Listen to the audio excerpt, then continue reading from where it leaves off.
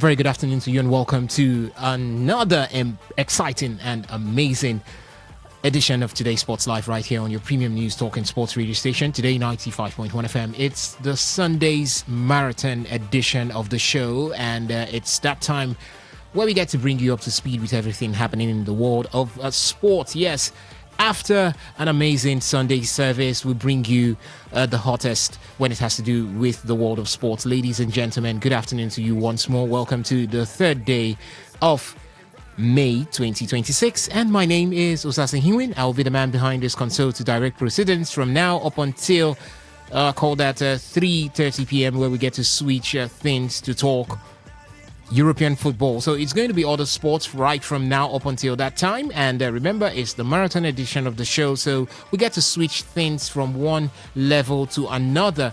Don't forget that by 4:30 we would switch to talk Nigerian football. So it's going to be sports right from now up until 6 p.m. So 5 hours of talking sports right here on your premium news talking sports radio station. We are the voice of the people. You can call us today, 95.1 FM. As well said, my name is Osasa Hiwin, and I'm not alone right here in the studio. I've got a company of the guys right here with me, and they are on that side to give you their undivided analysis. I've got two gentlemen seated right here with me. There is a Benjamin Mina as well as Alex Kabari, and I'll bring them on right now. I'll be starting with Benjamin Mina. Benjamin, a very good afternoon to you, and welcome to the Sunday's edition of the show. Good afternoon to you, Osas. Good afternoon to Alex Kabari. Good afternoon to the guys in the other guys in the studio. Good afternoon to our lovely listener out there. It's good to be here. Well, the Madrid Open for the WTA done and dusted. Mira Andreeva, they're losing to what's her name now?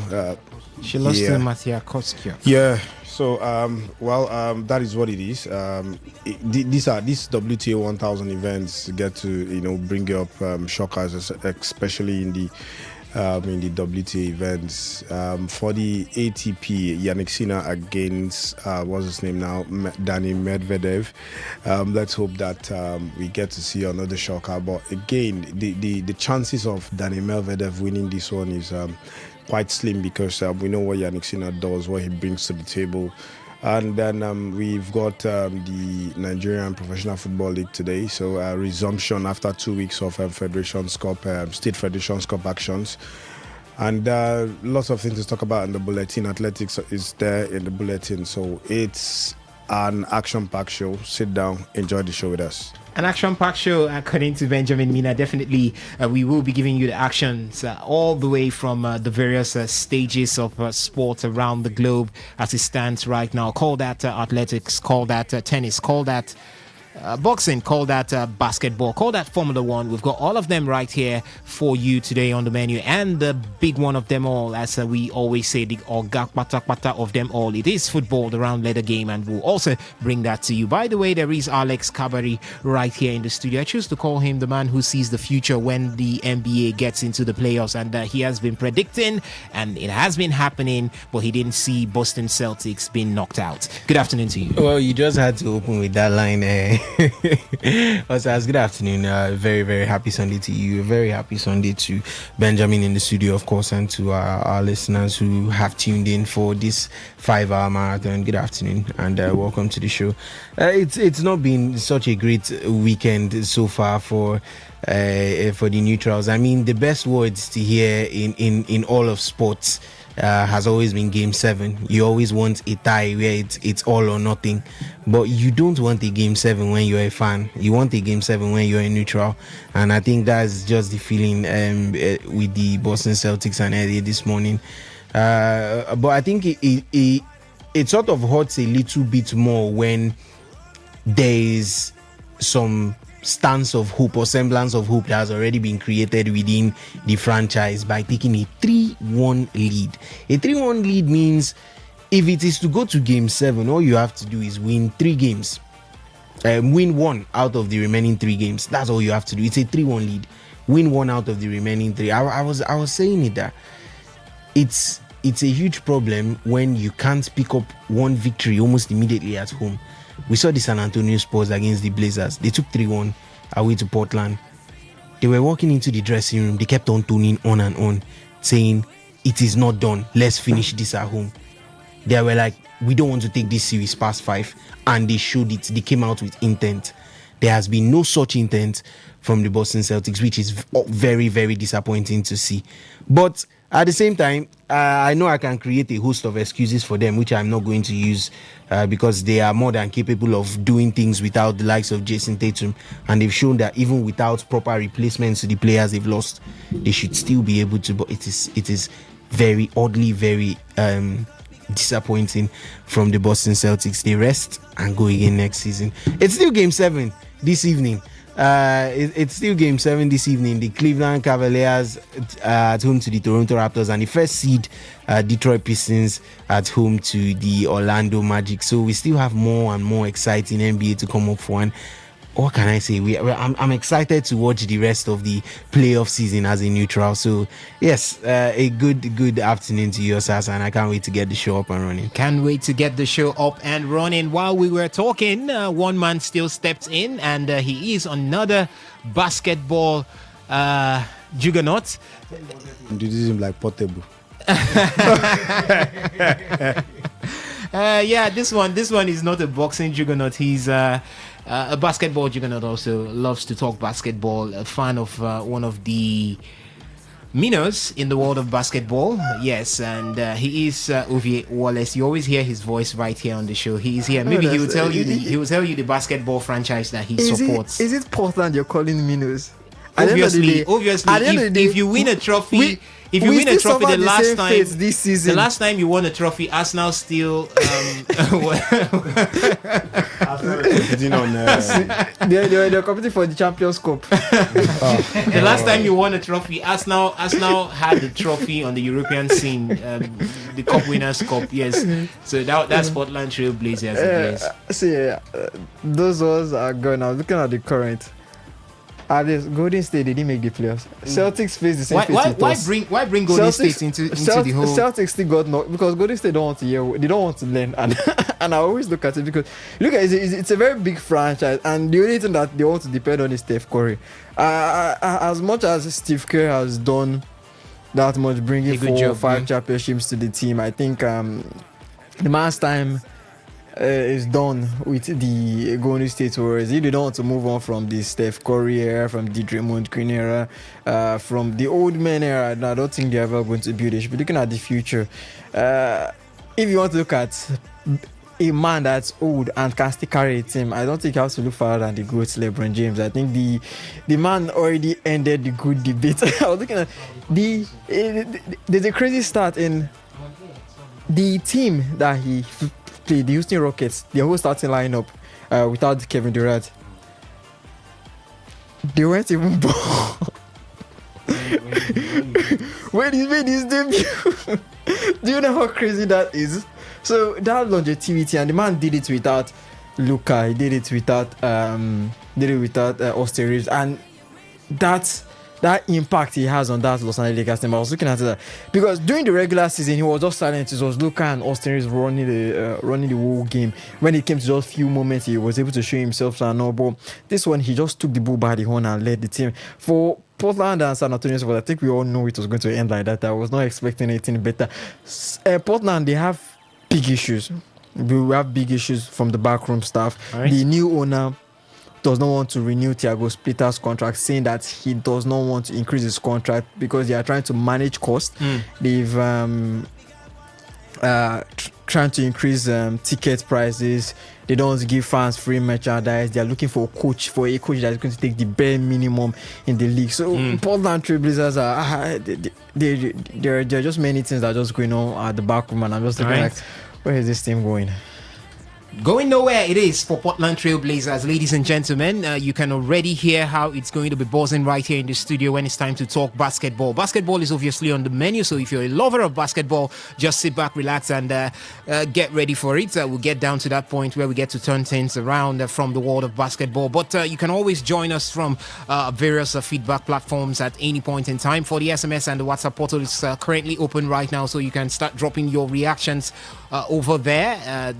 You know the number already. The numbers to do that is 0701 933 9962. Yes, that doubles for the SMS and the WhatsApp portal. Again, it is 0701 933 9962. For the phone line, we will be throwing it open as we go on the show. For the phone line, it is 0810 951 0951. Yes, 0810 951 0951. And you can also connect with us via our social media handles. We're live right now on YouTube, so you can go over to YouTube and search for the channel Today951FM. That is at Today951FM, and you can connect with us as we are live right now. On Facebook, we are at Today95.1FM, at Today95.1FM. Go over to Facebook, like the Facebook page there, and follow all the activities going on right there. On Instagram, you can find us at Today95, or call that Today FM 951. Yes, Today FM 951. On X, it shares the same handle, Today FM 951. And you can also listen to us via our website, which is www.todayfmlive.com. You can go over there, click the listen live button via the menu list or the homepage, and you can connect with us. And you can also do the same by connecting via the radio apps, TuneIn, as well as Radio Garden. You can search for Today 95.1 FM and you'll be right here with us. So, ladies and gentlemen, let's get down to the thick of the action. We've got athletics to talk about. There is also Formula One on the menu to talk about. There is tennis on the menu, as well as basketball and a little something coming from the world of boxing. Yes, we've got all of this to talk when it has to do with other sports, and then we'll switch to football, where we'll talk a lot. Remember, Arsenal just extended the lead to 6 points over Manchester City. Who says Arsenal is backing down? They don't have that at the back of their minds right now. So that's where we'll talk all of that. And remember, by 4:30, we'll switch things to talk about Nigerian football. So, ladies and gentlemen, boys and girls, it's time for us to get down to business. Hello, my name is Kanu Wanko, aka Papilo. For the latest and trending sports stories, always listen to Today Sports Live on Today 95.1 FM Port Harcourt.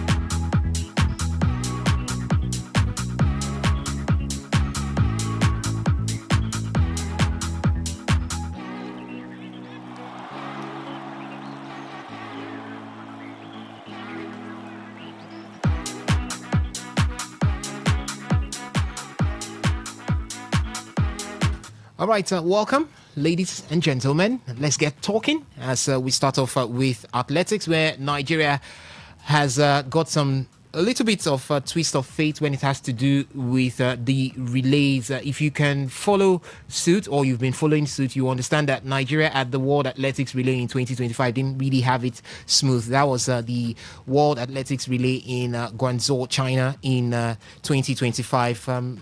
Team Nigeria, or call that the Nigerian contingent, faced what we call the visa crisis in that particular one, and that led to Nigeria being forced to pull out of that 2025 World Athletics Relay after athletes and officials were denied visa by the Chinese embassy in Abuja. But one or two things were done, and at the end of the day, the team eventually secured visa and departed on a Friday to that particular one. Just 24 hours journey. It was a grueling 24 hours journey for the athletes as they made it to China and were subjected to compete just 2 hours after landing. And it was chaotic, hugely chaotic, and obviously being chaotic, it showed in the output of the Nigerian contingent towards, or in that particular 2025 World Athletics Relay. And with that, Nigeria had their 4x100 mix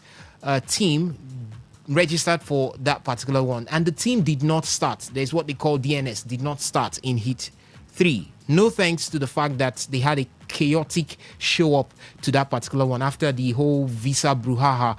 And finally, Nigeria had nothing to show from that particular 2025 relay campaign. That's the 2025 World Athletics Relay. But here they are right now in the 2026 World Athletics Relay in Gaborone, Botswana. And we are hearing good news. Yes, good news coming in from the Nigerian contingent there. A redemption story it was, as the mixed 4x100 meters team did not just qualify for the World Athletics Championship in which is going to be coming up in Beijing in China in 2027. They did not just only qualify, but they were able to set an African record, a big one there. Yes, in Heat 1, they did that together with, they contested against the likes of Canada, Germany, Netherlands, and they were able to clock a 40.24 seconds. Yes, big one there. And that helped them in qualifying for the World Athletics Championship in Beijing, China, in 2027. Yes, the team of Favor Ashi, if you know that name, he just returned back to the fold here for Nigeria. We had the talks of Favor Ashi joining up with Qatar, switching allegiance to Qatar, but Favor Ashi returned back, and good enough, he's back, and his return has brought some sort of uptown performance right there for Team Nigeria. So Favor Ashi back together with Jennifer Chukwuka Obi, Chidera Eziako, and Maria Thompson. They were able to give a very, very good account of themselves right there, putting Nigeria through. And as usual, when we want to talk about athletics, we have someone joining us right here on the show. He has always been a part of this family. Yes, we call him the coach himself, Lekon Shoeton. He's now a part of the Athletics Federation of Nigeria. He's one man that has clamored for growth in Nigeria's athletics, and I believe he's definitely going to be very happy at this point to see that growth is coming in relay. We have always been a powerhouse in relay, and at some point it now looked like we were losing our grip, but it's coming back right now for Team Nigeria with the guys Favor Ashi, Jennifer Chukwuka Obi, Chidera Eziako, and Maria Thompson going all out, breaking records, setting an African record, and qualifying based on the fact that they were able to beat the winning record in the last World Athletics Relay in 2025. That was in Bahamas, and that's the beauty of it all right now. And Leko is here with us. Leko Shoeton, good afternoon to you. Welcome to the show. Hello, Leko, are you there? Hello. All right. I think the network is pretty not friendly at this point. We'll see how to reconnect to Lekon to join us on the show. But talking to him yesterday, he was really excited with what has happened right there, or what's happening right there in Gaborone. Lekon, good afternoon to you. Welcome to the show. Are you there? Good afternoon. Thanks for having me. Yes. I'm here. Lekon Shoneto, welcome to the show. Good afternoon. We are elated and happy to have you right here in Port Harcourt. Hello. Thanks for having me. All right. Lekon, it's big things right there in Gaborone in Botswana, and Team Nigeria have secured qualifications to the World Athletics Championship, at least for the 4x100 mixed relay. They've also set an African record in that particular one, and we saw that it's a redemption from the story that we had in the 2025 edition of the World Relay Athletics, where Team Nigeria did not start. You know how it all happened, the visa issues with China, and finally they got there, and it did rub off on their performance right there. And here they are. They've been able to clinch this one. Clocking a 40.24 seconds, and it's the season's best for the Nigerian contingent, as well as a new African record. Favour Ashi is part of that one. Favour Ashi has returned back to the Nigerian fold. How excited are you to see that the man returned and himself and the team have set an African record?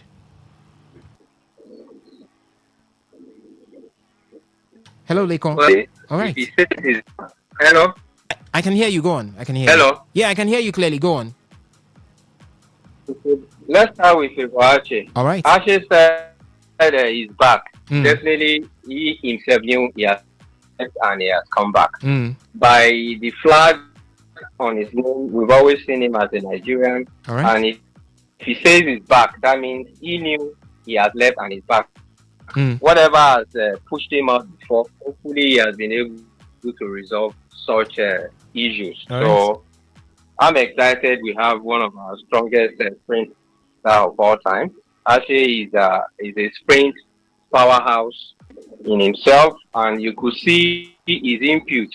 What we couldn't achieve some weeks back by him starting the race, was able to push us to have a season best of 38.3, which has been one of our fastest time in recent times. Mm. Then we have other sprinters in the race who are not sub 10 runners. All right. He's the only sub 10 runner, and he has a best of 10.2. Meaning those other three guys must have done a great job being at their best since they have been running together for some time now. They've been able to push themselves to their limit to be able to let Ashe put in his best as a starter. When you are starting, you are a top 10 runner, you will have run a faster first 100 for the team, which will have pushed the team in a fast mode. So I'm excited that he's back. As he said he's back, because I have never seen him. So let's move into what we have achieved with the mixed relay. It's a season best, it's a PB, it's an African record. Yes, the event is quite new. That's why we could see even the world record was broken twice in this competition. This competition is not a championship, it's a qualifier for the world championship. Yeah. So once we have one event qualified automatically for the world championship, that's number one medal we can win at this competition, meaning only when you are in the final you can win a medal. All right. So let's be hopeful that we can put things together. Hopefully they will have Enoch Adego, the sub 10 runner, who has done a 10-1 this season in the team to buffer the effect of Ache. So hopefully we will lower the record. Hopefully we will do the top 40 like the Jamaican team did. So we could equally do that. So it's an open race. Any team can win a medal. Any team can win this competition once we're in the final. So I'm hopeful we can come back with a gold. With the winning ticket. We have qualified. 14 teams can qualify. So we have 6 other teams that can qualify. Once you place first 2 in your race, in the repechage, qualified as part of the teams that will make it to the. We cannot rule out other teams who have All right. chance. All other four teams can actually qualify automatically too. Once they can run a good race and be part of those slots. We still have 6 slots. Apart from the 8, we have 6 slots. So let's see what the team can do. Right. And that's it. But at this point, I think the financial incentive, that's the only thing that can push those boys. All right. You can't expect Super Eagles to make it to the semi-final of a race, and somebody will not be promising them $10,000, $50,000. So if we can promise, if the presidency do something, that is, these guys are in this final, one team is in the final, tell them what they will gain. They will go all out and do it. Everybody is looking for money. Even the president is looking for money. So to me, let's do the needful right now. That's what can push the team, not cheerleading by some high delegates and stuff like that. All right. Lekon, we're still looking at the exploits of Nigeria's 4x100 meters mixed team right there. You stated it clearly. They were able to do a 40.30 seconds, and the only team that has done a sub 40 is the Jamaicans, who shattered the records going further to a 39.99 seconds. The team Nigeria has qualified, or call that 4x100 meters team for Nigeria has qualified for the World Athletics Championship. Do you think that there are possibilities that this team would grow to the level of finishing on the podium at the World Athletics Championship, and maybe even going to the Los Angeles 2028 Olympic Games and getting on the podium, putting Nigeria on the podium in that particular one? Do you have a belief in these quartet, these 4 guys who have done this, to improve and get to that point where they could even bring in a podium finish at the biggest of stages? Hello? Will this team stay together and train? Hello? I can hear you. Go on. Can you hear me? Yeah, very well. Clearly. Can this team stay together and train? So if they can stay together and train more periodically, perfect their basin, and know what they can do, this team can improve. And if we just inject 1 or 2 other legs to it, you don't just run with just 4. You have a pool of sprinters, up to 8 of them. With the 8 blending together periodically, we stand chance of winning medal in the mixed event more than the individual 4x1 women, 4x1 men. So we stand chance more in the mix, because you can always have 2 strong men, 2 strong women per time. Hardly we have 4 strong at the same time, 4 men, 4 women. But we can readily have 2 strong women, 2 strong men at the same time. So once the 4 can come together and train periodically, we stand chance of winning medal at the World Championship at any level in athletics. Even at this championship, this competition, we still stand chance of winning a medal. Probably winning it in a new world record is still possible. All right. Okay. Let's move away from the 4x100 mixed team and look at the other teams that went down there. This is just a window to qualify for the World Athletics Championship. We've got the 4x400 meters women who had some inexperienced issues.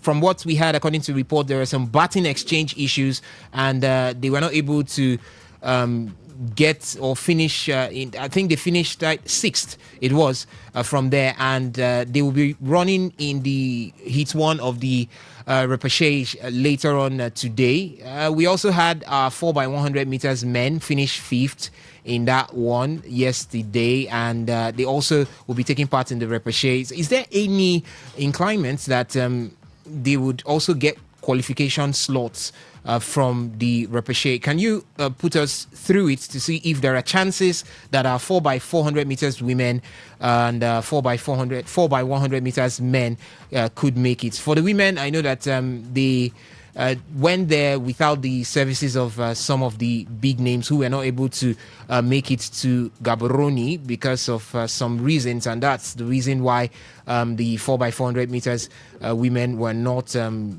firing on all cylinders. But are there possibilities that they could, from the repechage, they could make qualifications. Do you have faith in these two groups making the qualifications to the World Athletics Like I Championship? like I said earlier, there are six more slots to be filled, and any nation running the repair change can pick one of the six slots. Now, some of our team can still make it. All right. That the whole of the remaining team can make it can be a miracle. It is possible. You just put yourself together. You have experienced some, like the girl that ran away in experience. She's running at that level. Yeah, I don't think she has even run serious relay at junior level.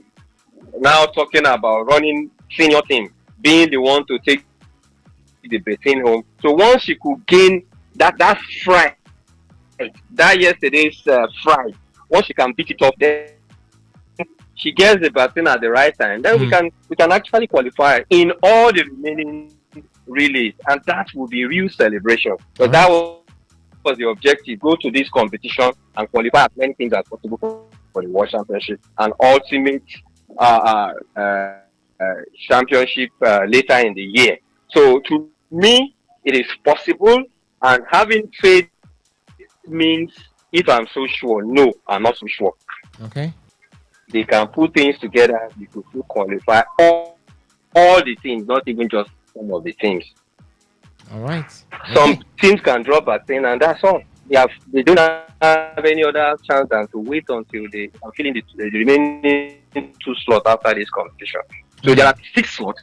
After those 6 slots, we stand chance of qualifying more teams. If not all, we can qualify at least 2 more teams.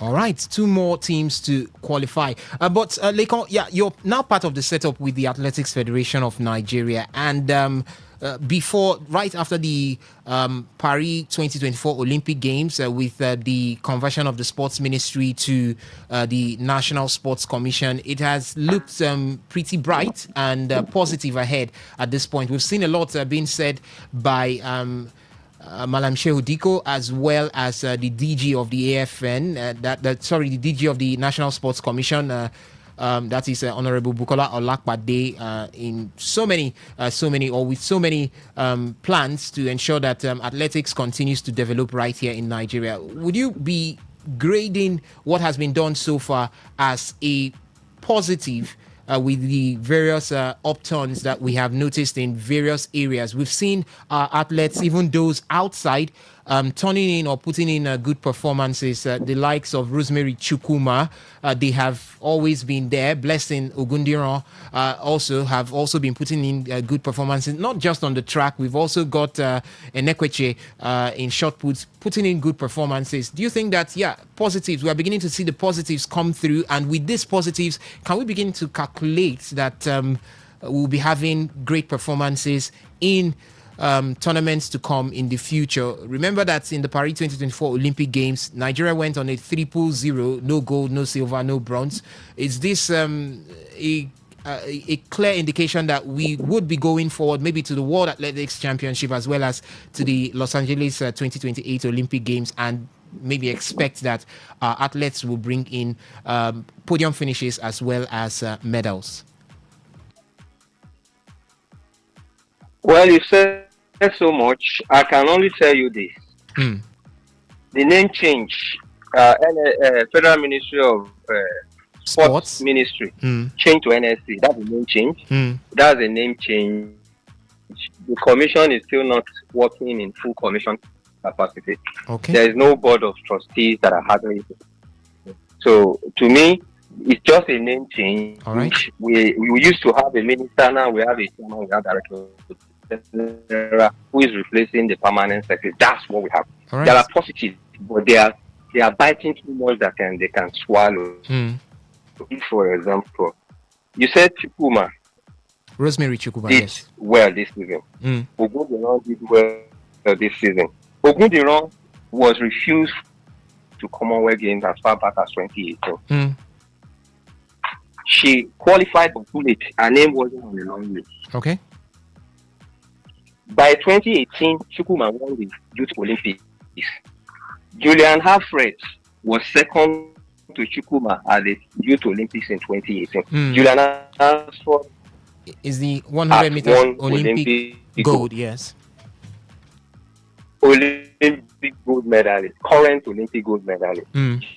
Julian Alfred actually won Olympics, and Chukuma beat her at 2018. 2018, I was part of ASN as part of the technical committee.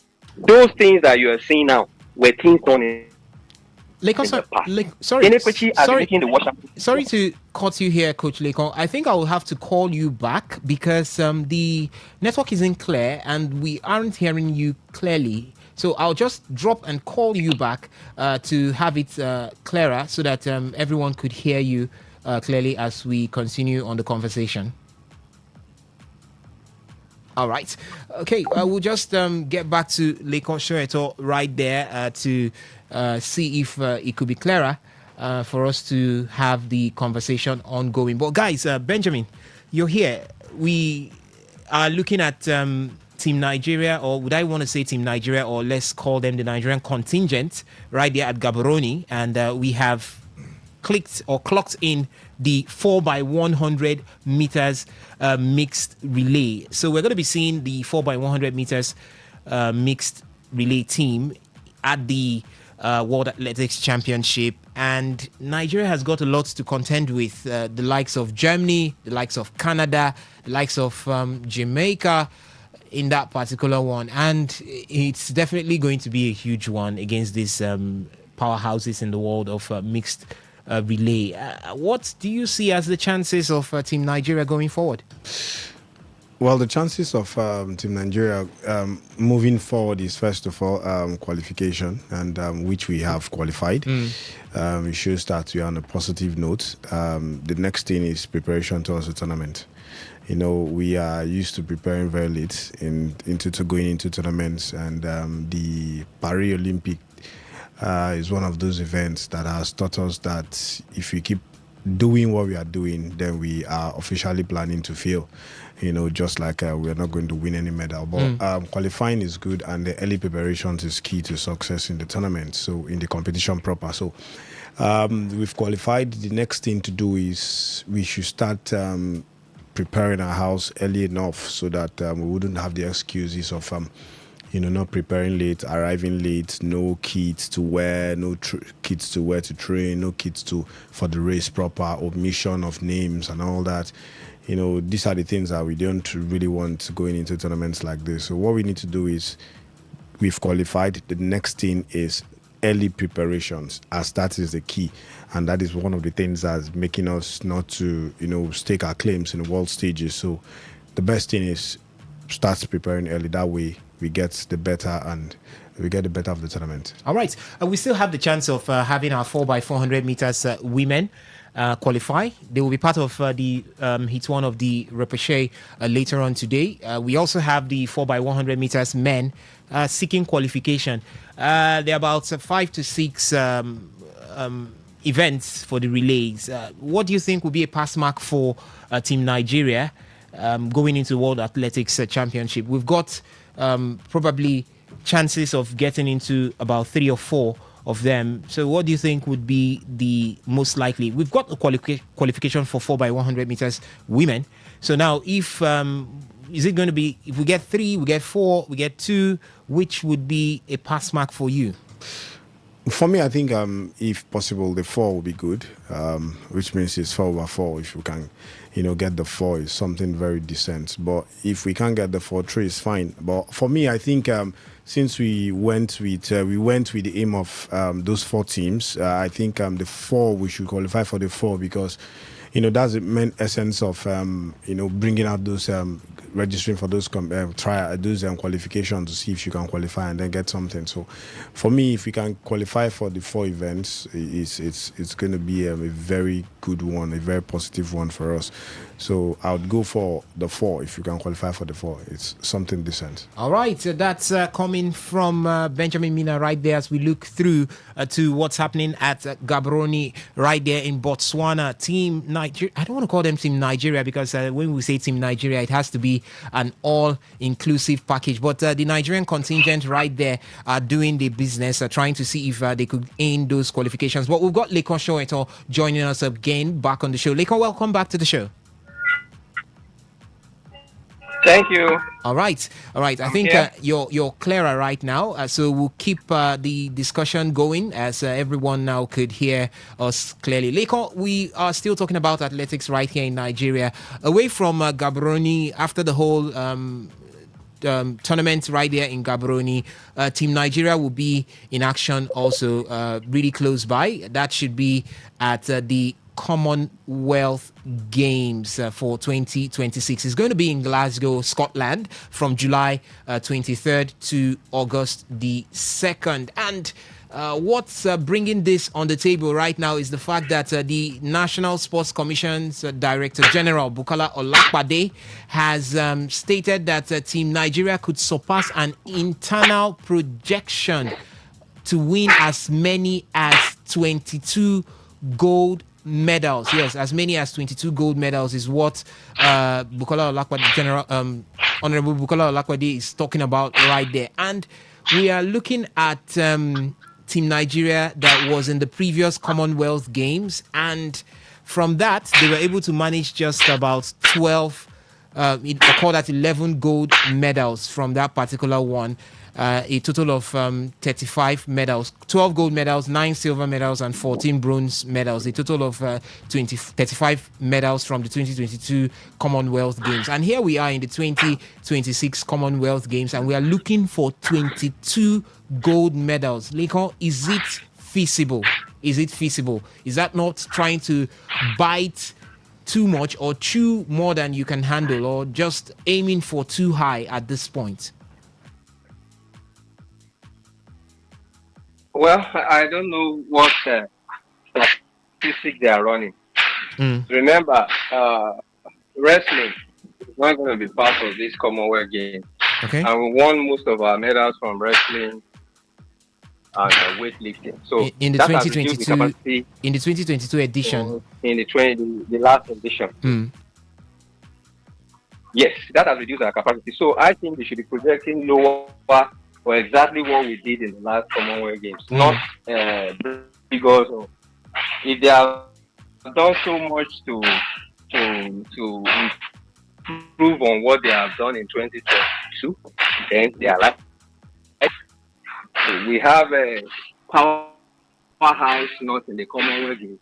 They reduce the number of the events, the sports in the Commonwealth Games, and we are still projecting as if we have our full opportunities to win more medals. I don't see that happening. So if it happens, it's a miracle, and we should praise NSC for that.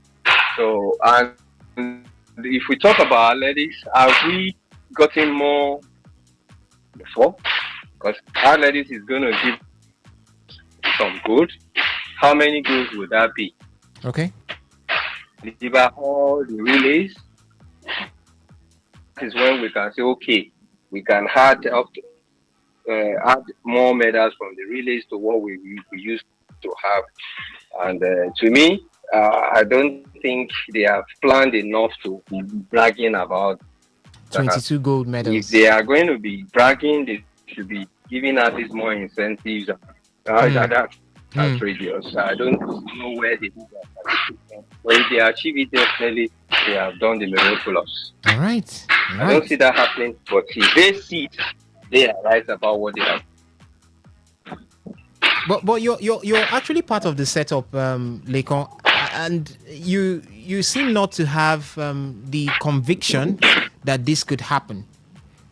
But try matching what we have as the personal performances of our athletes with what we are going to be taking down there to Glasgow. You feel, okay, what's your expectations? Do you think that we can hit above 12 gold medals, which we had in 2022, but at least with the developments that we have on ground? Can I told you, 2022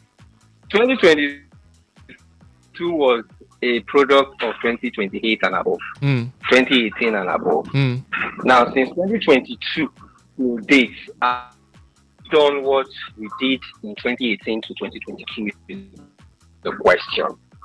So if we have not done that, we are still relying on the view from 2018. Chukuma due to Olympics, Ufili then was in the 400. She plays around fourth. After that, 2019, she won silver at the African Games. Okay. And from that group, we have Enoch that made the Olympics in 2021. That was Tokyo Games. All right. Enoch was from the 2017-2018 era. So have we been able to improve on that? Chukwuebuka has been making the finals since 2019 and is improving. Do you now tell me it's NSC that did that to him? No. But if they are paying his incentives, they are paying him his bonus, his grant regularly, and he could say that boldly, then he will stop working to make ends meet and focus on his training more. So that is not even happening. He's still complaining about funds. So we keep saying we are spending on these athletes and something. So I wouldn't say how we plan 2022 from 2018. They have done the same. I'm part of the setup at the Athletics Federation of Nigeria. I've always been part of Athletics Federation of Nigeria. One time I was a member of the technical committee. Like since 2020 till 2025, last year, I wasn't part of AFN. I was completely outside. I'm an insider now in the technical committee. I don't have the same input that I used to have while I was not even a board member. I'm an executive board member now. I'm a zonal representative of Southwest. I have my control in the Southwest, but I can't tell you I have the same control in the technical committee. We have a technical director, we have a performance director. Are they listening to us in the technical committee? Do we even have that power that technical committee will take the decision and NSC will accept? No. NSC is always dictating what will happen. Majority of them are in Gaborone doing what? Cheerleading. Technical committee, we didn't even select that team. I can tell you that we did not select the team that went to the Gaborone relay. But I knew what we could do, who could be available, and they could always tell you because they have the power to talk to the athletes directly without going through the technical committee. So that's why I'm not so confident about what NSC is doing with the Federation of Nigeria. I am not confident about what they are doing, but they are not taking instructions from us. So that's why I can sound like NSC is taking the decision, and the way, like the kids, the youth, we have performance running kits in Gaborone. Do our youth athletes under 18, under 20 look better as representing Nigeria than our senior team at the World Stage? Hello, Lekon. We have tracksuit that is meant for football. I'm here. All right, go on. We have tracksuit that is mostly oversized for a youth team. You know, we have young people on the team. How could somebody go and buy size medium, small? We have athletes that use Toby Amus and Rosemary use extra small. That means small that is still small. And you bought small for those who use extra small. Some of them will even use XX small. And they start planning. When you saw what Toby did at the World Championship, she folded a short tie twice. A world record with that. That's what group, what do you call it? She had to just mend it. She can't use any other thing than what the team provided her. So she had to fold it twice. What Adidas will not present for her to run with. So until the NSC can secure good kitting contracts with Puma, Adidas, whoever, stepping, that's when we can have the right kitting for our. We talk about performance kitting, kits that will take sweat away from you, kits that will be smart while you run, kits that will break the speed. We have speed shoot, like in swimming. Some costumes were banned because they were just too good. So in athletics, nothing is banned. You can put on anything. So far it's not mechanical. You can put whatever that can make you run smoothly in windy conditions. You can have your rain jacket. When there is rain, you put on your rain jacket. We have rain jackets in Gaborone. When it rains, you saw many umbrellas. So our athletes will be using their training mat to cover their head while they are warming up. Mm. So those are the things. Technically, we are not ready. I can tell you that. Technically, we are not ready. Wow. They can make some noise. They can talk to the media. They can say they are doing this, and they can be spending money. When you spend money on officials that are not relevant, you spend up to 25 officials that are not relevant, Mm. and you pick four coaches and two medical team, and that's all. But part of And you that, have 25. sorry, Lekon, but part of that team that went with the Nigerian contingent to Gaborone was technical director of the Athletics Federation of Nigeria, Gabriel Okon. So from what you're saying, You is a coach. Yeah, he's a technical director. He's a coach there. We have four of them there. He's a technical director and he's a coach there. So we have only four, not five. Four. Oh, okay. Technical officials, which is okay. All right. Per team, you can have four persons monitoring a relay route. Okay. Each exchange zone, one person is there. So we can do that, but we can do more. If you have the likes of the P2, poster girl of AFN there, you have so many people from the ministry that the NSC that I cannot even mention now. They are there doing what share leading. Why don't you offer the team with more technical support? Mature, more probably medical. There's no medical doctor there. There's no medical doctor on that team. Which is unfair. Wow. So to me, we are more of making noise than doing what is right. All right, Leko, it's been an amazing time with you right here on the show. You've actually given that expose. A lot of persons from outside will feel things are really getting better, but within a lot still needs to be done right there at the AFN between the National Sports Commission and the Athletics Federation of Nigeria. I would hold it on right here so that we'll get to talk other things on the show this afternoon. But Lekon, thank you so much for joining us, and we hope to have you more on the show to actually give us an in-depth analysis and expose on what's happening right there within the Athletics Federation of Nigeria. Thanks for having me. All right. Do have a wonderful day ahead. Thanks.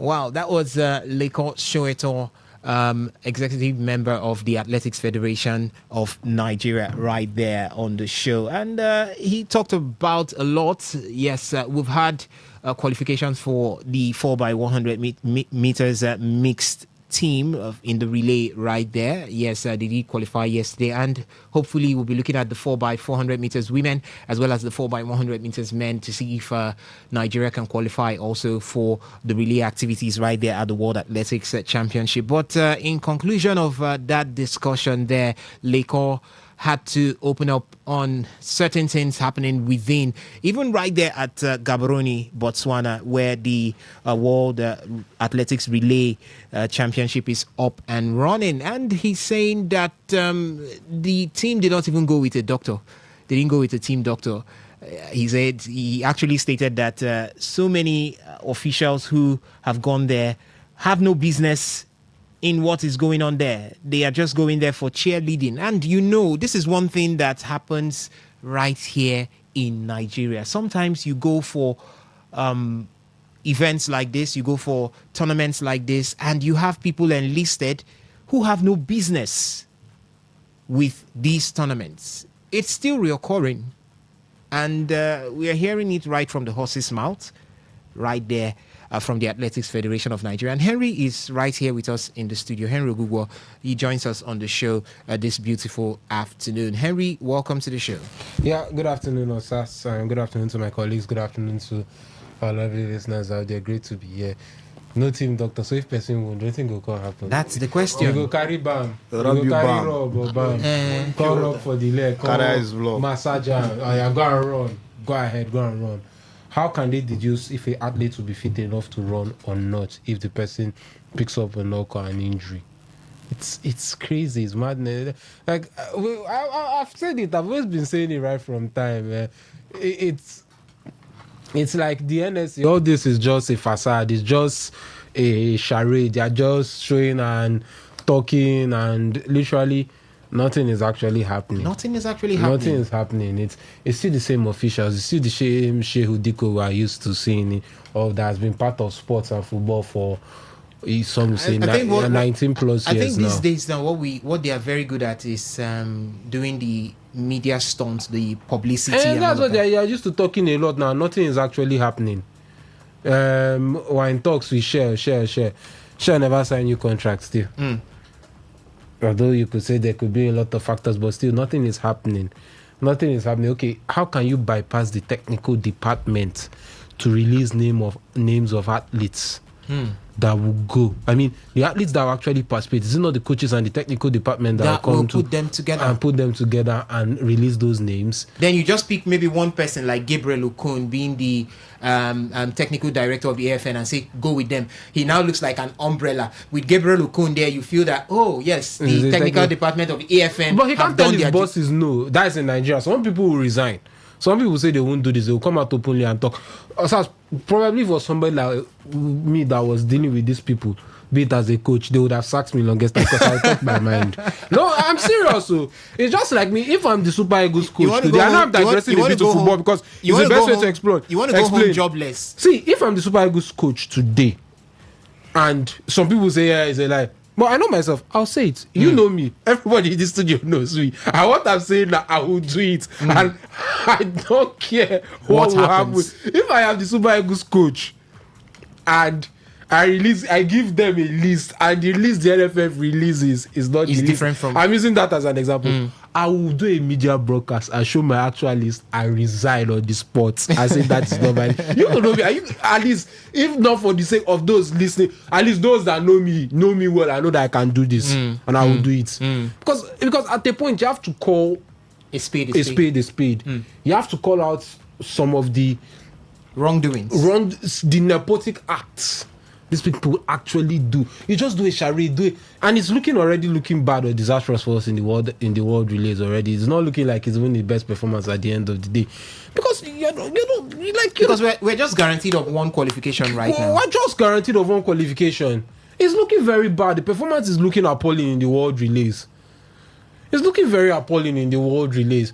I've not really been following it up, but the list at which I've followed it now, we've only qualified the 4x400 mixed were out, right? 4x400. No, really. We're going to be running a repouché. Okay, 4x400 mixed. Yes. We're out.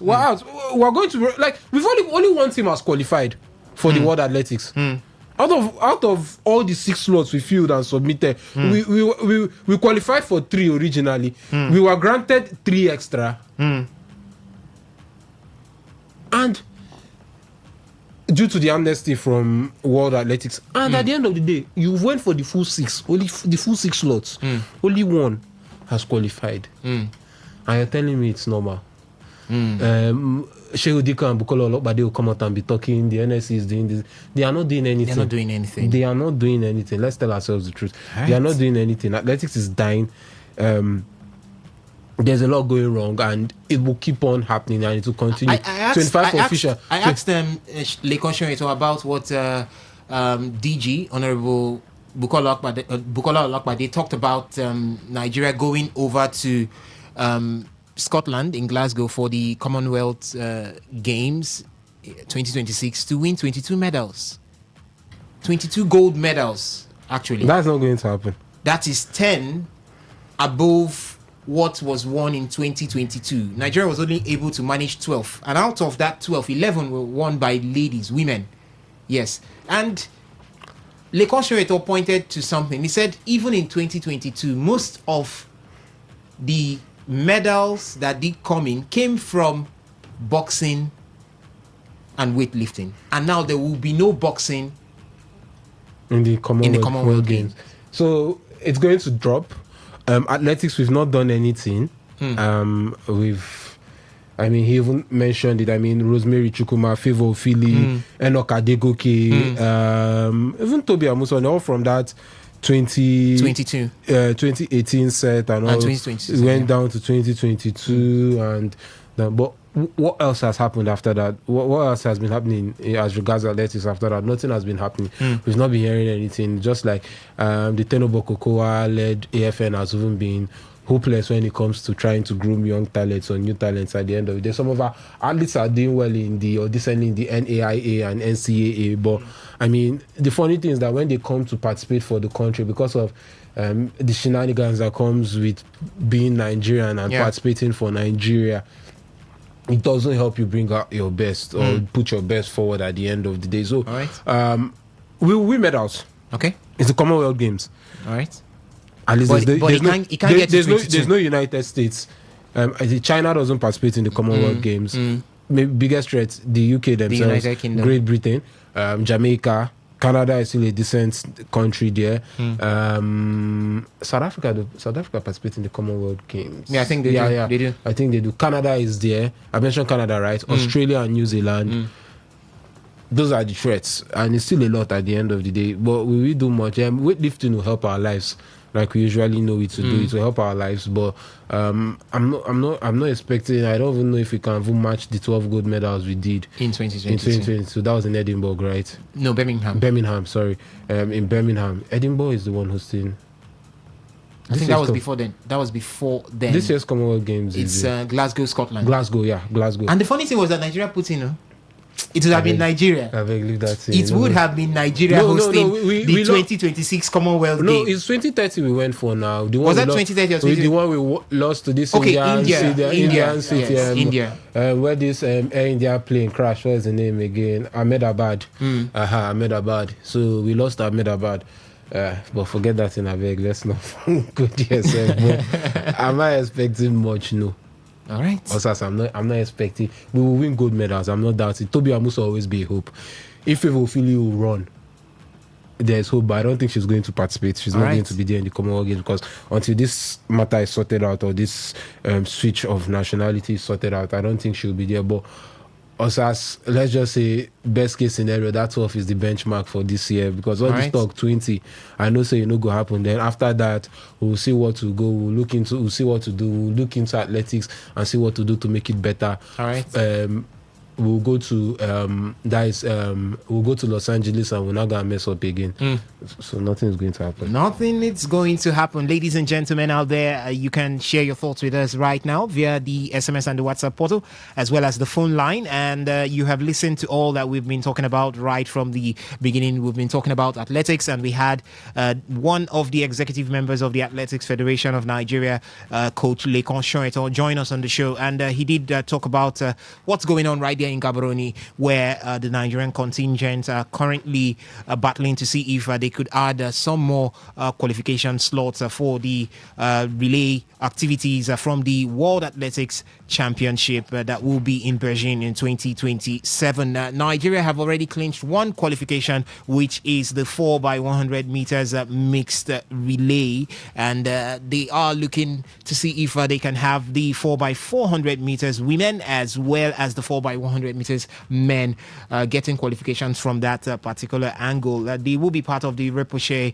later on today, being Sunday, to see if they could push their chances in qualifying for the relay activities for the World Athletics Championship. Do you think that Team Nigeria, or call that the Nigerian contingent, can get this one? And what would be your benchmark as a positive for relays for the Nigerian contingent over there in Gaborone? What would it be? Do you think one qualification is a poor one there for the Nigerian contingent? What will be your own grading point for them right there? And we just talked about the incoming Commonwealth Games that will be hosted in Scotland, the 2026 edition. And the Director General of the National Sports Commission, Honorable Bukola Olakpade, has stated that the expectation coming from him or from the NSC for Team Nigeria is 22 gold medals. Do you think this is a possibility? Would there be a possibility for that? Is it feasible to go all there and get 22 gold medals with what we've got right here in Nigeria when it has to do with athletics? Do you think that that could be achievable right there in Scotland? The games will run from July 23rd to the 3rd of August 2026, and we've not got too much of time to prepare for it. So do you think that that's going to be possible? You could share your thoughts right now with us via the SMS and the WhatsApp portal, which is doubled at 0701 933 9962. For the phone line, it is 0810 951 0951. That is 0810 951 0951. Right? Yeah, it is open right now for you to share your thoughts. We'll be moving from athletics into talking about other sports from Formula One. So, ladies and gentlemen, let's get talking Formula One. Here comes the history boy, the second youngest driver to win a Formula One Grand Prix. Kimi Antonelli wins. A fantastic way to open his account. Antonelli wins the Chinese Grand Prix. All right, before we head into Formula One, let's take some calls to take your reactions. Hello, good afternoon to you. Welcome to today's Sports Life. Hello. All right, drop call situation there. You can keep the calls coming in 0810 951 0951. That's the number to call to talk to us right here in the studio. You can also make use of the SMS and the WhatsApp portal, which is doubled at 0701 933 9962. Good afternoon to you. Welcome to the show. Harry calling from Transamadi. Harry from Transamadi. Welcome. Yeah. We greet you. Yeah. Okay, I just heard you guys talking about the Bukola or Lakpadi. Yes. Saying they're going to win 22 gold medals. At the Commonwealth Games 2026. Why is he saying that? So that the federal government will release funds for them. Okay. Private investors will invest. I just don't know. He has the optimism because of all the developments that they've had. No. As a professional, you have to give a professional advice and say the truth. All right. These are my expectations. Not those optimism. No, these are my expectations. In wrestling, we are going to win this. You know your strength, yes. So why calling to good medals to release money for you for camping and rest? I repeat, I stand to be corrected. Allegedly, no sole administrator, if there is one or two, that doesn't have a protruded tummy in Nigeria. Okay. No sole administrator. So for me, you see, why is it that it's always for you are calling about Fedi Kiri and the rest coming to run for us? Why is it that it's always foreign athletes? Then you have National Sports Commission. There's this one. This guy is heard in the former governor of Edo State. Is a sports institute, what they call it. He's heading that one. Felix Shaibu. Felix Shaibu, yes. What are they grooming? Are they raising people? If you look at this man they call Gali from Canadian wrestler. The former commissioner, the current commissioner of sports in Yenagoa, in Bayelsa State. He tried. So this what else here, no new talent. The greatest problem we're having is even age cheats. Finally, before I drop. All right. One of the biggest scandals I've ever had in my life when I was growing up, I don't know by then, there's a man they call African fastest man. Chidimo, you know him? Chidimo. African fastest man, 10 seconds. Ben Lewis, Carl Lewis, Olympics. My hope will be very high that Nigeria will come out, carry gold in this Olympics. Chidi's own initial intention is to run 30 meters instead of the 100 meters. But once he say Imo in front of Carl Lewis and Ben Johnson, I saw Nigeria. The next thing he hold his leg, muscle pull, and that's the end. That guy really fooled me. So the truth is that let us look for young athletes. I don't see any Nigerian athletes that are running 100 or 200 meters for now. All right. Abroad and home here. So I stand to be corrected. That's my view. All right. Let them go and do their groundwork, not telling us, giving us hope when there is no hope. Larry from Transamadi. All right, Larry, thank you so much for your thoughts there. You can keep the calls coming in 0810-951-0951. That's the number to call to talk to us right here in the studio. Chukwudi Imo, that's Chidi Imo. He was a Nigerian former sprinter who won a silver medal in the 4x100 meters relay at the 1992 Summer Olympics. Yeah, that's one of the men who set the tone running for relays. Nigeria's a big name in the world of relays right there on the global stage. Where has all of this gone to?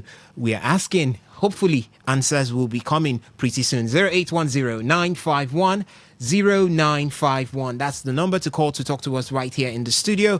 For the SMS and the WhatsApp portal is double that 0701-933-9962. Before taking that call, we delved into Formula One, and here it is. McLaren has now broken the Mercedes unbeaten run as Lando Norris claimed McLaren's first victory of the 2026 season in the Miami Sprint, leading a 1-2 finish with Oscar Piastri, ending Mercedes' perfect record of winning every Grand Prix and Sprint so far this year.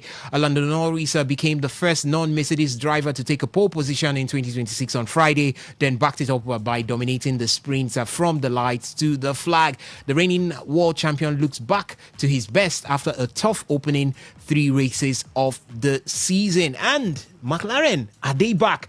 The deregulation of the regulations, or call that the rejigging of the rules, it seems is working in favor of some people and against some people at this point, because the Mercedes dominance has been broken.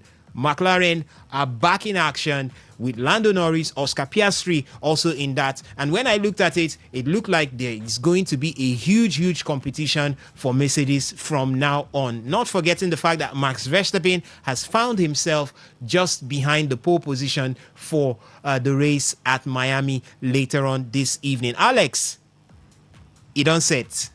Basically, yeah, very interesting proposition there, particularly with the McLaren. They are looking to bounce back. Obviously, they were undisputed champions at everything last season. They would not want to see their titles being stripped off so easily. Every champion wants to give it a fight, even when it's not looking like it's going to be their season. So they did so well enough to pick up sprint points, but then they sort of handed it over, capitulated, and gave it back to Kimi Antonelli for pole position again in qualifying. So I mean, that could be a shot in the foot, because as much as you've picked up 8 points and you were able to have Kimi Antonelli pick up just 4 in the sprint, when you got to the qualifying, you could not do well enough. I think McLaren drivers both placed outside the top 5 over here. I think both placed outside the top 5 for qualifying, and we still saw Kimi Antonelli, Max Verstappen in the second pole position. There's Lando Norris 4th, so he was just inside the top 5. We see 2 Mercedes driver, and Kimi Antonelli and George Russell 1st and 5th respectively for the qualifying. So it's still going to be a really difficult one when it has to do with the uphill tax. It really is going to be a really intriguing battle. That's when you're asking of, okay, are they going to be able to climb? Are they going to be able to, go toe to toe with the pace setters, which is obviously the Mercedes, Kimi and George, and the way they've started off this season? And not just that, but of course they are looking very healthy too. They know how to sustain leads. Everybody knows George Russell for being a very good defender. The minute he has a pole position, he's an excellent defender. And now we are seeing Kimi Antonelli doing just the same, and even going the extra mile to win races on top of that. So it's really intriguing, and it just shows that it will take some undoing for you to even think of stuttering back into form and shape. But it's a good thing for them, because in the first 2 Grand Prix where they did not start, to come from that and come from being placed outside the top 5 straight into collecting all points for sprint, and to be in and around that pole position for the qualifying means that, okay, maybe you're beginning to get your mojo back. All right. But it's still a long way to go, and we don't particularly know, or we can't particularly tell, given the start Mercedes has and the earlier complaints this season about how Mercedes has all the benefits or advantages to them. They've been able to exploit certain lapses too, and how nobody or everybody on the grid is trying to act like they are not surprised by the Mercedes early dominance this season, and they expect it to continue. But as I always say, experienced drivers are experienced drivers. Lewis Hamilton, Max Verstappen, Charles Leclerc, they'll always be in and around those positions. And of course,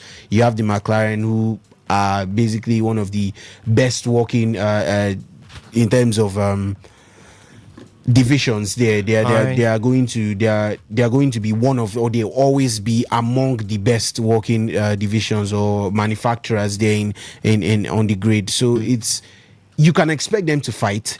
You can expect them to at least put up a bit of a challenge, a race, but still, it's very, very early. And whatever excitement the McLaren had of picking up sprint points may have been wiped away by seeing Kimi back in pole. And if it's anything we've seen from the last 2-3 races from Kimi Antonelli, you can no longer say he can't hold on to that position, because he has won back-to-back with a Grand Prix. So that means he very well can hold on to that position until the very end too. So there's not to say that Kimi is there, Max is there already, and these guys are very, very hard to beat. So you just want to chip away very slowly, pick up the points you can, and just see how you can steadily grow back into the season that has not started off very well for you, and see if you can pick up your form. All right, great one there coming in. And let me come to you, Wallace, on this one. It's McLaren who have gotten the man called Gianpiero Lambiase. He's now part of that team, and almost immediately we're beginning to see that the effect is coming through. Do you think, with this addition, it's going to be McLaren coming back to holding on to winning what they did win last season, Drivers' Championship, as well as the Constructors' Championship? Well, for GP moving to McLaren, a big one for McLaren, and you look about someone that has stayed with Max for his whole 4 championships, has helped Max to win 4 championships, and then moving over to McLaren. That's a big addition to the McLaren brand that already top when it comes to engine, as you're using the Mercedes engine, and when it comes to having some of the best cars, the best engineers, they're already there. So for the McLaren, next season we could still see them get the Drivers' Championship as a driver for the Constructors' title. But for now, it still looks like it's going to be a Mercedes battle. It's still going to be a battle between Mercedes and McLaren, but Mercedes look to be the front runner. We've seen the new changes to the Red Bull wings and all. They've got a new Marciana wing, and we saw them display it during the sprints and during the qualifying, and now it looks to have changed the way things are for the team. They are currently second on the grid, on the starting grid. It's been a long time since we've seen, at least for the past 3 races, for Max Verstappen. The highest they finished was third. That was this season. That was Isaac Hadjar. That was during the start of the season. That was when he finished third after qualifying. Both cars are in the top 10. They look to be doing good. We'll see how the rest of the season goes. But for GP leaving Red Bull, I also think it's also a good thing for Red Bull, in fact that Laurent Mekies has a chance to rebuild the team into his own image, because you have to look at GP, Horner, and the rest that left the team. This is a Christian Horner team that left, or he came into a Christian Horner team. So it's going to be hard to build around these engineers and all. But with all these little pieces leaving, you fix your own chess pieces you put your own square pegs into square holes there, and try to fit things out and try to make the team your team, try to put your own ideology into the whole team. So I'm looking at that as a good part for Red Bull. That is if Max Verstappen still stays. All right. in Red Bull by the end of next season, because we're already looking at McLaren as they're already getting GP. They're also looking at getting Max Verstappen next season. We saw Zach Brown talking about that a possibility of getting Max Verstappen next season. So getting Max, that's if they do get Max, and then getting Gianpero. I don't know what kind of combination that is, but it could spur them on to clinching both the Drivers' Championship and both the Constructor title next season. But with the way things are going, it looks like McLaren are still going to be a top drivers contender for the next 3, 4, 5 years. All right, that's basically for McLaren right now. But we'll still talk about one more before I get your expectations for this evening's race. The race has been moved 3 hours ahead because of the storm that has been expected right there in Miami. So it's going to be by 6:30 later on this evening. We've seen a resurgence from Max Verstappen as well as Red Bull. For that, he is just behind Kimi Antonelli when it has to do with how the race will be starting off later on this evening. So we've got Kimi Antonelli in pole position. Max Verstappen is next to him. There's Charles Leclerc of Ferrari in third. Then now we've got Lando Norris in fourth and George Russell of Mercedes in fifth. And then Lewis Hamilton makes it 6. Oscar Piastri in 7. Colapinto in 8. There is Isaac Hajar, who is supposed to be in 9, but reports coming in is that he has been disqualified for this particular race in Miami. And we've got Pierre Gasly in 10. So that's how the top 10 is going to stand. So Max Verstappen coming really, really close behind Kimi Antonelli at this point. A Max Verstappen behind an Antonelli who has not gotten much of an experience. Is it now a clear view that it could be Max Verstappen getting it all right here in Miami?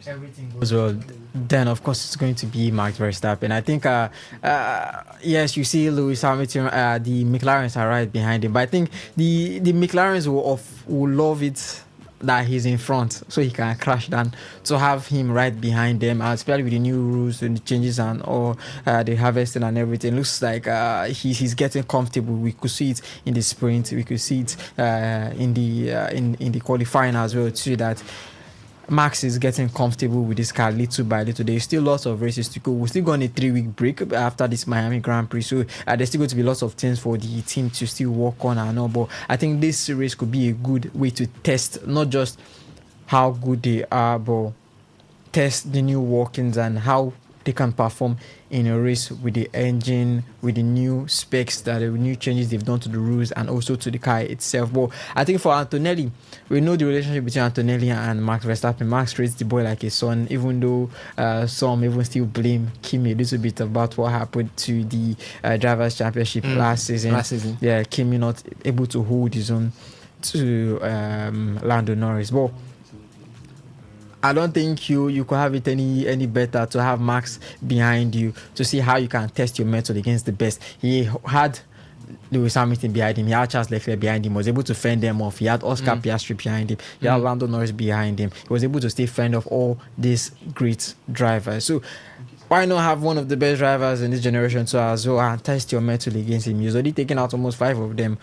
It's a good one to it's a good deal to add another one to your list, and I think Kimi has the car to. I thought the Mercedes were out of the race, especially with the new changes, and I saw the way they performed in the sprint.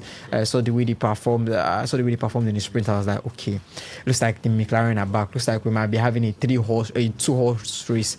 And then before I knew it, we saw what happened during the qualifying. And I saw Red Bull in second, and now I'm looking at it that it could be a 3-horse race depending on how it goes. But Kimi has proved that he's a force to be reckoned with this new age, these new rules, these new cars of Formula One. The man is top. You're looking at who he has behind him. Max Verstappen, a 4-time champion. Charles Leclerc, the man the vets in the Ferrari car, has been here for a lot of time. Lando Norris, current drivers' champion. George Russell, his own teammate. And you see, he learned from the best in Lewis Hamilton. Lewis Hamilton is 7-time world champion. You have these men all right behind you.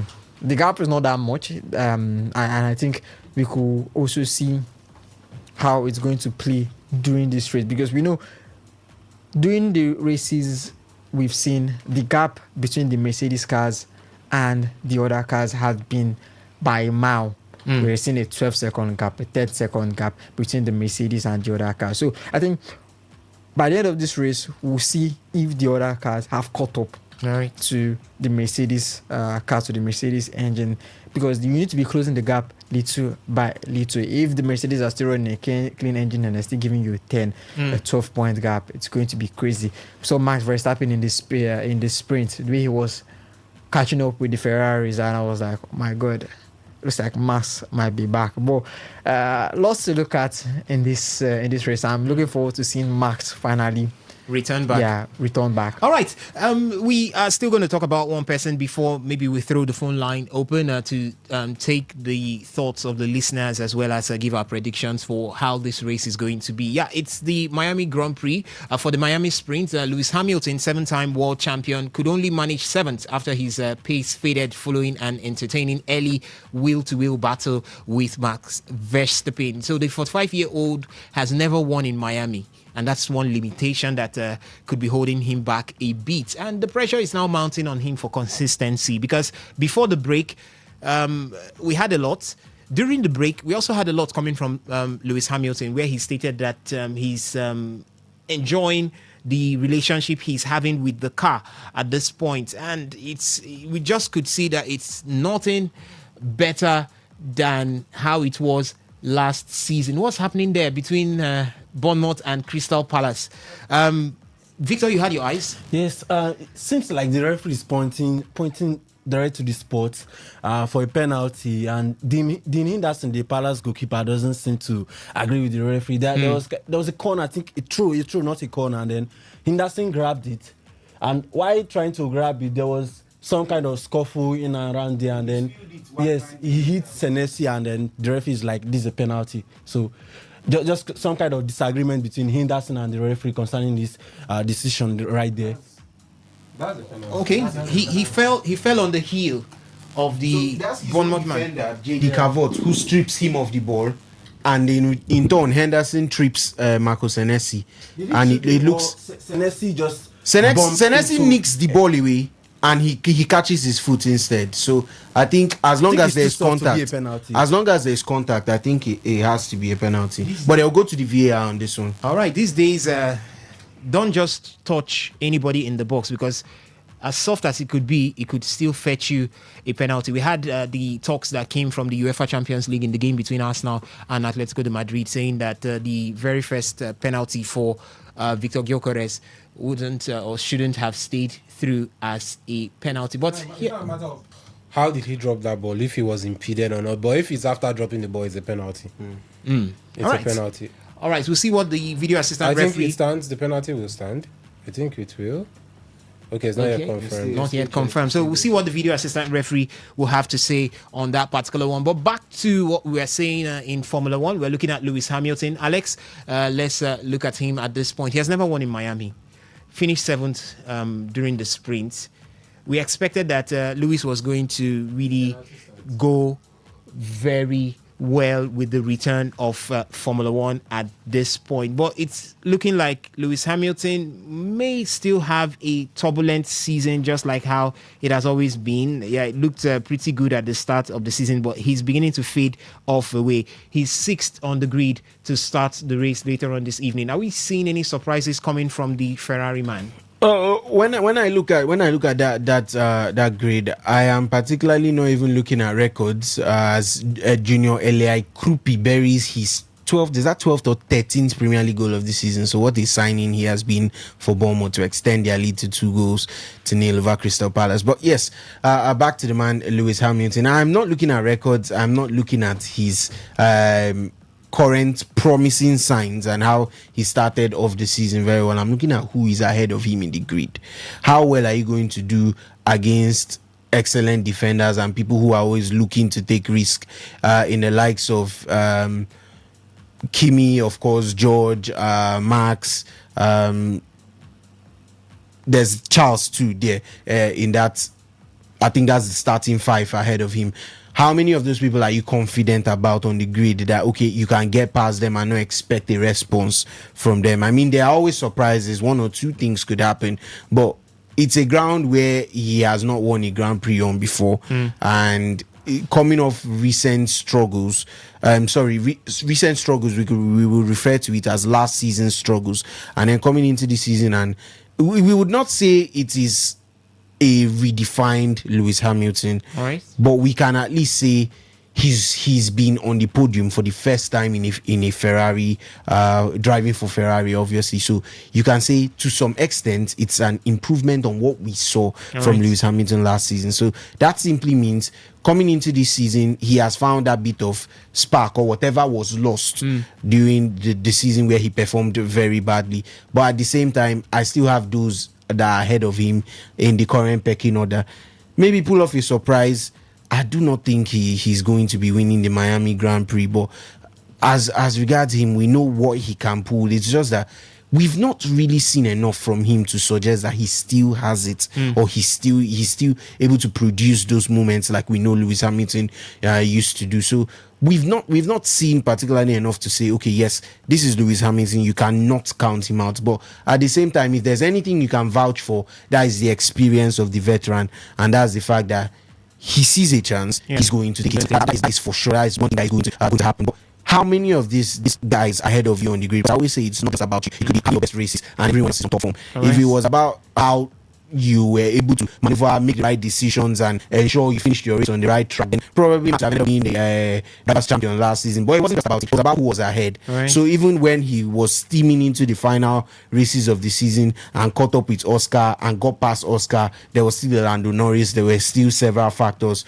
that prevented him from getting to that his 5th drivers' championship he was aiming for. So it's always going to be, 1, how well are you racing? 2, how well are the others ahead of you racing at the moment? I think if you had a front 4 or 5 that consisted of maybe 2 top drivers and maybe 3 who you did not even expect to be in that position at the start of the race, then you could say Lewis Hamilton could maneuver and could pull off not really what would be called a surprise. But if he does even get to the podium, finish on the podium in today's Miami's Grand Prix, it will be a really, really surprising result when you look at how the weekend has gone, the setup and everything has all been, the qualifying, the sprints, the free practice, and I mean, you're just looking at it and you're saying, okay, how well is he going to do, given just the course of his weekend and given his track record on this particular grid. All right, let me quickly get your predictions for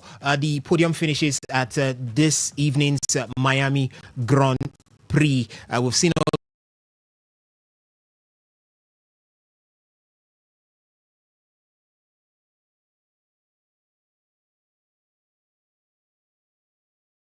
the drivers are putting their best for the qualifiers, and we already see, or we have already seen how the grid is right now for the start of the Miami Grand Prix. It's going to be 6:30 p.m. right there at Miami, where the drivers will come through to see who finishes. But so let me get your predictions for it. I'll start with you, Alex.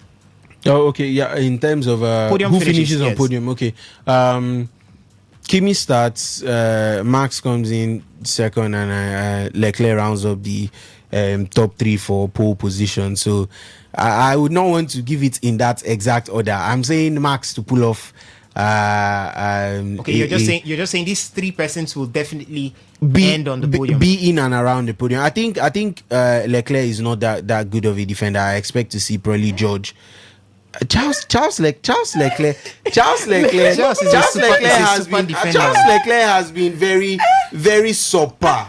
And I'll explain to you why. Charles Leclerc started on pole position last season. I can remember that race. He did not finish on the podium, and he was blaming his backroom staff. He didn't finish on the podium. That is the most recent race I can think of. But because of him, I can remember that race. It was Lando behind him.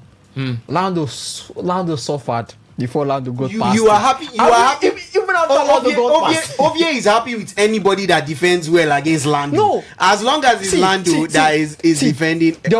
There was a race last season. I can't remember the race. Where I tell you, if Leclerc, I told you because I look at this race now. I always say the race. I look at the trip. I say it depends on their stats. The first turn always determines who are these going to lead for the first 20 or so laps. That's if there's no safety car or anything.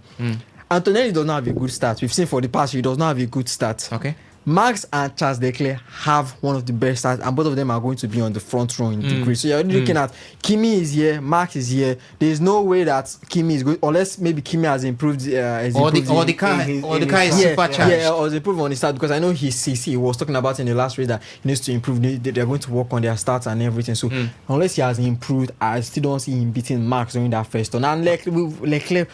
The McLarens, we've seen the way they can maneuver themselves. Was it not Leclerc this season that tried setting up Colapinto at one point? Yes.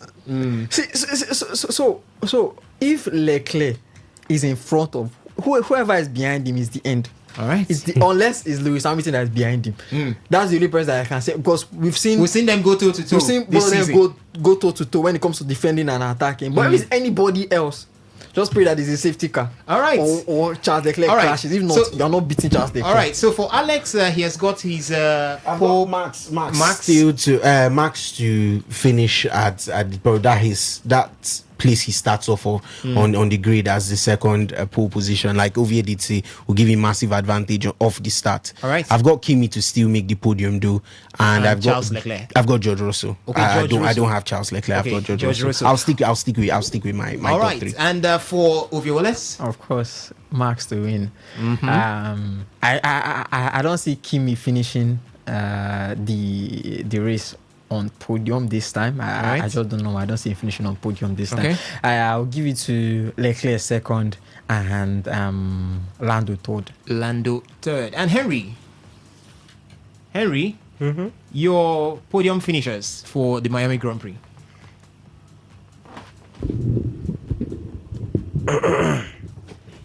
So you're clearing your throat. I think Kimi will finish podium. In no particular order, because I don't know what will happen. Kimi, Charles, Max. Will Charles Leclerc be able to hold on? Because Leclerc is one of the most inconsistent racers you can ever see. He's one of the most inconsistent racers you ever see. Lando is locking. Lando is locking around. See. Yeah, Leclerc. I'll go for Lando. All right, the first person to give McLaren a chance in this particular race. The other guys didn't give McLaren a chance in this particular race. Did you put McLaren on the podium? Who? Lando, Max, Charles, and Lando. Okay, Max, Charles, and Lando. I'm also to put George Russell in and around, because Mercedes has actually been decent this season. They've been but George has been on the decline. Yes, that's George has been on the decline. That's the problem with the Mercedes. Of course, you expect George to be the front runner, but George is not the front runner. Even them coming back, I expected the sprint, him to be the front, him to be at the lead during the sprints. But sprints, George was nowhere to be found. Even during the last race, he was complaining a lot. Then I was even complaining about why his teammates, that was during the safety car issue and why he came and everything. And a lot of complaining, and you need to show it on the circuit. You need to show it on the track. So I'm seeing a lot of decline from the man. But he has got the power. He has got the car to catch up. All right. But in front of him, I'm not going to let him do that. All right. And for Victor? I'd like to see Verstappen on the podium. Okay. Lewis Hamilton. I mean, just for all the way from where he is. Lewis Hamilton, and then maybe George Russell. All right. I'd love to see these guys compete. Max, Hamilton, and Russell. All right. Very well for you. All right, ladies and gentlemen out there, let me get your predictions for the podium finishes right there at the Miami Grand Prix. The race would kickstart by 6:30 p.m. Later on this evening, as we've got the fourth race of the season on our hands. It's right there at the Autodrome in Miami. Yes, and what's your prediction? You can share it with us via the SMS and the WhatsApp portal, as well as the phone line, 0810-951-0951. That's the number to call to talk to us right here in the studio. You can also make use of the SMS and the WhatsApp portal, which is doubled at 0701-933-9962. Yes, 0701-933-9962. That is for the SMS and the WhatsApp portal. For the phone line, it is 0810-951-0951. You can make use of that, but we will be going ahead right now. Leaving Formula One, it is time to talk basketball.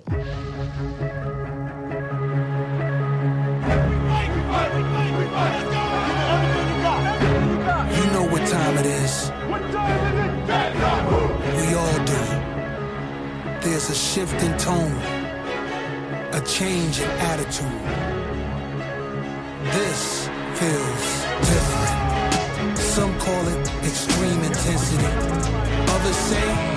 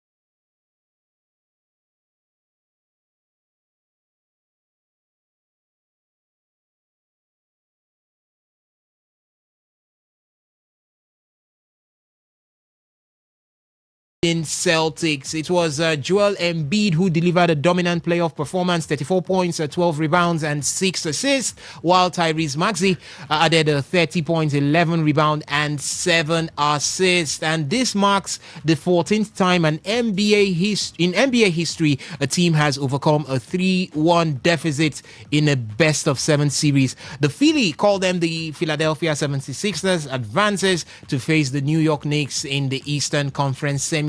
So game 1 of that one will come up on Monday, being tomorrow, May the 4th, 2026. A lot to take away from this particular one. Mr. Boston, you're here and you were beaten live and direct. How did you see this one? First of all, did you see it coming before the playoffs? No, I didn't see it coming before the playoffs, and rightly so.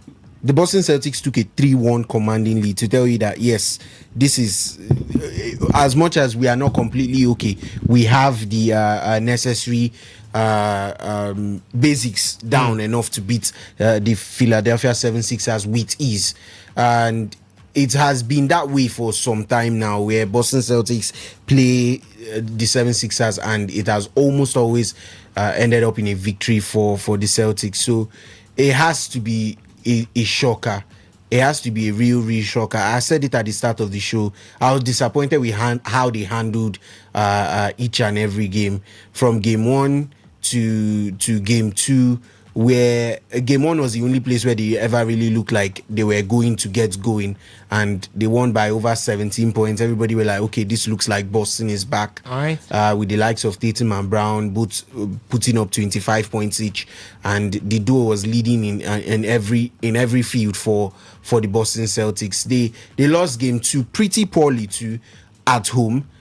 in a way that should not have been lost. And I think that's the first indicator that something is wrong with the Boston Celtics. When you compare them with top sides from the East, from the West, you instantly notice the difference.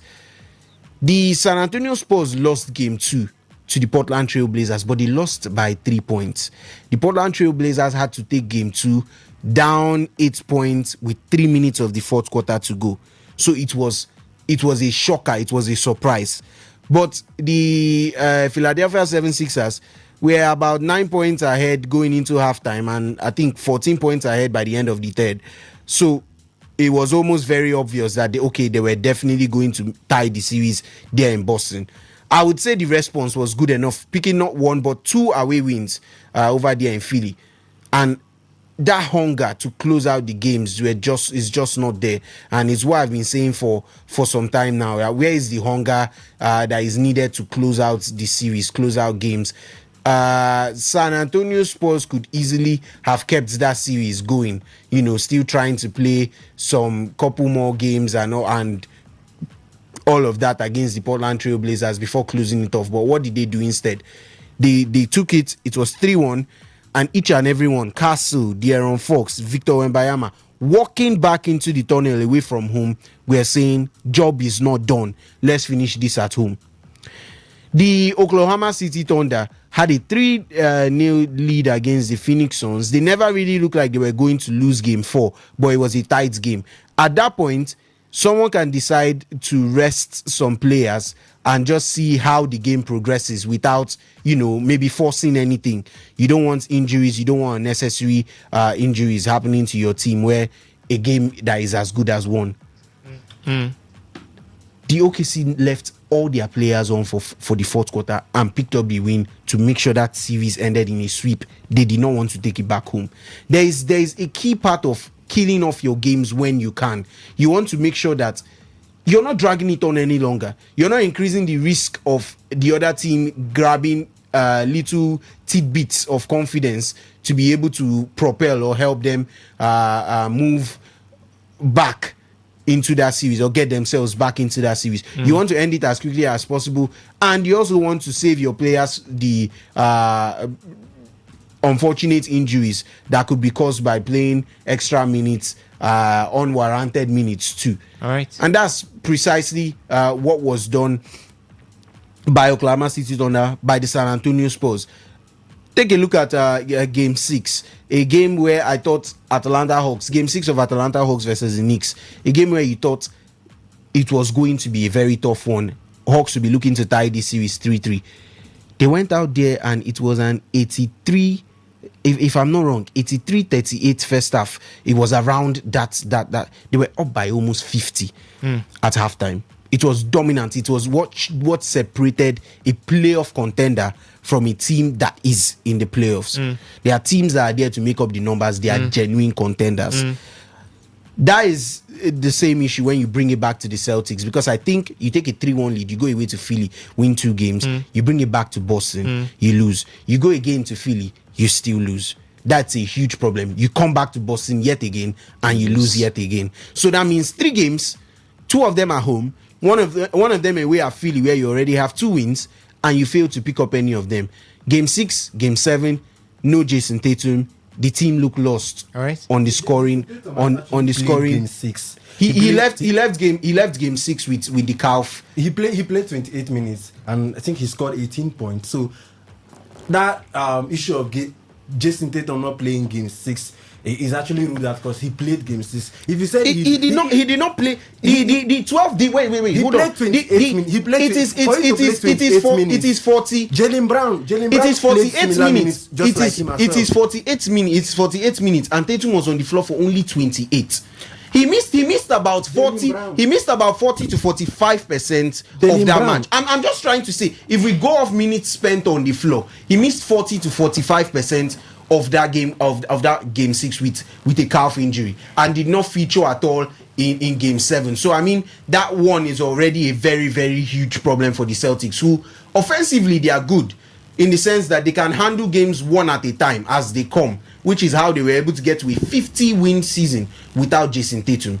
But when you go into the playoffs, you need your big hitters.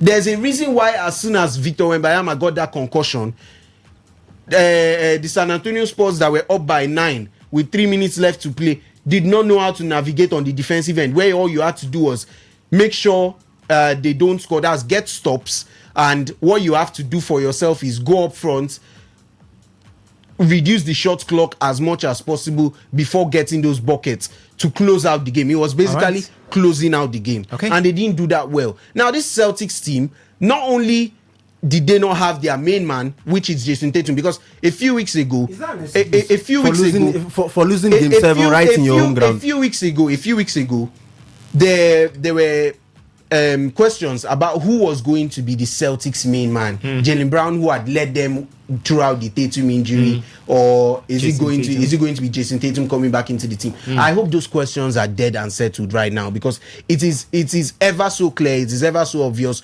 who the main man of the Boston Celtics is going to be. It has become so obvious who the main man of the Boston Celtics is, and he has always shown that, because whenever he's on the court, he's able to produce something. He's able to help and propel the team, particularly in scoring. He's one of the best two-way players. He's also very defensively sound too. All right. So his presence on the court is one thing. Now there are issues that I did highlight that I said would give the Boston Celtics lots and lots of problems, and I thought a genuine playoff contender would be able to punish them on those issues. A team like the New York Knicks, a team like Cleveland Cavaliers.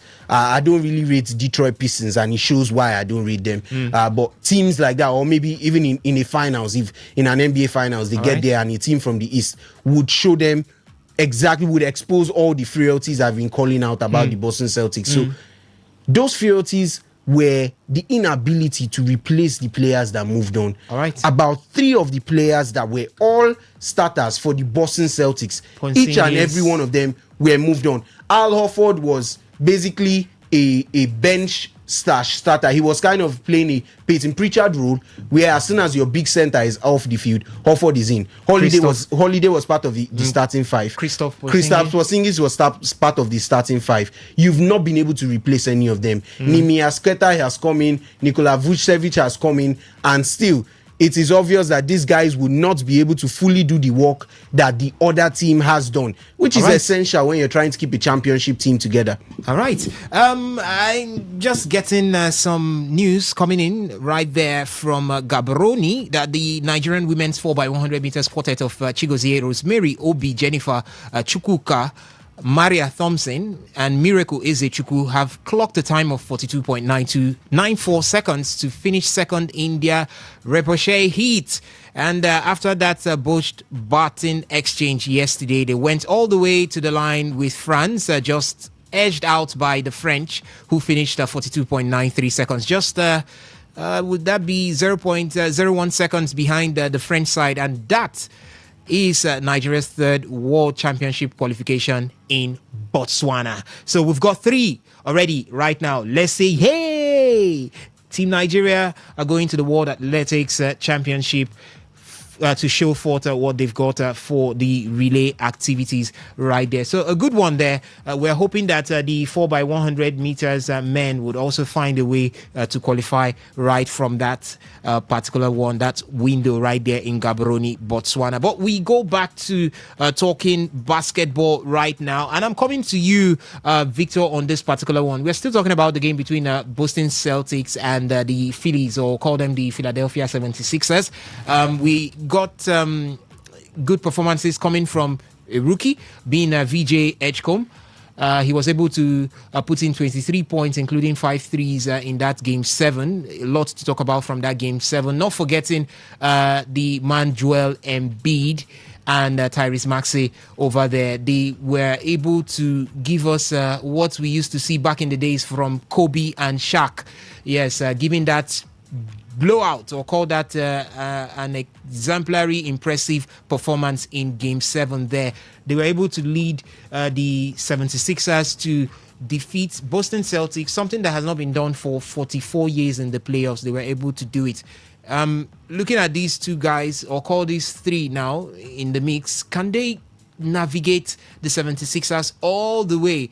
I know I won't want to put them up against the likes of OKC, but let's start with the Knicks in the next round in the semis there at the Eastern Conference. Can these three guys navigate this team above the Knicks? Then after that one, we'll see what happens if they can go all the way to the Eastern Conference final and maybe punch above their weight to maybe win the NBA championship at the end of the day. Who says we didn't see the Indiana Pacers coming last season, but they got to the finals? It's just the brilliance of OKC. Else, Indiana Pacers would have maybe Halliburton's injury. Okay. So maybe they would have also done something like this. But is it too far away to say that we'll have the 76ers go all the way to the Eastern Conference final and maybe appear at the NBA championship and lay a claim to it? It's still early. Them getting that win over 76ers. I mean, over the Celtics. What I'm saying is, how far can Embiid and Maxey, as well as what's his name, the rookie guy there, how far? Edgecombe. How far can they pull these stunts? The next game, the next series will be the semi-finals in the East. Yes. And that will be against the New York Knicks. I think they can easily get past the New York Knicks. The Knicks, the series they had against the Atlanta Hawks was a series that you could say the New York Knicks could have easily swept the Atlanta Hawks. But down the series, CJ McCollum stepped up in Game 3 and Game 4, and then it looked as if the Atlanta Hawks were coming back, and they flattered to deceive. Now, for that Knicks team, they look like an impressive team. They have a good center in Karl Anthony Towns, but he's that center that we describe as soft. He's a little bit soft when you compare to modern day centers and how good they are, or even those days, even in the 80s and 90s, the Patrick Ewing and Hakeem Olajuwon, it's quite different. Yes, he's a good 3-point shooter, but he's not that kind of a good rim protector compared to the likes of Rudy Gobert or even the likes of Draymond Green. Now, their point guard, Jalen Brunson, is a ball hog, a proper ball hog. He's the reason why they could have lost the series to the Atlanta Hawks. They just managed to come back. Michael Bridges has not stepped up in playoffs so far. He's having one of the worst playoff series of his career right now at the moment. And if they are not very, very careful, if they keep on making those same mistakes they made against the Atlanta Hawks, this Philly team will actually upset them, and not just upset them, we'll actually see a big win for the Philly team. Now, for the Philly team, Edgecombe is a rookie. I think he finished third, just behind Cooper Flagg and Con Konepo in a Rookie of the Year awards. Tyrese Maxey, he averaged 28 points during the season, and throughout the past 5 seasons, there's been this elevation in his scoring, from being that 10 points per game player to 15 points per game, and being 15 points to 20, and gradually you're seeing that man, a young star, gradually getting up to 30 points per game in modern day NBA. And don't forget Paul George as well. He turned 36 in that game yesterday, in that win yesterday over the Boston Celtics. He's in there as well. He's a very good playoff performer and also a very good defender. And then, not to talk of Joel Embiid. Now, with Embiid and this squad, if they stay healthy, I think they can even get all the way to the Eastern Finals. But if Embiid is not fit, just as they had issues in the first in the Celtics series, with Embiid being out in, I think, about 3 games. In the first 3 games, Embiid was out, and then the Celtics took that lead. In Game 4, he came back. They still won it. The Celtics were so confident that Jaylen Brown came out in his podcast to say that this Philly team, they're actually better without Embiid.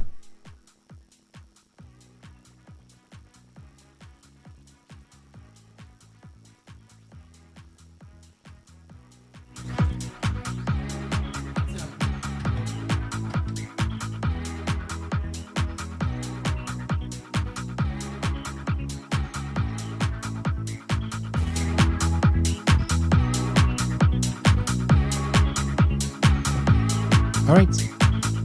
Okay.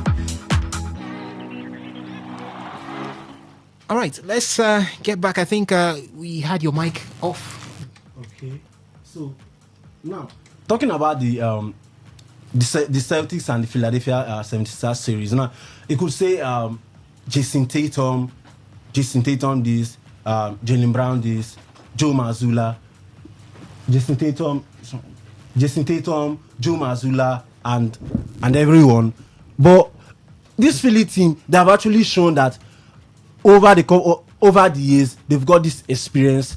Coming into that game 7, they were 0 of 18 in game 7 series, and which means they've lost their past 18 game 7 series. But going into that game, they didn't actually give up. You saw Embiid living up to that center, that caliber of center that we've known.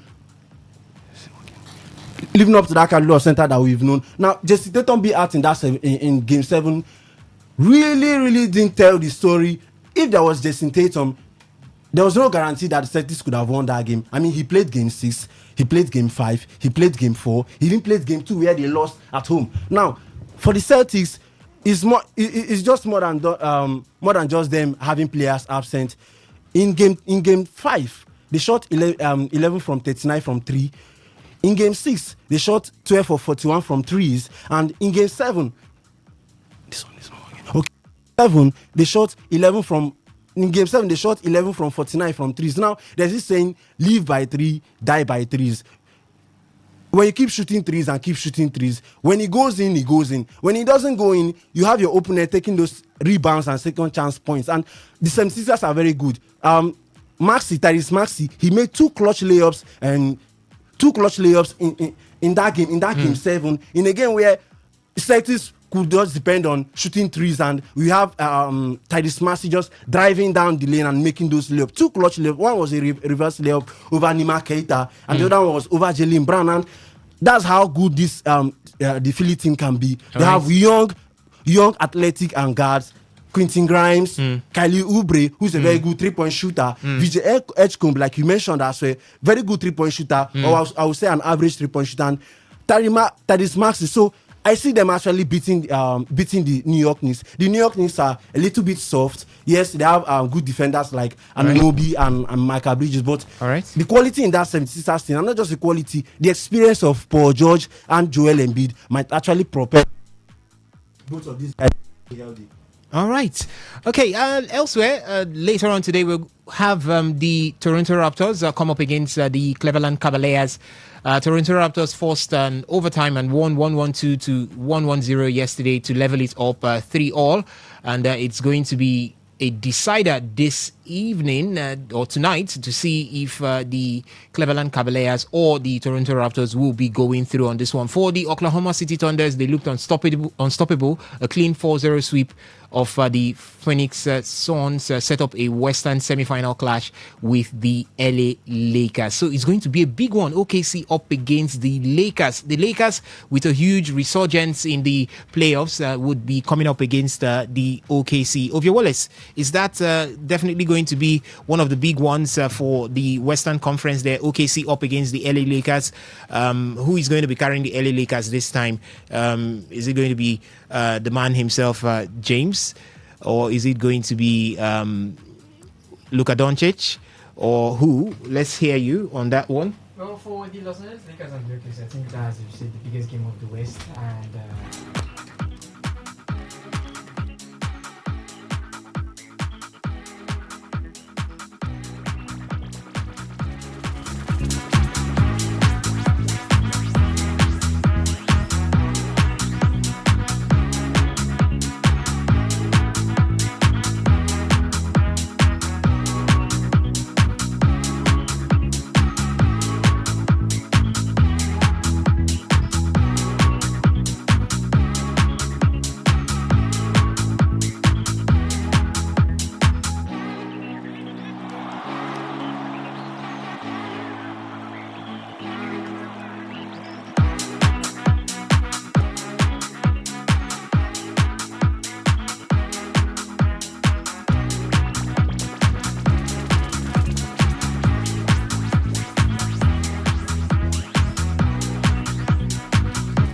All right, sorry for that. We're experiencing some technical issues right here, but definitely would be making sure that we get you everything that you need to know when it has to do with basketball. Ovia Wallace, you're right there. We're talking about the LA Lakers up against the Oklahoma City Thunders. Is it still going to be a clean sweep for the OKCs up against the LA Lakers? well, of course, this is going to be a much more tougher meeting between both sides. I think for the Los Angeles Lakers and the big win that they had against the Timberwolves that he did beat. The Rockets, sorry, the Houston Rockets that he did beat. That game, I think LeBron put the team on his back.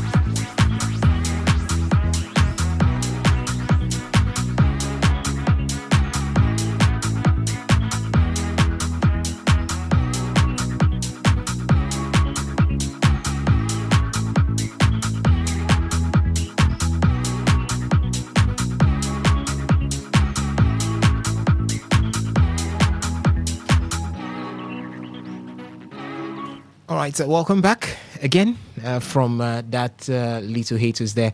But we are back to it again. And Ovie Wallace, you were talking about the game between the Los Angeles Lakers and the OKCs. All right, just to make it quicker, it's going to be a big one. It's going to be one of the best we're going to have in a long while. So far, I think the Lakers have been able to at least draw out the game against the Houston Rockets to give time for Luka and Austin Reeves to be back. So hopefully they are back in the game, or at least the series against OKC. We don't know when they will be back, but hopefully they'll be back at one point during the series, because it's going to be too much for LeBron to handle the Oklahoma City with Williams, with Holmgren, with Shai and the rest. To me, I feel it's going to be quite too much for LeBron to handle this. He could have done it against the Houston Rockets, and it's a very young squad. You have to just say about that. The only big head that you have to look at is what's his name? KD. That's the only big head that you're only looking at. They're the one with more experience, and then KD too wasn't fully fit for that encounter against the Los Angeles Lakers, but they okay see their fit. J-Dub is going to be back, so they're going to have their full squad at 100%. So it's going to be a tough one, but I think I'll still give it to the Oklahoma to still maybe do it in a game 5 or so. Highest they go to a game 6, but I don't see this series going to be a game 7 or turning out as a sweep for either team. All right, okay. That's a lot to talk about there from the NBA, as we are getting the wrap-up from the first round of the playoffs, and it will be getting to the semifinals of the playoffs right there from the various conferences, the Eastern Conference and the Western Conference. And we'll definitely be marching towards the NBA Championship final. So but before we switch things, talking football right now, we've got tennis to talk about, but I would be throwing open the phone line pretty soon to get your reactions for all that we have been talking about right from the beginning of the show up until this point. But quickly, let's look into tennis, and it's the Madrid Open right there. Yes, in Madrid, the Clay Masters 1000. And for the female, we had the tournament concluded yesterday with an upset alert as Matija Kotsiuk defeated Mira Andreeva in the final to claim her first WTA 1000 title. For Kotsiuk, she delivered a strong tournament performance, including a notable backflip celebration, boosting her ranking and positioning her as a French Open contender. For Mira Andreeva, she reached the final double also with Diana Schneider. It was a big one yesterday there for Matija Kotsiuk up against Mira Andreeva. And for the men's side of things, it's going to be Yannick Sinner up against Alexander Zverev. For Yannick Sinner, he defeated Otto Fields to get to this point, while for Alexander Zverev, he defeated Alexander's Blocks to get up to this point. For Alexander's Blocks, the man happened to be, would I say, a giant killer, but couldn't kill finally. That match between Yannick Sinner and Alexander Zverev will be up and running by 4 p.m. in a couple of minutes from now. Call that 45 minutes from now. We'll have that one, the big one between both of them. For Matija Kotsiuk, she had a 6-3, 7-5 victory over Mira Andreeva yesterday to close in the Madrid Open title. So for the men, let's look at it. Yannick Sinner up against Alexander Zverev. Henry, these two, we've seen Yannick Sinner perform exceptionally well this season alone. He has been able to close in various ATP 1000 Masters title. He becomes the youngest to reach all 9 Masters 1000 finals and the firstborn in the 2000s with 350 career wins as he heads into this one to see if he could win the Madrid Open. But you can't write Alexander Zverev off at this point, Henry. Do you think that it could be a point where Alexander Zverev could just punch above his weight and upset Yannick Sinner in this particular one? Zverev will always go far in the Grand Slams or in any. Okay, he's an ATP master. He's an ATP. He's a tour master. But I think when he's facing either Yannick or Carlos, I literally just draw the curtain on his participation or his chances in that tournament, and he's in the Madrid Open final. Will he beat Yannick? Yannick is on course to win 5 WTA 1000 events. That will be the first time in history, in a row. That will be the first time in history that's happening. All right. Somehow history has a way of just nicking you in the bud before it happens, or sometimes letting it happen. But most times it nicks it in the bud before it happens, actually. But truth be told, we could say a different Zverev today. Okay. But definitely the odds are still in favor of Yannick. Odds are still in favor of Yannick. Odds are still in favor of Yannick. And we still expect Yannick to still go and do something and still go and beat Zverev at the end of the day. Sasha has a way of fumbling when he's playing in a final against any of these guys. That's the sad part. That's just the truth. Sasha has a way of fumbling when he's playing in a final against any of these guys. So you don't expect something different to happen this time around. But it's also clear. All right. A surface that isn't Yannick's favorite. And based on, okay, it's not like it's even Sasha's favorite as well, but like it's whereby everything looks quite equal. And I mean, even after his first round, his round of 16 victory, Yannick did complain about the turf, about the clay, and the way the ball was moving and all that stuff, and the weather wasn't convenient for him. And he's had those complaints about the Madrid Open so far since he's been in Madrid. But let's wait and see how it turns out. But like I said, Zverev against this guy, it's just like there's that mental block that stops Zverev from actually putting out his best, or maybe just his best just isn't good enough when he's coming up against these guys. That's just the simple truth. Yannick is a favorite, or is the favorite, but Zverev, Sasha can pull off a surprise. But am I banking on that happening? I don't think I want to put my money on that. If I'm a betting man, I won't want to put my money on that. I'm serious, because it doesn't look like it's something that will work in his favor. But we could be shocked.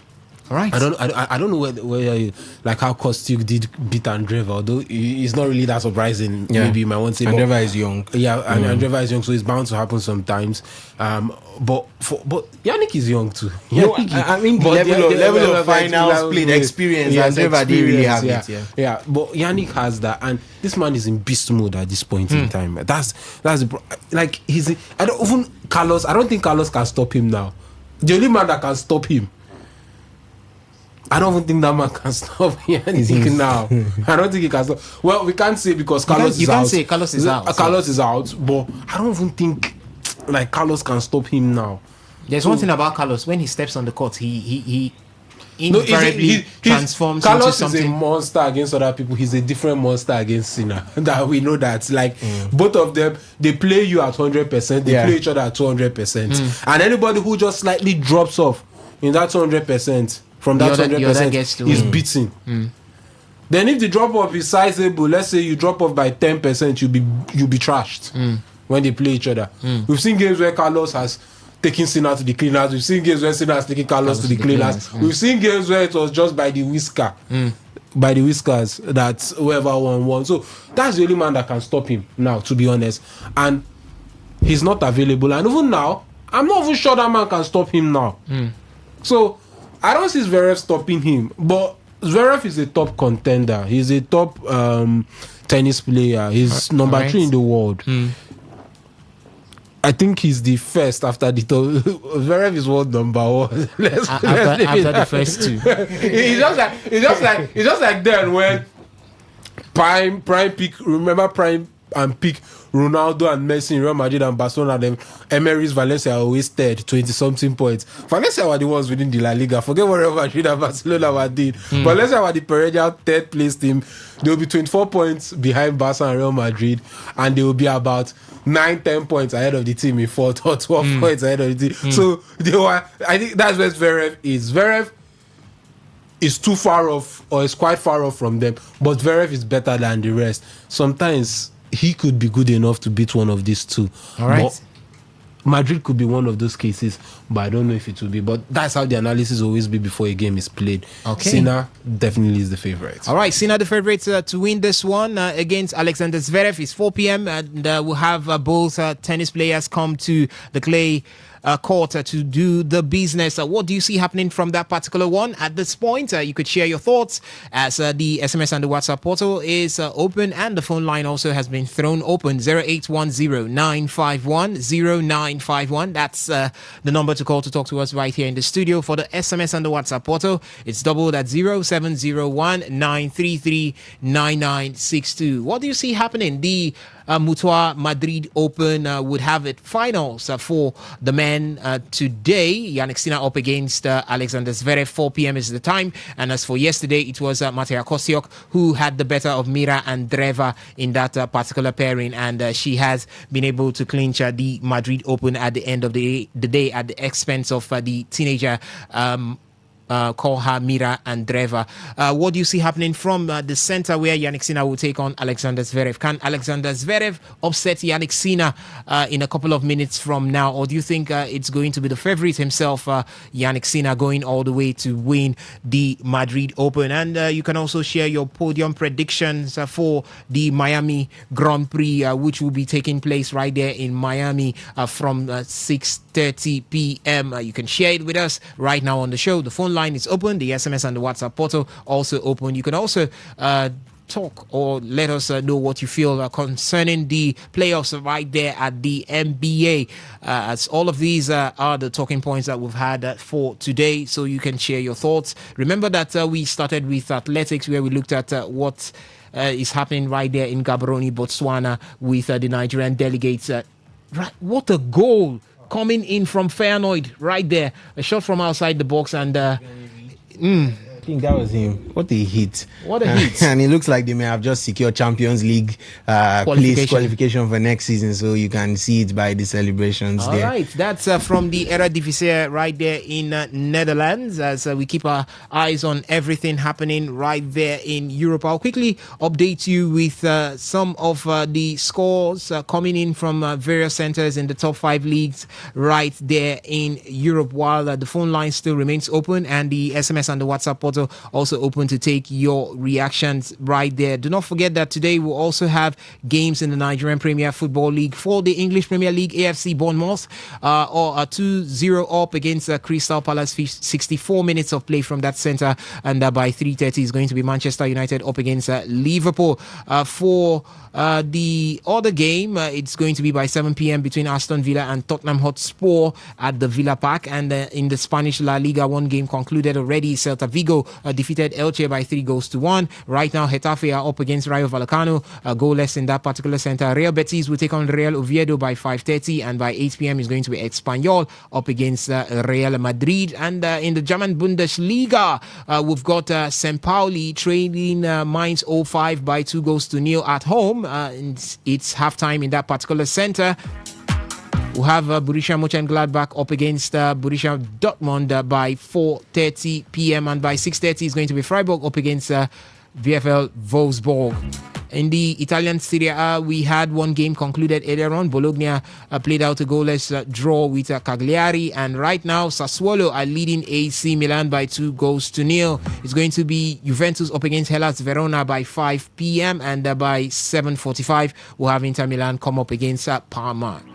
And in the French Ligue 1, we have Lille up against Le Havre, 1-1 it is, and Auxerre will come up against Angers by 4:15 p.m. And at the same time, Paris FC will be up against Stade Brestois, while Strasbourg will take on Toulouse, and by 7:45 we'll have Olympique Lyonnais up against Stade Rennais. 0810-951-0951. That's the number to call in to air your thoughts on the show. For the SMS and the WhatsApp portal, it is 0701-933-9962. Yes, 0701-933-9962.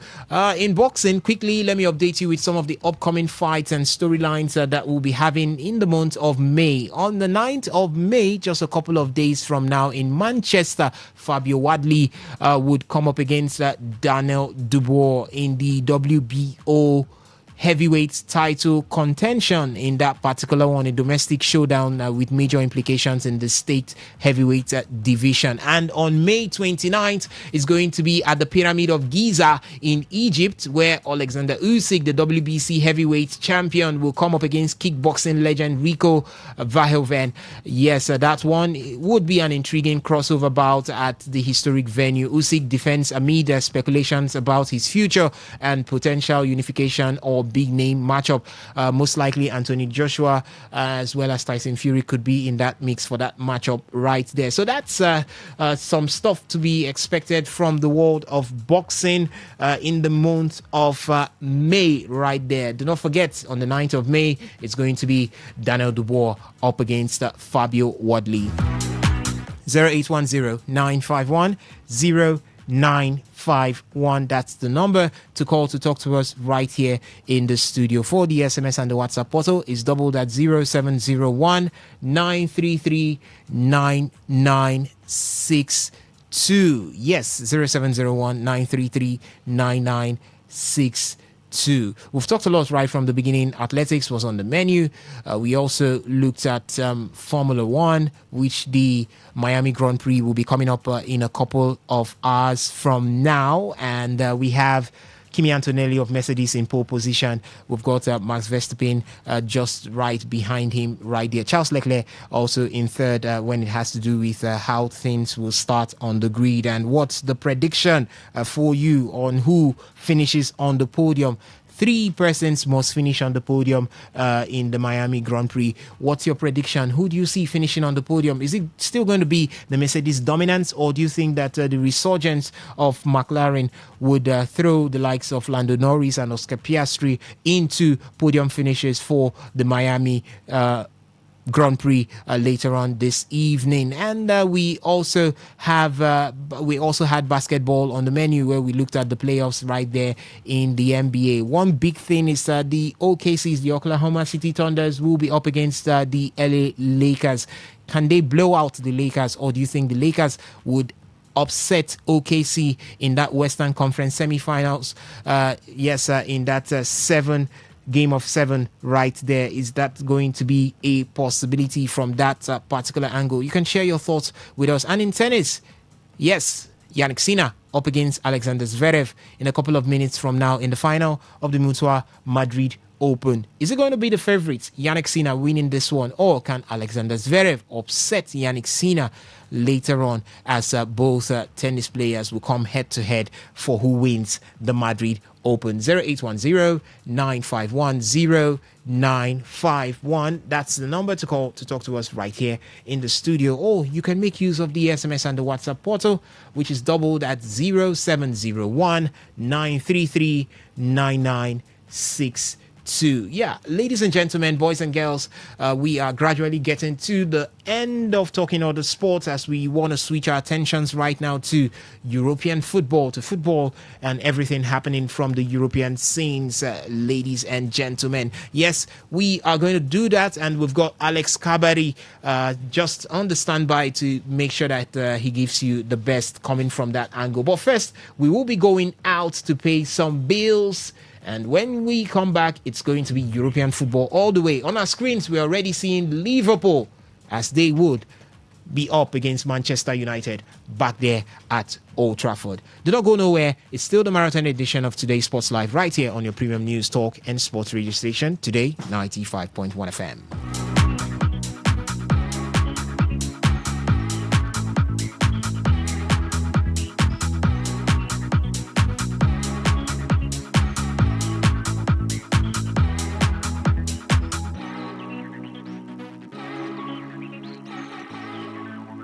Long time no see you, which one you do?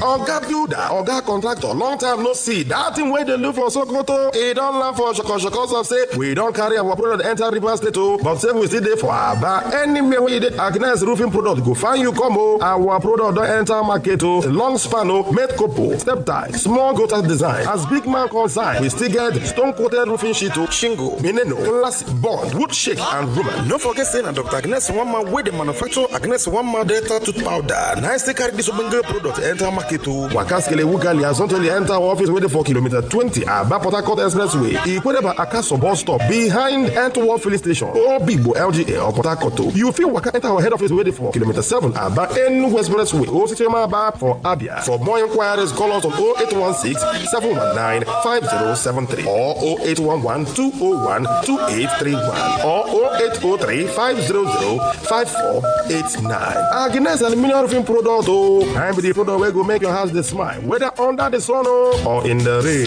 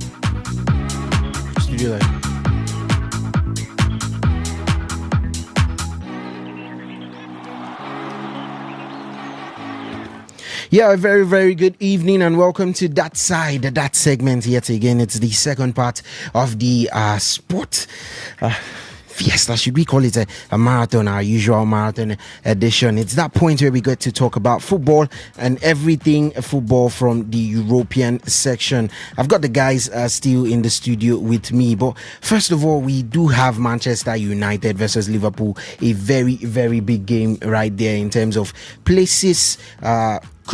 Those teams could possibly finish in Champions League qualification. Now, I know Osas did give you results and happenings elsewhere, but I also will be giving you the lineups. And Manchester United lineup in a 4-2-3-1 formation. Sene Lamens, Diego Dalot, Harry Maguire, Aiden Heaven, and Luke Shaw make up the back four, and Lamens in between the sticks. Casemiro and Mino in the double pivots in the middle.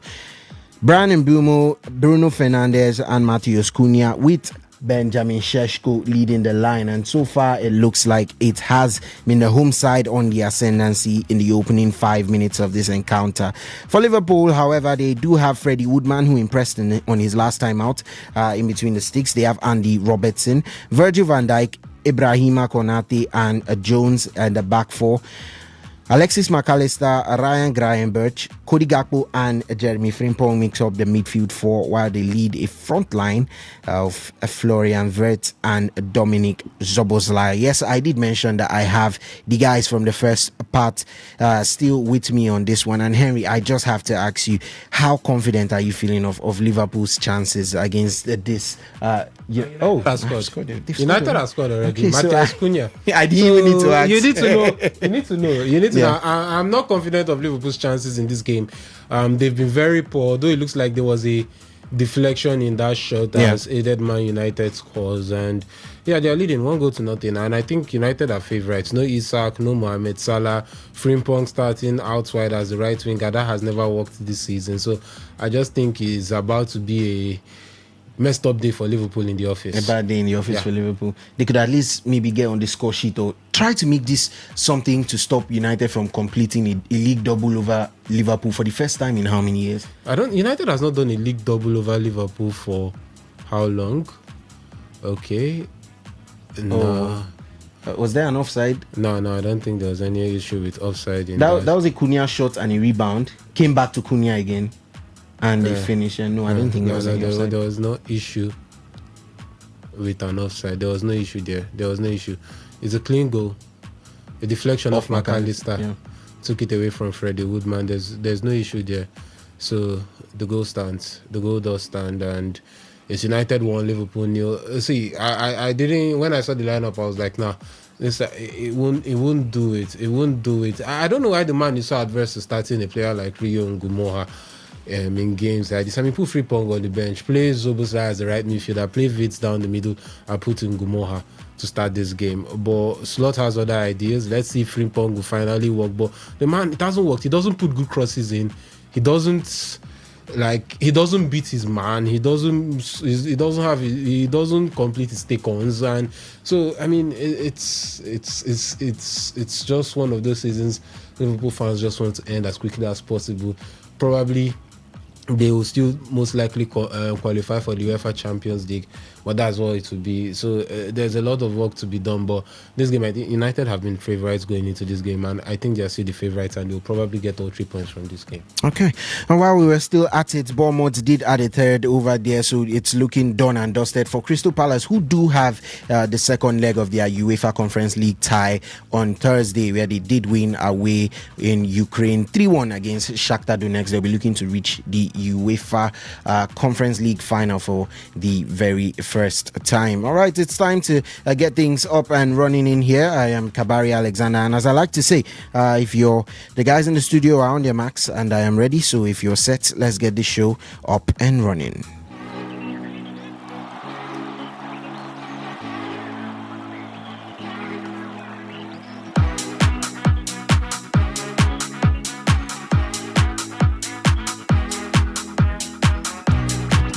All right, we're going to be giving you steady updates from the happenings at Old Trafford over there, as we did report Manchester United have taken the lead and are looking very dominant against the Liverpool side, who looked very depleted if you're looking at the team sheets. But we have yet another point to talk about, as it has to do with the Premier League and the title race. Yes, it is Arsenal. It's Arsenal who did extend their lead at the top of the table to 6 points, and they did not just do that, but they did that with a healthy 3-0 win over Fulham. Yes, it was Arsenal who did defeat Fulham yesterday at the Emirates Stadium by 3-0. All 3 goals coming in the first half. Yes, they had survived a ridicule-filled fortnight, which included a fan going viral for drinking from a water bottle labelled Arsenal's Tears, and City striker Erling Haaland calling the Gunners boring on Snapchat. And now Opta and other market values now places them at a 79.7 chance of being champions for the first time since 2004, 22 years. Now, Arsenal manager Mikel Arteta, he did say, we showed the kind of team we are in that win against Fulham. Arteta will be thrilled by his side, who have won 10 games by a 1-goal margin this season and have been criticized for their cautious performances. They scored 3 unanswered goals on Saturday and extending their goal difference advantage over City to 4. It felt like 1-0 to the Arsenal was out and all out attack in. I think the team played incredibly well, Arteta said. We dominated and showed the hunger we discussed before the game. I'm extremely happy. It was a really tough match to play. We came back to Madrid very late on Thursday. We gave so much in that match and had to play a team in good form. After the Champions League return tie against Atleti on Tuesday, they visit strugglers West Ham next Saturday. They face relegated Burnley at home on 18th of May before travelling to Crystal Palace in the final game of May 24th. Likewise, Manchester City visit Everton on Monday before taking on 6th place Brentford at home, Palace at home, 8th placed Bournemouth away, and Aston Villa at home on the final day. Ovie, Arsenal. It's been all about Arsenal, and everybody wanted to see them display some sort of character after traveling to Madrid and coming away from there with what some would call a favorable result, a 1-0 draw, bringing it back to the Emirates for that second leg tie against Atletico de Madrid. But they came back 3 days later, training, rest, and picked up 3 points. Picked it up pretty impressively too. They did more than enough to get all 3 points yesterday at the Emirates Stadium, and a really, really favorable goal difference too that has to be considered at this stage of the season. So, is it massive advantage Arsenal and Mikel Arteta in this year's title race? Your 6 points at the top, I don't think there's any advantage that gets better than that, or maybe than adding more, looking at your opponents, they play everything, and just hope that they do draw points. You remember Arteta did say, I would rather City have the game in hand while I have 3 points in the bag already. That is much more better. You have 6 points at the top, you're at the top of the table, everything is looking good. April course is finally done and dusted for Arsenal, so they're looking forward to what's next for them. But it's all rosy for us now, but we have to look, it's still their title to lose at the end of the day. You're still looking at the 2 games in hand that City do have. That is the away game to Everton at the Hill Dickinson, and then they've got that home game against West Ham United. 2 tough games. West Ham are battling relegation. Well, you see, West Ham have been on a down they've been spiraling down throughout this last few games, unlike how they were during April. Starting of May, they've been spiraling down, and then City have been picking up form. But this is the point where you have to start picking up all those 3 points. This is not about dropping a point. You need to go on that winning streak. And Arsenal, for them, is a favourable encounter against Fulham. They've not lost to Fulham at home in the last 33 match, last 33 home meetings. So that's a good advantage heading into that match, and they did it emphatically, 3-0, also boosting their goal, the goal difference, because we know this tie could also go down to goal difference. And it looks like Manchester United have made it 2-0 at the Old Trafford against Liverpool, and it's Benjamin Sesko once again, and the man is on fine form. United have been on fine form. They're taking Liverpool apart. Too bad for Woodman, or is that his name? He's finally met people that can deal with him. But for Liverpool fans, the defense is in shambles. The defense is shambolic. I don't know how Slot will still keep his job at the end of this season. I seriously don't know how that will be the case, because that is what will most likely happen. Slot will still keep his job, but the defending is so shambolic. Like, it's poor. Honestly, it's poor. Woodman made the first save. Yeah, he made the first save from what should have been a goal, and it's like nobody was like, just look at the defending. Look at the defending. He even tried to make it second. He even tried to stop that. You look at the defending. It's shambolic. Van Dijk and Co should cover themselves in shame. They should actually cover themselves. I think he got a hand on that. He got a hand to it. Now deflected off Sesko and went to the back of the net. Van Dijk, Sesko should not even be going ahead of you in that manner. That was poor defending from Virgil van Dijk. That was poor. The 2 goals have been like, it's catastrophic. It's very poor defending from Liverpool. It's very poor defending.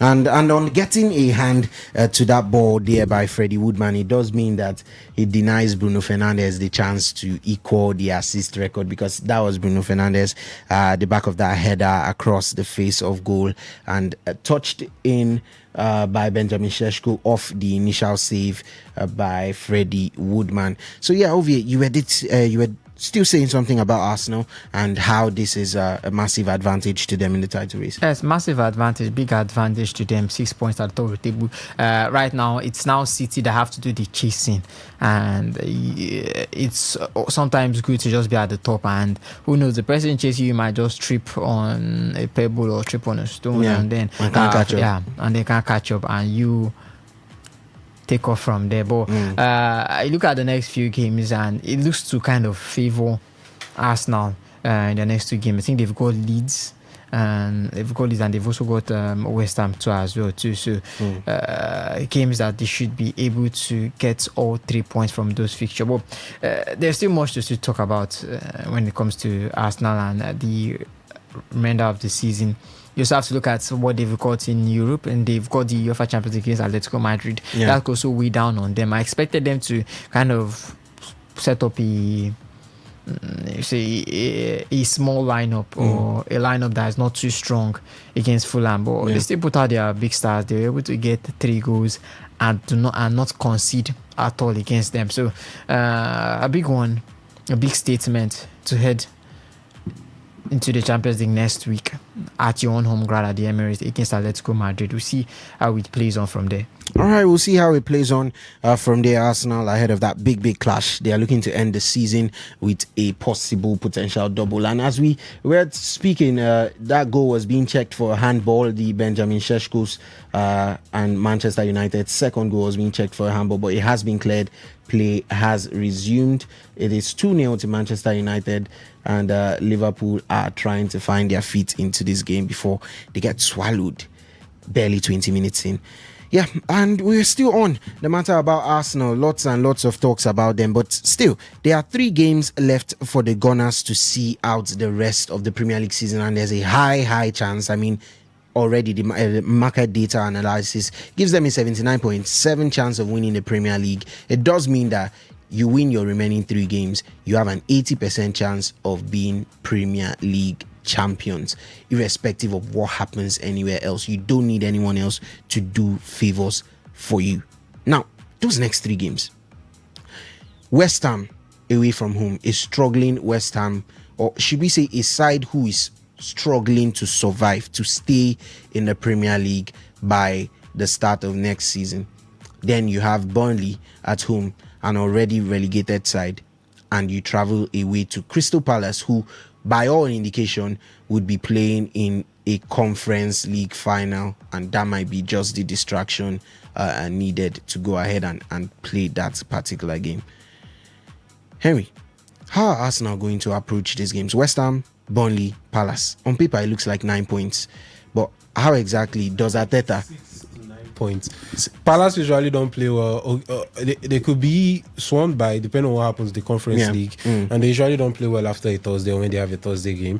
Burnley are gone, dead and buried. Arsenal will win. Then the problem is West Ham, because West Ham still have something to fight for. So I think that's where the issue will be, and I think if they can get through West Ham, I don't see why Burnley and Crystal Palace will actually be a problem for them.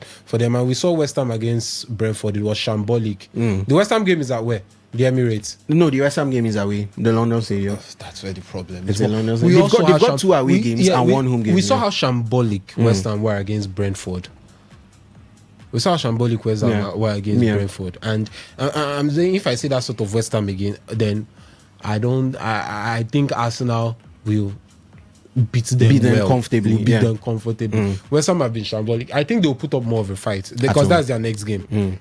Especially after the performance. Nuno will demand a performance against Arsenal from his boys. That's where the problem came in. I mean, if they are beating Brentford, maybe we could have seen the Brentford performance against Arsenal. But now they were beaten by Brentford. Not just beating, they were beating well, and the performance was shambolic. Nuno will demand a performance against Arsenal, and that's where the problem is. But does Arsenal have the quality? Yes, they showed that against Fulham, although Fulham has like the 3rd worst away record in the Premier League this season or 4th. So it's expected. that Fulham should have lost at the Emirates Stadium at the end of the day. But I think that has to be the difficult tie. Those other two, they will get through them. I think they will beat Palace, they will beat Burnley. It is the West Ham tie that is the problem now. Palace is at Selhurst Park, and it's been a shit. That is the last game of the season, right? Yeah. Palace will probably have won the Conference League by then, and they will not have anything to play for in the league again. The league. Arsenal will get it. Burnley, they will beat Burnley. West Ham is the problem. It's just that West Ham. West Ham is the problem. There's a huge possibility they go there and drop points. Oh well, it's Arsenal, and you. In recent weeks, they have shown that you never can really tell exactly what they are going to head on to do, because lots and lots of expectations were placed on them as they led by 3 at halftime, and they kept it that way until the very, very end. And a lot of people were speculating, it's 3-0. Throw on your best attackers and try and add to your goal difference. Fulham were basically barely mounting any attacks. You're 3 up at halftime. Why can you not go for more? Henry, are these the periods where Arsenal will look at it and say, that second 45, yes, it's an impressive first 45, but the second 45, we should be able to add a couple more, 1-2 more goals at least to that impressive tally we racked up in the first half? That's for United. No, for the Gunners yesterday. I think the job had been done. The job had been done. It's up. You have Atletico Madrid over during the week, so there's no need to go any further. I think a lot of people are like, Arsenal should have gone more. They say, no, the job was done. 3-0 first half. It was done. There was no need to go any further. Simple and short. There was no need to go any further. So I don't have any issue with that. Me, 3-0, if I'm at Teta, I'll hook up everybody at halftime. The rest go and play Madwake like he did that with Saka. Manage it, because you've done the job. Fulham are not coming back from that. Yeah. And it showed. We have the defensive solidity to keep them at bay. They won't score 3. Even if they score, they won't score 3. So I think the job was done. Focus on Atletico Madrid. That was already 3 points in the bag. A +3 goal difference, which is actually a good return. Now you focus on the Champions League, because you have a game against Atletico Madrid on Tuesday at the Emirates. And at the end of the day, there was nothing else to play for more than what you've done already. You've gotten 3 points, you've gotten a +3 goal difference. Move on. So Atletico Madrid is more important now. That's where their attention should have been. Moving from halftime, that's where their attention should have been. And he did just that. So I don't have any issue with what happened in the Fulham game yesterday. Man City are not going to beat Everton 4 or 5-0. They might not even beat Everton 3-0. Even if they beat Everton. Even if they do so beat it's Everton. still a good goals return at the end of the day for Arsenal. So I don't have any problem with it. Okay. So yeah, we are going to be still sticking with Arsenal, but we are going to be switching focus onto a man, Victor Gyökeres, that striker, yes, as he was on the score sheet twice against Arsenal, as Manchester United host another attack, and Bruno was just 1 pass away from being played in the Liverpool, really struggling to keep up with them. It's 2-0, and the game is heading to the 25th minute mark there, as Liverpool try to mount some pressure of their own. But Divine, you've been keeping tabs on Arsenal for the remainder of this season, and you had your eyes on that game yesterday. How impressed were you with Arsenal's performance against Fulham? They got the job done. They got 3 points. They added valuable goal difference to it. Was there anything else they could have done, or that was just the performance they needed? Honestly, I think Arsenal's performance yesterday was outstanding. I feel like there is no other work that they have to get done. Yeah. Because it was 3-0. And we have to give a shout out to Victor Gyökeres. He was a very outstanding player yesterday. Yeah. And even Saka. I mean, I don't think they have to. They outplayed themselves. They did just well. So there was nothing more you would add to that performance to make it a perfect day. It was already a perfect day by halftime. It was a perfect game. There was nothing to by add. halftime. It was good enough by halftime, because it was a 3-0 lead already by halftime, and they didn't need to really make any changes to it. It was just okay. Yeah, it was okay, because they already had 3, so I feel like there's nothing to add. Okay. So it was... Okay.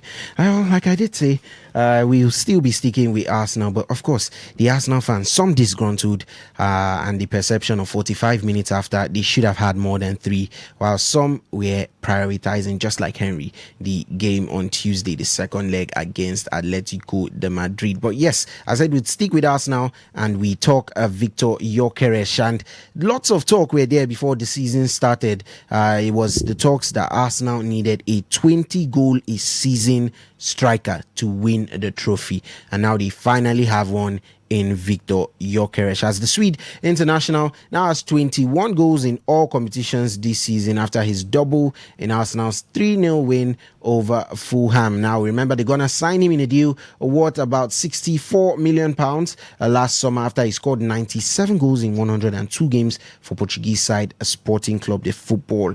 And with that fee, of a striker was able to post himself in front of the ball and just a simple tapping into the box, and we've seen the man score good, fantastic goals in the Arsenal jersey, and all for one simple reason: he's been given the ball at the right time that he should be given. Not when it's time to give the ball to the striker. We see Bukayo Saka and Trossard doing, or Martinelli doing whatever they should be doing on the wing, or some Madueke, instead of trying to get the ball into the box.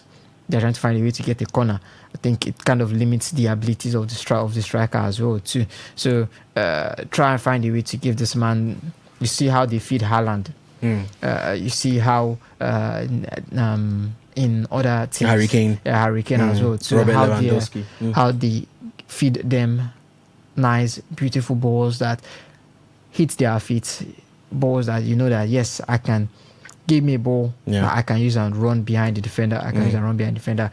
And he's got that speed, he's got that strength. At least we've seen from his days at Sporting, the man has evolved so far. And coming into the Premier League, he has that physicality of the Premier League. We've seen he did a play with Brighton before, playing was in Middlesbrough, Coventry as well too. So he has that strength. He knows how the Premier League works. He knows how the championship works as well too. So he is a Premier League striker if he's being treated or if he's being played like one. All right, speaking about his time at Sporting, he returned 97 goals in 102 matches. You would not see too many of that record elsewhere. So it does show that he has the potential to be an out-and-out goal-scoring option, as he is Arsenal's top goal scorer this season. Henry, I'm just going to come to you with this one because there has been lots of criticisms, maybe not in recent weeks, but over the course of the season about how he plays and how he was not the striker Arteta wanted. Lots of talks we heard during the transfer window. Arteta wanted someone else. He didn't get him and resorted. He did want Benjamin Šeško. He didn't get his name. He didn't get him, and he ended up with Victor Gyökeres, the 27-year-old. But he has come in, and so far he has made the best out of his situation. What exactly would we give, or would you, Henry, give Victor Gyökeres as a signing in terms of rating when compared to every other striker that was signed during the summer? I'm talking about the likes of Hugo Ekitike, Nick Voltemada, and João Pedro. You could put him; those were top performing strikers this season. Where exactly would you rate Victor Gyökeres? 14 Premier League goals. He has scored more than all of them. So are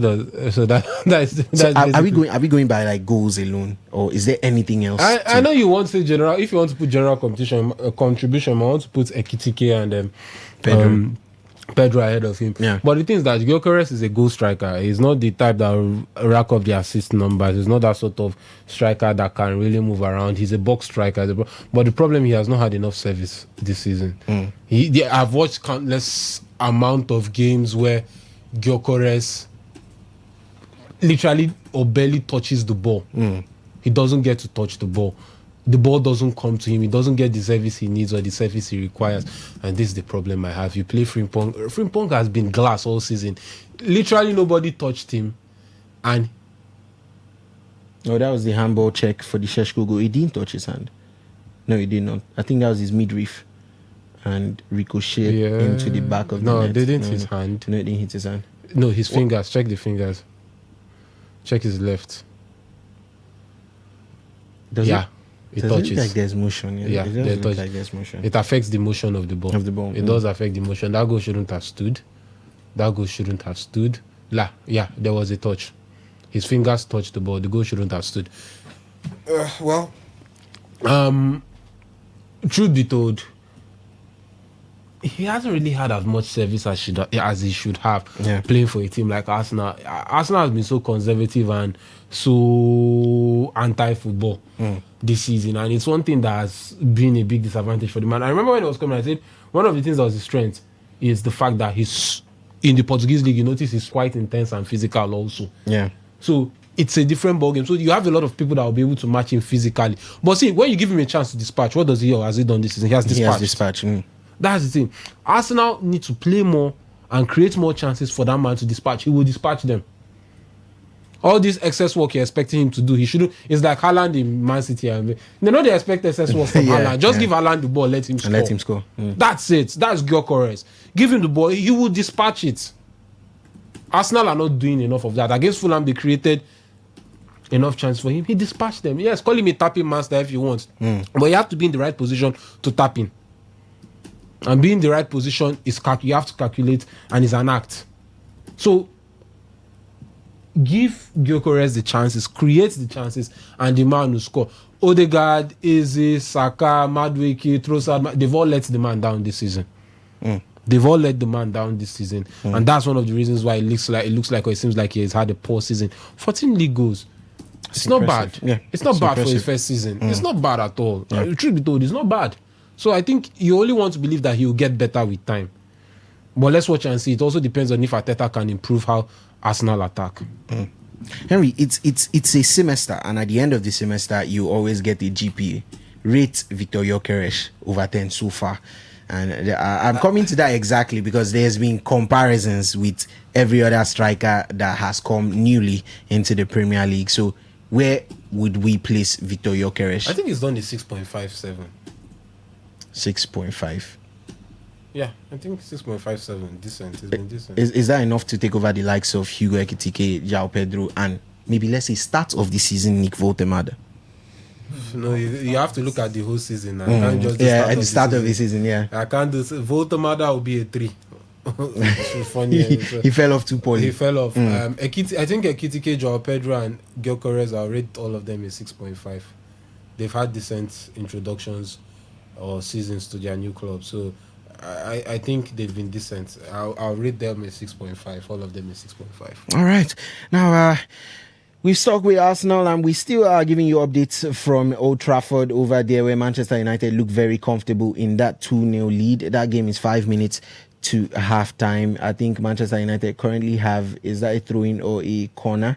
So it shows lots and lots of United possession, them on the ascendancy. It's actually a free kick in their own half. The ball is played back to Lamans and play continues. It's 2-0 to Manchester United. Bournemouth at home to Crystal Palace did finish 3-0 in favour of their home side. Villa will take on Tottenham. That game is a 7 p.m. kickoff. Celta Vigo did defeat Elche by 3-1, while Getafe are currently trailing at home to Rayo Vallecano. The 5:30 kickoff sees Real Betis take on Real Oviedo, and 8 would see Real Madrid try to stop Barca from winning the La Liga today by making sure they don't drop points away to Espanyol. In the Italian Serie A, it's all over there in that center where Sassuolo was taking on Milan. Milan were reduced to 10 men in the first half, and Sassuolo cruised to a 2-0 victory. Bologna and Cagliari finished in a goalless draw. It's a 5 p.m. kickoff for Juventus at home to Verona, and by 7:45, Inter Milan could be crowned champions of the Serie A with a home win against Parma. Over there in the German Bundesliga, it's Mainz 05 who are causing more and more pain to a struggling St. Pauli by a 2-0 lead. That game is in the 80th minute. Mönchengladbach will host Dortmund in about 18 minutes time, and by 6:30 it's Freiburg who take on Wolfsburg in the German Bundesliga, the last game of the day. Lille with a disappointing draw to Le Havre. That game has finished. It was a 2 p.m. kickoff. Auxerre will take on Angers. Paris will take on Brest, and Strasbourg will take on Toulouse, all in a 4:15 kickoff, while Lyon versus Stade Rennais would be the last kickoff of the French league. Yes, it's time to get your thoughts on everything we've been discussing concerning Arsenal. Yes, it's been an impressive performance by Arsenal, but are you a part of those disgruntled fans that wanted to see them score more goals in the second 45, or were you very, very okay with that result, given the second leg of the Champions League in mind? And Victor Gyökeres under the spotlight, he has been that main man for us now when it has to do with goal scoring. But Arteta has hinted that it is not the best that he could play, and he could play much, much better than that. Do you agree with Mikel Arteta? And if you do, how do you think Arsenal can unlock his full potential? Yes, and has he also been viewed very unfairly this season? He has 21 goals, and he's that striker that they were clamoring for when you have to do it, referring to a 20-goal season striker. He's that person. Has he been viewed very unfairly in the fact that he still is able to give you the goal-scoring numbers, but his general pattern of play may not be so pleasing to the eye? 0810-9510-951, 0810-9510-951. The SMS and WhatsApp also doubles at 0701-933-9962, 0701-933-9962, as we shift our focus to discuss someone who is currently playing on the pitch there at Old Trafford, and that man is none other than Manchester United's El Magnifico, Bruno Fernandes.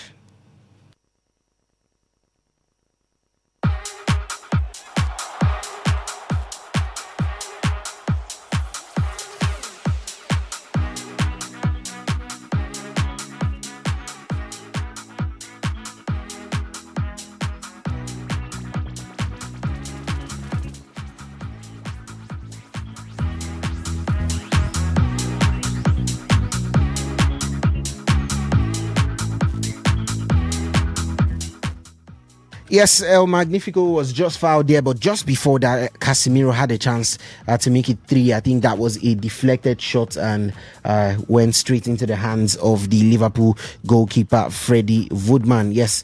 Okay, we have this score here. Do well to call back, please. I think that was a drop call situation. Do well to call back. 0810-9510-951, 0810-9510-951 to talk about Arsenal and all we've discussed. And yes, we are about to jump into Bruno Fernandes because he is on the headlines for a lot of reasons. Yes. Just last week, Manchester United's captain Bruno Fernandes opened up on his decision to remain at Old Trafford last summer, saying he doesn't think he could replicate the feeling of being successful at any other club in the world. The 31-year-old turned down a move to Saudi Arabia last summer in favor of remaining at United, and in December he admitted he could have left, but reported that there was no desire from United to sell, and he remains part of the club's long-term plans. It's not a question of loyalty, Fernandes said. I could have gone 2 years ago, I could have gone 3 years ago, I could have gone last season, but I really like to be here. I think that being successful at this club is something that I can never get at another club. The joy and everything I get the day I get what I want from this club, I don't think I will get that from any other in the world. I know how much the fans want this. I know how passionate they are. I know how much they are waiting for the club to come back again. I'm on the same ship as they are. I want this ship. So instead of being steady, I want it to go forward and to navigate as much as we can. Yeah, we won the Carabao Cup and the FA Cup, but what this club wants, what these fans want, and what I want, myself and the team, we have not gotten that yet. And until my contract expires, I am going to try. I haven't achieved everything I wanted. I've never hidden that I wanted to win the Premier League and the Champions League with this club. I might do it, I might not, but until I get the chance or until I'm here to do that, I am going to try. It's going to be difficult because you have top clubs in the league that have been winning the league for so many years and being consistently there, and we are not. That was Bruno Fernandes talking about his opportunity to leave Manchester United in the summer. But yet again, he's still that man there at the focal point of the headlines. I did mention that if it wasn't for a Freddie Woodman save on his attempted cross back header across the face of goal, that would have been his 20th Premier League assist this season. So yes, it is an assist chasing Bruno Fernandes as he eyes that record that is currently held by Kevin De Bruyne and Thierry Henry in the 2019-2020 season and the 2002-2003 season respectively for Manchester City and for Arsenal. But with 4 games of the campaign currently, we'd say at least about 45. Buemo takes a shot that is cleared away. That was still Bruno on the orchestration of that one again. He swings in across. It's saved. So Manchester United looking to go into the halftime, still on the ascendancy. Bruno at the focal point of everything. Now, enough to say he has been a creative force in his Premier League since coming, and he has 19 assists as it stands, which is by far his highest in a single Premier League season. Now, he's projected to have at least 3 more in his remaining, we can't call it 4 games again, let's say 3 games and 45 minutes to go. So 3.5 games to go. And by the end of the current campaign, games against Sunderland, Nottingham Forest and Brighton, he's expected to have finished on 22 projected assists. The numbers reveal a huge gulf between Fernandes and the rest of the league, as the second after him, Jared Bowen, and Manchester City's Ryan Cherki are on 10. He's also ahead, astronomically clear of anyone else chasing for chances created. 114. We're ahead of the next players, which are Dominic Szoboszlai and Declan Rice on 61. But it's also worth noting that in the context of this season in the Premier League, Fernandes ranks comfortably top for open play chances created too, although he has recorded 10 of his 19 assists from free kicks and corners, compared to only 2 and 3 respectively for Henry and De Bruyne in their record-breaking season. Ovi, Bruno is always going to be on the headlines for one reason or another. Spoke about leaving Manchester United, heavily linked with Inter Milan. What a midfield that would have been. Çalhanoğlu, Barella, and of course Bruno Fernandes. Would have loved to see that in Europe, but that move did not work out. Saudi Pro League, top clubs came. It did not also work out because Bruno stayed true to the club and refused to leave. Is that the right decision to make at this point in your career, to give your best years to Manchester United? 31-year-old Bruno Fernandes. Ovi. Well, he wants to be a legend for the club. I think he's already done enough to even be a legend for the club. And he stayed. He saw the plan, he saw the vision for Manchester United, and he kept true to his word. Stayed Manchester United and leading them to return back to Champions League football. I don't think you get better than that. Yeah. Who knows? Next season, Real Madrid might come calling. As we know, they're still trying to find a way to replace Toni Kroos. But the man as well too is quite old in Bruno Fernandes, but he can still give you that amazing football as well too. And Manchester United, as long as I feel they've got a good plan for the next 2-3 years, I think they can win something with Bruno Fernandes at the helm of affairs. Right now, they've, as we've seen, under Michael Carrick, they're flying high. 3-0 against Liverpool. I don't think it gets bigger than you see. It just shows you the amount of work they've been putting in, and the man is on route to breaking the goal, the assist record that was set by Kevin De Bruyne and Thierry Henry. Yeah. So, man is having one of the best football in careers or seasons in his career. And people haven't touting him to be the PFE player of the season at the end of the season. So everything is just going well for the man, and it without depend on if Arsenal win the league title or so. But the man has played fantastic football, as you've already read out the stats. Head and shoulders above every other person in the league when it comes to contributing to both goals and assists. So I just want to see what more the man can do, and if Manchester United can actually build a good squad around him. You just have to say his leadership qualities have also improved from his time under Amorim. We remember the time under Ten Hag and Amorim, we were questioning whether the man should be a leader in that locker room. But so far, I think he has already grown into that role, and we've seen it during this season, how he's been able to manage the players in that team, even with Casemiro and the rest. And especially with Casemiro now leaving next season, they're going to have, or everyone's going to be looking at him as the top dog in that locker room. Yeah. So he needs to find a way to carry himself well and control the locker room.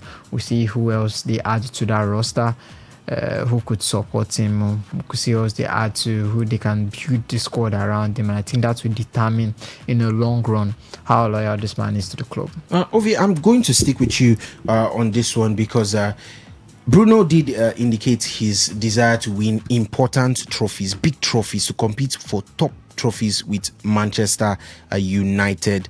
That means he wants to win the Premier League. He wants to win the Champions League. He stated that very, very clearly. Now, United, with their current win over Liverpool, would move automatically into Champions League qualification. They needed 1 point before today's game to secure UCL qualification. Would we be able to look at United as UCL and Premier League contenders, serious contenders, by the start of next season? As I said, it depends on what they do during the summer. It depends on that. Is Michael Carrick still going to be the one in charge? Are they going to get a different manager? Who's going to be running the football? Yeah. Is it going to be Ratcliffe and the rest, or is it going to be the manager running the football? That is what you want to look at before you can start talking about Manchester United next season. But this squad has been, at least for the last 3 or 4 or 5 games, at least since Michael Carrick came in, they've been playing fantastic football. Yeah. I don't really want to say much about that. I don't really want to say much about that. But with the way things is going right now, it looks to be Manchester United, at least if this team could go next season, maybe. But you also have to factor in other things. There's going to be lots of competition. They will be playing in the Champions League. That's if Michael Carrick is going to be there. Champions League, FA Cup, Carabao Cup. Can Michael Carrick handle all those? Almost a 60 game. Can he handle the pressure when you have a game this weekend, and then by the midweek you have to play Champions League. You have to play Champions League game. How are you going to be able to manage your players? I know, especially when your squad is cut thin with injuries. I know how you're going to be able to manage your squad. That's when you need a manager that can handle these situations, and also one that wants to call an upstart. In Michael Carrick, even though you say he has been in the Championship, but this is a much more bigger game. He's only done it in the league so far with Manchester United. If he goes to the world stage, what could he bring to the table? So lots of factors to call in if you want to say Manchester United will be competitive in the Champions League and in the Premier League, at least for the Premier League title next season. But I don't want to call it early, but for now, what I'm saying is good enough. No, it's not good enough, but I feel it could be better. It could be better, but it's close. It's close by. Close, yeah. Yeah. And is with a team that has been whacked for the past how many years? So it's nobody's fault, but that's just how it is. But if it's about Bruno's ability, he has it. He's got it. Truth be told, he has it, and Bruno is one of the greatest. Maybe if he wins the Premier League, you could start. But you look at people like Lampard, multiple Premier League titles, or you say Gerrard didn't win the Premier League title or anything, but I mean all these other men, Gerrard won trophies with Liverpool at the end of the day. You're looking at Lampard, multiple Premier League trophies with Chelsea. You look at Kevin De Bruyne, is it 5 or 6 Premier League titles with Man City? So, like, come on, let's be fair. All right.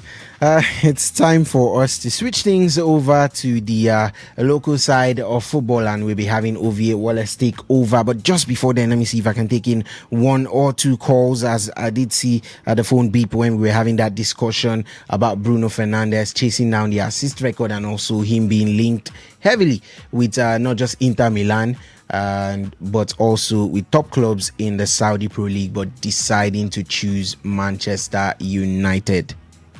0810-9510-951 0810-9510-951. Yes, we want to hear your thoughts on everything we've discussed concerning Arsenal. Victor Gyökeres, the first 20-goal striker in the debut season since Alexis Sanchez 12 seasons ago.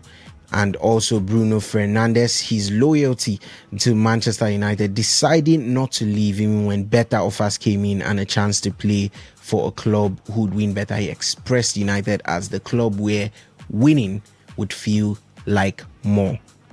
Let's get your thoughts. Hello, Kala. Good evening. Welcome to the show. Hello. Hello. Okay, do well to call back. That was a drop call situation. We could not really hear you on the other end of the line. 0810-9510-951 0810-9510-951. Send your SMS and your WhatsApp messages to 0701-933-9962. Hello, Kala. Good evening. Yeah, good evening. Welcome to the show. Kabula Barry. Welcome to the show. Yeah. Let's have your thoughts. Me, I will start from Gyökeres. If Gyökeres don't score more than 20 goals this season, what do you want to do? Because upon all the striker with them back from England, now you don't see much play past all of them. So if you don't see much play, then you know if he score goal. Waiting be the reason why they buy him. So if he don't score 20 goals, nothing, no glory. We never give him say in too much because in the see the score match, 20. maybe in they come from bench or go. In the always they start the match. So me self at the sense that they go when score every day small for the match when you don't play. So as in score is good. Then for Bruno Fernandes, he has tried, but the club that he is now, there is no headway for them. Maybe they might qualify for Champions League, but when they qualify for Champions League, then they play 3 games or 2 games in a week. How Man U will be coping. That is when we will know either Man U has come back or they have not come back. So they are reset. So for now, I want to say that he has done well. Then for Liverpool, Liverpool owners, they are the biggest problem we have in that club.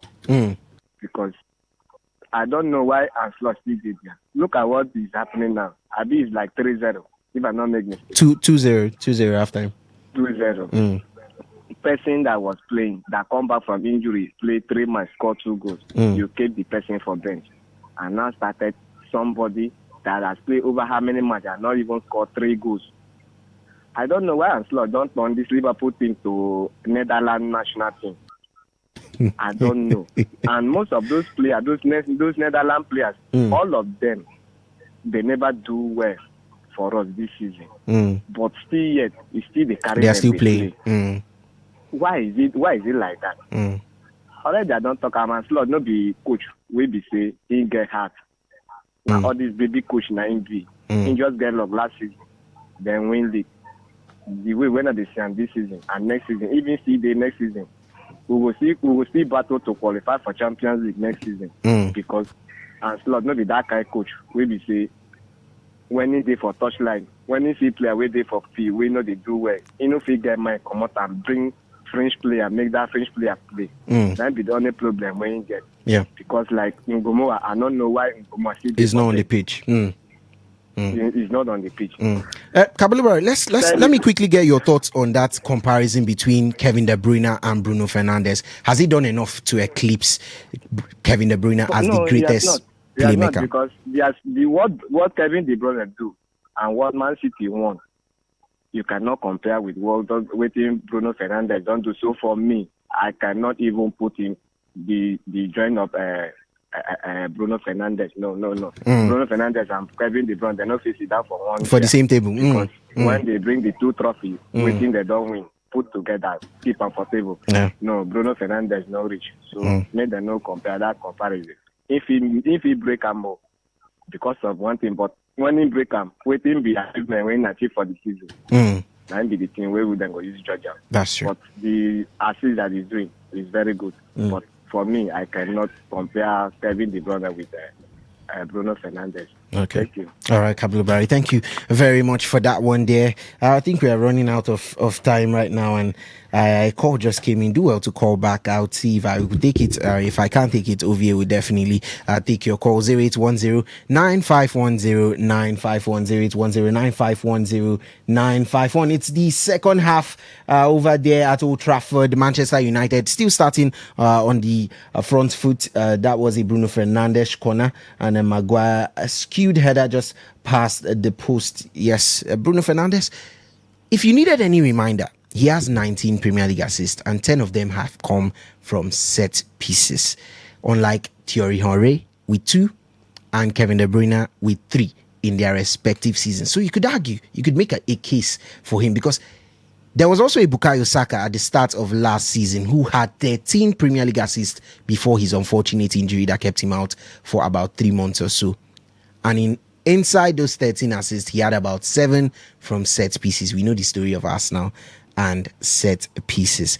0810 9510 951. You could also send your SMS and WhatsApp messages to 0701 933 9962. It's time to switch things over to OVA to take the next 1 and 24 minutes, not exactly 30 minutes anymore, 24 minutes to talk about football, but from the local scene. As Liverpool have got one back, that is Dominic Szoboszlai. Henry, has your face lit up there?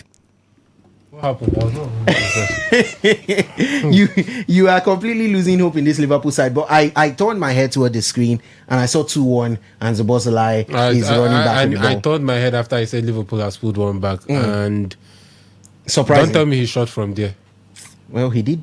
He did. Oh, it's fine goal from Szoboszlai. Actually, a fine goal from Szoboszlai. So Liverpool have one back. Let's see what happens this second half. But a misplaced pass from the man who just came on at halftime, Amad Diallo, and Liverpool have a lifeline in this game. Let's see how it goes. And yeah, it's about to get interesting at Old Trafford. United has not completed the season double against Liverpool since. I can't remember. I can't even recall the last time United did a double over Liverpool. It's been that long.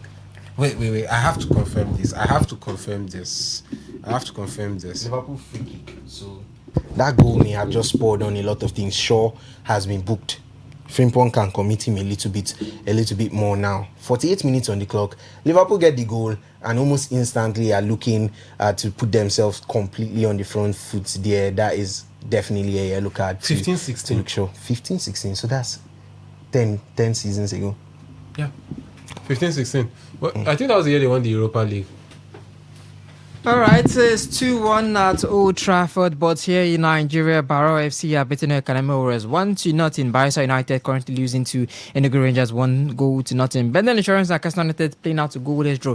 Inyiba and the Remo Stars is 1-0 at that centre. Quick Califat and Kano Pillars will get the results later. Niger Tornadoes are currently playing out a stalemate with Kwara United. It was 1-1. Kwara United do have a red card. Rivers United and Nabia Warriors is goalless at that centre. Shooting Stars beating Nassau United 2-0. Warrior Wolves and Plateau United, it's a goalless draw. With that, I say welcome to the second half of today's Sports Live, where we talk everything that has to do with Nigerian football. My name is Ovio. What is the sports chef? And I'm joined in the studio with the lady herself. Want to introduce us? Lesson. Good evening to you, V. Good evening, Port Harcourt. Good evening to our wonderful listeners. It is a pleasure to be here once again to talk about everything that is football on the Nigerian scene. Yesterday, the Falconets, they got a 2-0 victory over Malawi, their first leg of their World Cup qualifiers. And that was a really nice one to at least pour them and charge them for the second leg that would be happening in Malawi. It was a really good one for the girls. It was a good one for the girls. And yes, the NPFL is back. Things are heating up. Fights to avoid relegation and the fight for the championship. A whole lot is going on there. Just sit down and enjoy the show with us. Yes, a lot to talk about on the show this afternoon. So keep it locked onto Today 95.1 FM.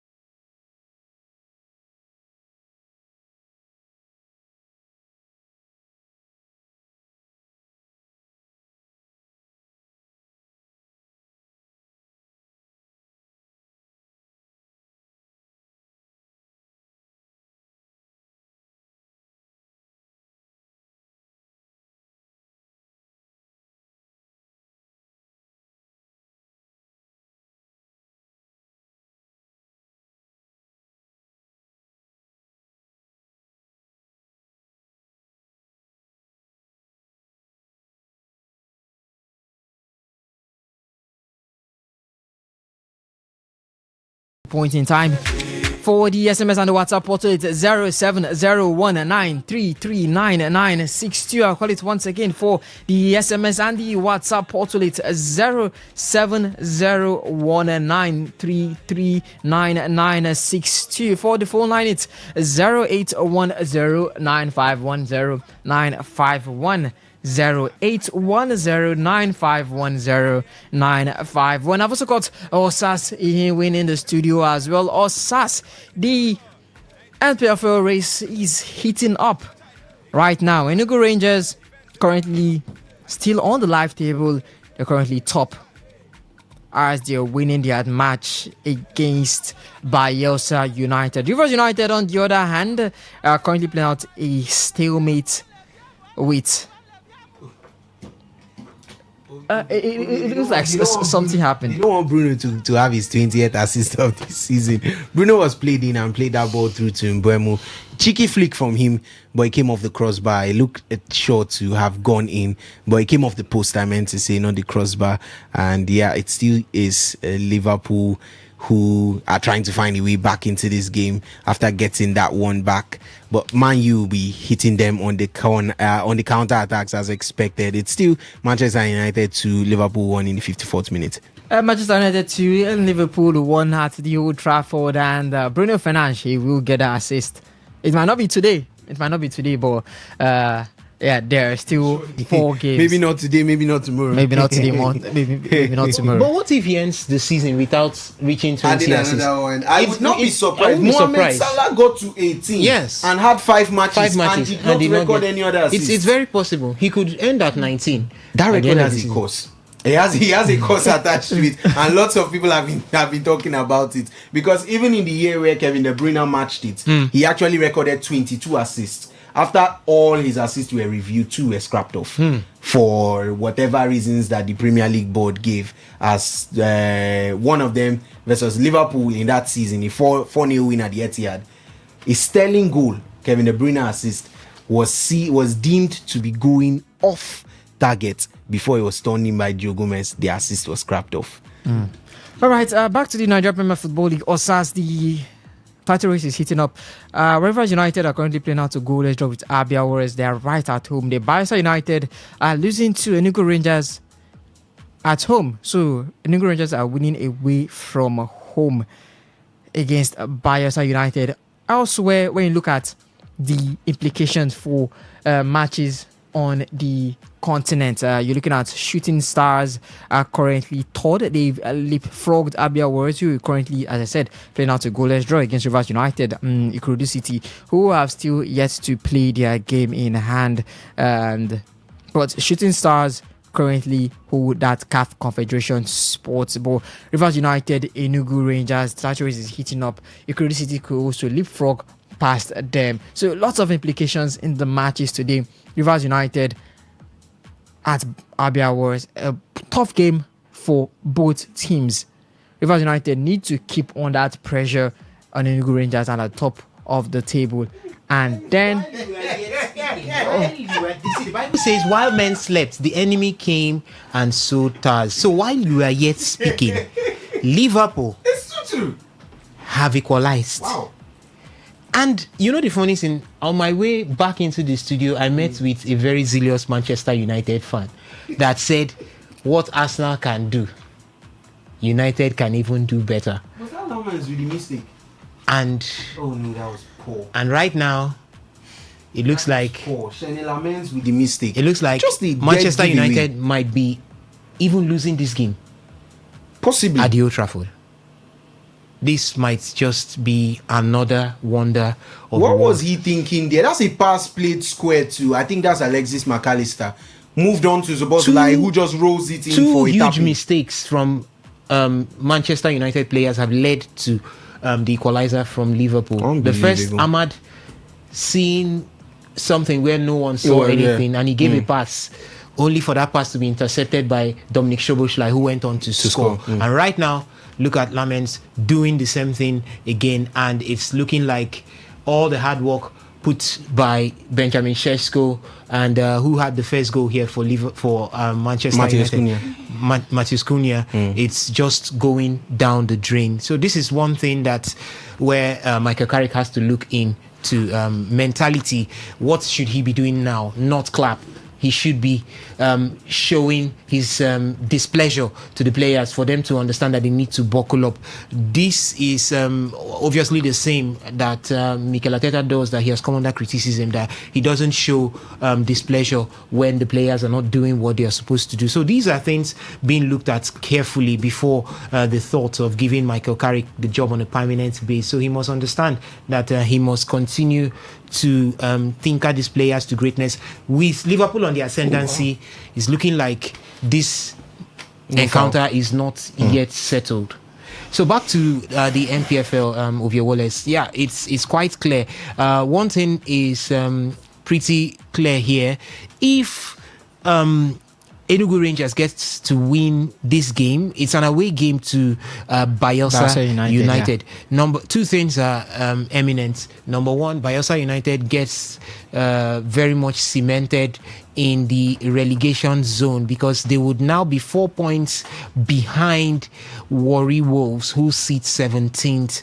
For Remo Stars, they are running away. They are trying to run. But that's one. And the second one, I think Rivers United would now stay clear of Enugu Rangers, or would I say Enugu Rangers would speed clear of Rivers United, because getting an away victory is more or less equivalent to getting 2 home victories these days. An away victory in the Nigerian Premier Football League looks like 6 points to you at the point. Where would Rivers United, and how would Rivers United be going away from home to get an away point to match what has been done right there for Enugu Rangers? I think Enugu Rangers, led by Fidelis Ilechukwu, really understands what it means to win the league at the nick of time. That's the reason why they have come all out to hit it at Bayelsa United, being one of the weak links in the remaining games to be played to the end of the season. And it's quite clear for Rivers United. Where are they? Are they away?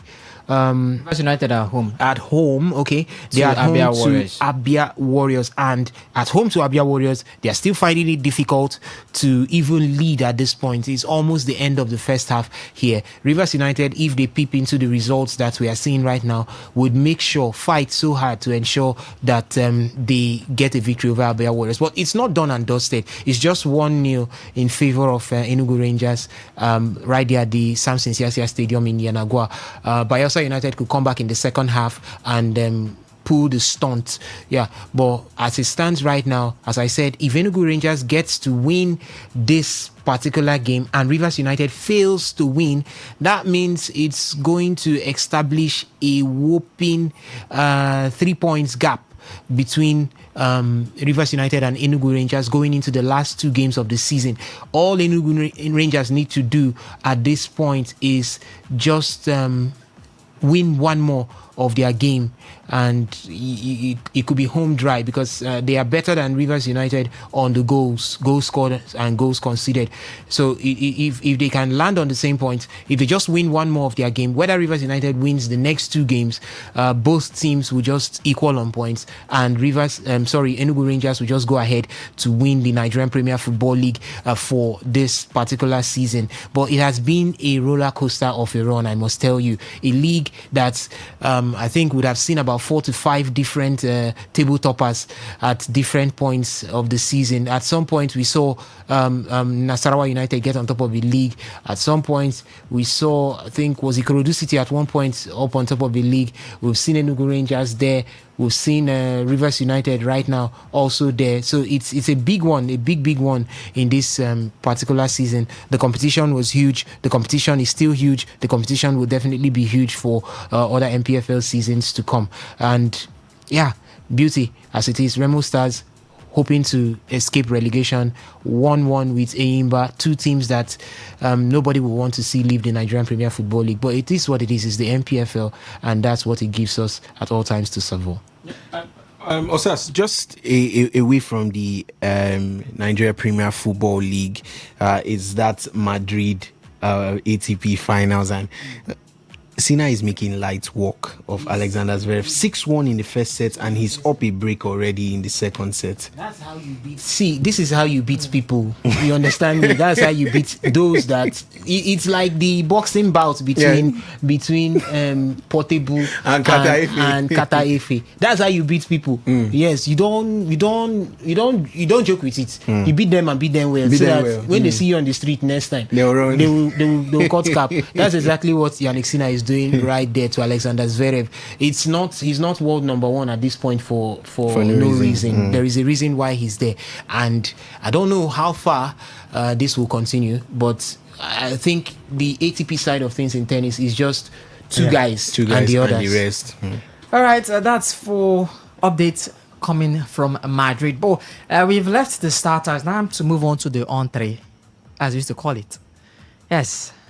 Understand you? No, I don't understand. You know, the main, there's the starter, the appetizer, then the main. You are taking us to the dining table. Yes. Okay. I forgot that you're the sports chef. Have you forgotten? Okay. We're moving to the entree now. All right, no problem. Yeah, and we start off with veteran football journalist Osasu Obayoana, one of the most credible voices in African football journalism, a man who has worked with FIFA's anti-discrimination task force. The man sat down this week on the Play Zone podcast and said what many people have whispered for years. He said it loudly. He said it by name. He called the NFF a big mafia. And he said the FA members take money for votes. Well, I'm the one saying it, but yes, let's hear from the horse's mouth, as they say. Nigerian football is a big mafia. It's a racket.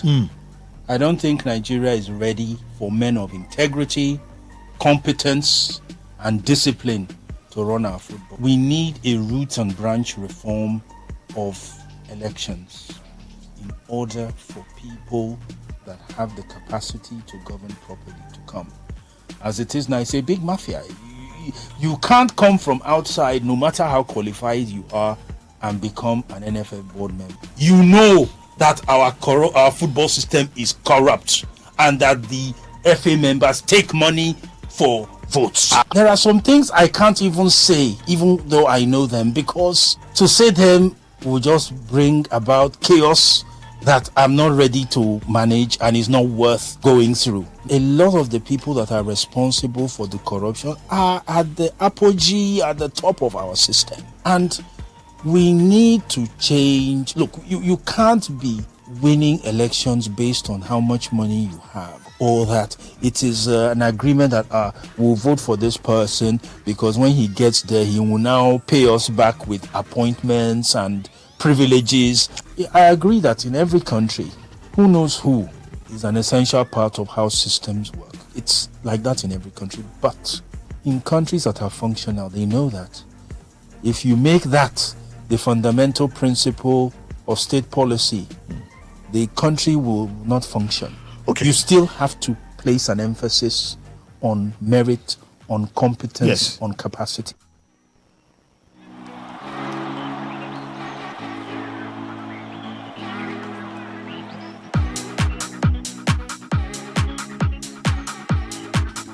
Well, it can't be the entree without just that little cut of meat. As the man also Osasu Obayoana also accused former NFF president Amaju Pinnick of directing a FIFA Go project, a mini stadium worth approximately 1.2 million to Ogborodo, Delta State, which he described as Pinnick's mother's village.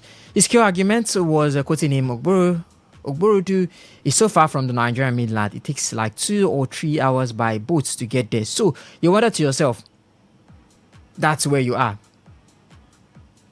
He has an event center in Warri. He does his things in Warri. Why couldn't he have just cited this in Warri, where it would have been easier for the project to be done and completed? Take a listen to Osasu criticizing Amaju Pinnick over the decision of the FIFA Goal project. I have to mention this because I want Nigerians to know this so that when you hear me talking about Amaju, you will understand.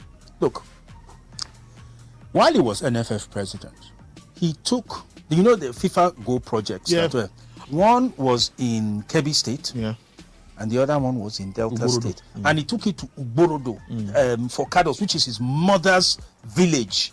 Ugborodo is so far from the Nigerian mainland. It takes like 2 or 3 hours by boat to get there. So you wonder to yourself, even though that is your mom's village, you are a Wariga. That's where you are. He has his event center in Warri. He does his things in Warri. Why couldn't you have just cited this in Warri, where it would have been easier for the project to be done and complete? Because Ugborodo was so far from the Nigerian mainland, the cost of the project became unsustainable. Because to even carry the construction materials to Ugborodo by boat, you have not even started the building. You have not taken the workers heavy there. machinery. Now, it has become such a mess that FIFA has told the Nigerian Football Federation that we are not putting 1 kobo more into this project. I spoke to the Africa manager in Rabat during the AFCON, and they made it clear that if Nigeria doesn't make up the remaining money for the project, they are cancelling it. FIFA is not putting 1 kobo more. So that project is gone. The money is wasted. All the money is wasted. You do your costing before you start a project. You factor in the challenges of the project before you start the project. You don't put the cart before the horse. Okay.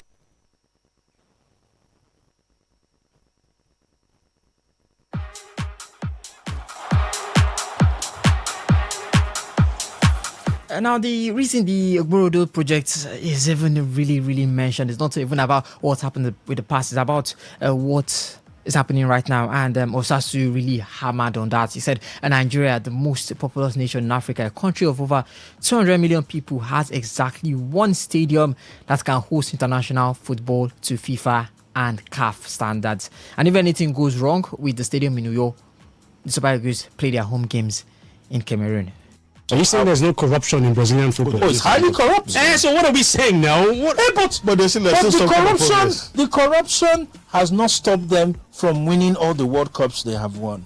Charles, we have not won the African Champions League in 20 years as a country.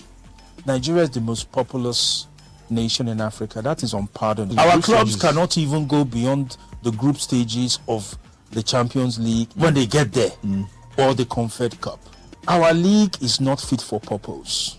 Look, you don't have a football industry in a country when you don't have a thriving league. It is the league that develops your talent, you have the economic ecosystem. And before I forget, because you see, I know we were talking of Amaju Pinnick, and I want to say 1 or 2 things. Look, he was there for 8 years. You couldn't build a national technical center.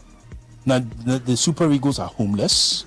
They have been playing all over the place, and if they are not there in Rio, how can this be for a country of Nigeria? To be fair, this is not an NFF issue, but it is a Nigeria issue. That Nigeria only has one stadium that can play games. If anything happens to the Uyo Stadium now, Nigeria will be going to play in Cameroon.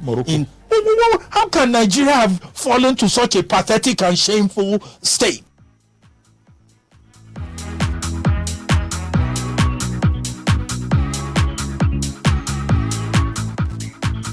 So guys, I've served the dish as large as it can be, as delicious as it can be, as spicy as it can be. So where do we start? Is it the accusing the FA of buying votes? Is it accusing Amaju Pinnick of building a stadium deep inside the village?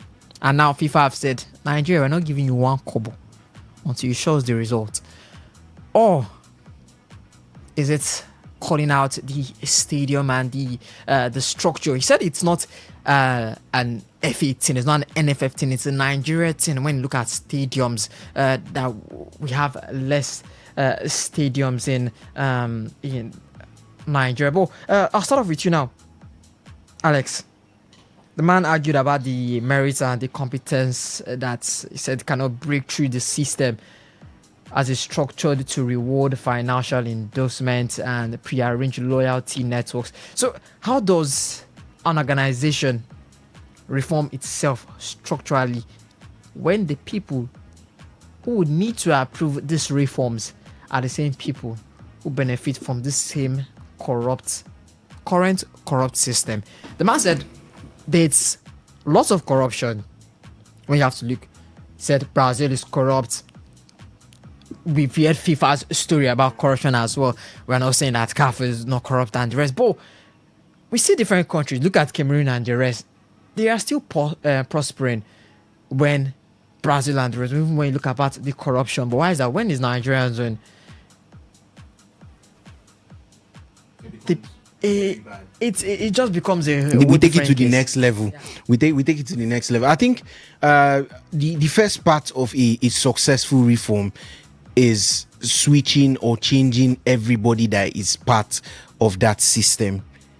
You cannot have one problem in the system that is going to gradually leak through every other personnel that is also attached in that particular setup, and not expect to remove the source of it and not the others. I'm just simply saying that if it started from one person, which it's highly unlikely, if it's only one person that had the big idea and was willing to divert funds and every other thing into his pockets and use very minimal, because I think that is always the issue at the end of the day. The funds that are being given out, both the approved funds, the ones that we know it's not very occurrent, but the ones that are given out by the government, the wages paid, everything that is supposed to be thrown back into the game and thrown back into that field to help for development purposes, to help even with grassroots development and all of that, is being diverted. And in that situation, we have a problem with it when it's not even being used at all.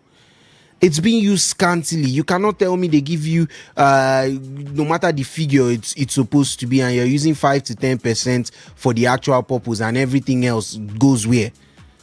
Into unexplainable terms, and then you're having to quote different things and making yourself or embarrassing yourself on live TV. I mean, it's a huge problem because everybody in that system is part of that the corruption based politics that they run. And for you to have a successful reform, for you to have a successful sweep, you don't remove one person and say, okay, this is the cause. You take all of them out. And you bring people in who are more accountable, people who can show records, who can at least say, okay, look at my books, I'm going to balance them. If this was what was given, then this is what you'd see effectively. This is what you'd see. There are lots and lots of persons that I think why their cases are always a problem is the fact that they do not even balance their books at all. They look like they are actually putting the work in to essentially grow that industry or to grow that department, whatever sports department they are thrown into. Take it away from football, go to every other aspect, even AFN. Look at the basketballing league here we have down here too. Go away from football, just go into any other department. It's a common thing. That means the reform is necessary and it has to be an overhaul. It cannot be just one. To clean the system, you have to remove every single thing that pollutes it. And it is just speaking when you have to talk about, okay, finances and the fact that they are not very well accounted for, and they are also not affected because you can't see a result of whatever budgets are being put out for different sports developments, for different segments or brackets that it's supposed to go into. It's a very huge problem over here, and you have to understand that it starts with maybe one person, but gradually it becomes an overhaul so that the entire system is purged and purified. And you will be looking, as much as it is difficult, you'd be looking to bring in people that can at least account for most of the things. That's the only way you're going to ever achieve a structural reform. You could go as far as to take it even away from sports, but let's stick with sports. It's a general problem when you have to look past departments or several departments and you'd still find the same reoccurrence over and over and over again. That's when you know, yes, it is a real problem that is being faced. Oh wow, what a goal. What a goal. Is that Kobe Mino? 3-2 to United. What a hit by Kobe Mino. He just runs onto it and slaps it into the bottom corner. United regained the lead when Liverpool looked like they were on the front foot, so much on the front foot. So this looks like a Champions League football for 2026-2027 season, all but secured for Manchester United. Let's see if they can hold on to the lead this time with about 30 minutes to play. But it's a good sequence of play. Manchester United back in front. So basically, Ovi, what am I saying? If you want to be able to complete a cleanup, I do not clean a section of the room and declare that other places are okay just because I've removed where the trash is being kept. You're going to do a complete cleanup. You're going to do an overhaul. You're going to make sure that every single box is ticked in terms of trying to find out who is and what is and how you're going to be able to solve whatever situation you're in. And that is basically the problem there. How many people are going to resign? I think Henry was pointing out the other day, the Italian Football Federation. We know the story of what happened to them, how they did not go to the World Cup. As soon as they did not go to the World Cup, Gattuso stepped down, their president stepped down, the president of the Italian Football Federation stepped down. We had about 3 people step down from their position. Can you tell that to the NFF? Can you tell that to the people at the top? Oh, we are not playing in a World Cup for 12 years. When is there going to be effective change? Let's not talk about the facilities, the grassroots developments. Let's not even talk about the league.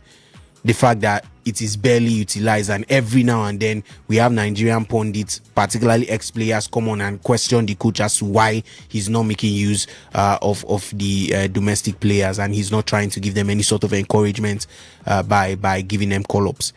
Okay, these are all part of the problems that the system has to face, and it has to be a very painstaking process done one by one. But at the end of the day, the overhaul will be achieved.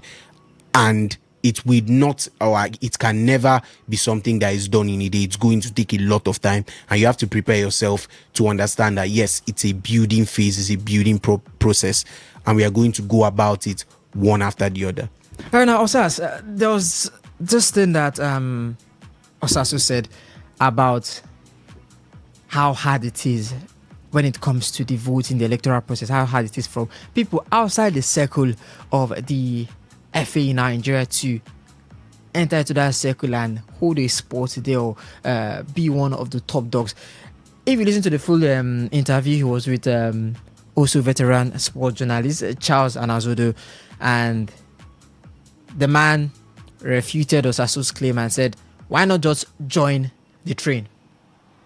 Now I'm looking at you can see how Nigerians, we have two sides thinking two different things for the same purpose. One is it's going to be hard. Another one is join the train.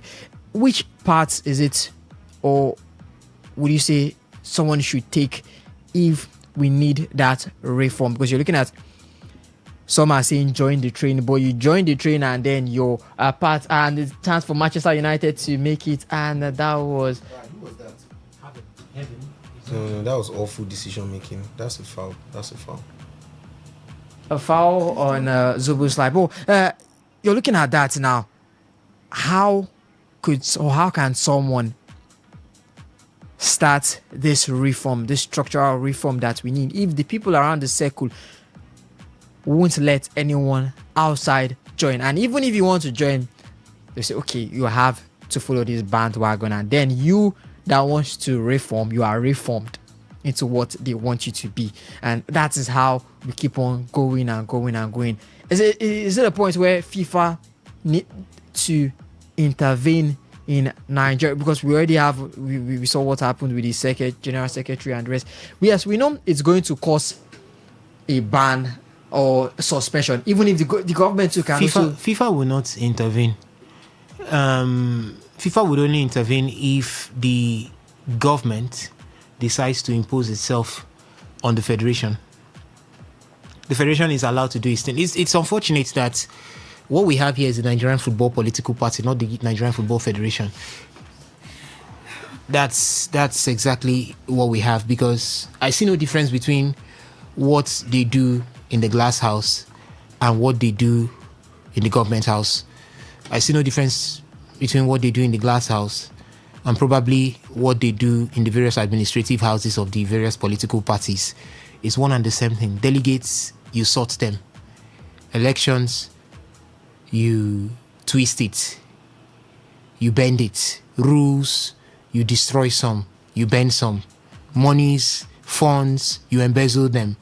That's exactly how it is right now. As well said, the Italian Football Federation had so many of resignations just because Italy did not make it to the World Cup, the 2026 FIFA World Cup. Big names. I'm not telling you big names. I think Buffon was part of that. We had Gennaro Gattuso as the coach of that side. We even had one of the head of the Italian referees committee. He touched him too. He had to come down from his high horse, and decide to step away from the entire system. But the reverse is always the case in Nigeria. You fail, you glory in your failure. You sit there, irrespective of whatever any person says, and tell yourself that, in fact, you do your own self-acclaimed glorification. From the first part of the show, we had Leko Soweto on the show, and he talked about the same thing. These days, you put on your radio, you put on your television, you go on the internet, you are seeing Honorable Bukola Olakpade telling you how 250 billion naira has been earmarked for the development of athletes. 200 billion naira has been categorically put aside for the building of facilities. We were here when we heard that the NSC is trying to put up a scheme to I can't pick the name of the scheme now, but the scheme is to harness, put together, bring in, redirect, capture the Nigerian athletes in diaspora. And I asked, I said, what of the ones where they are? The ones that are here, we are not done. You are looking outside. That's it. The NFF, the same thing. It's one thing for you to shout, Eric Chell, you must pick from the Nigerian Premier Football League. Ask yourself, what have you done to improve the Nigerian Premier Football League? We are still in the same circle. If you like, bring an angel. The system is polluted. Just like what Alex said, there needs to be a total overhaul. What I mean is everybody out. We start from the beginning.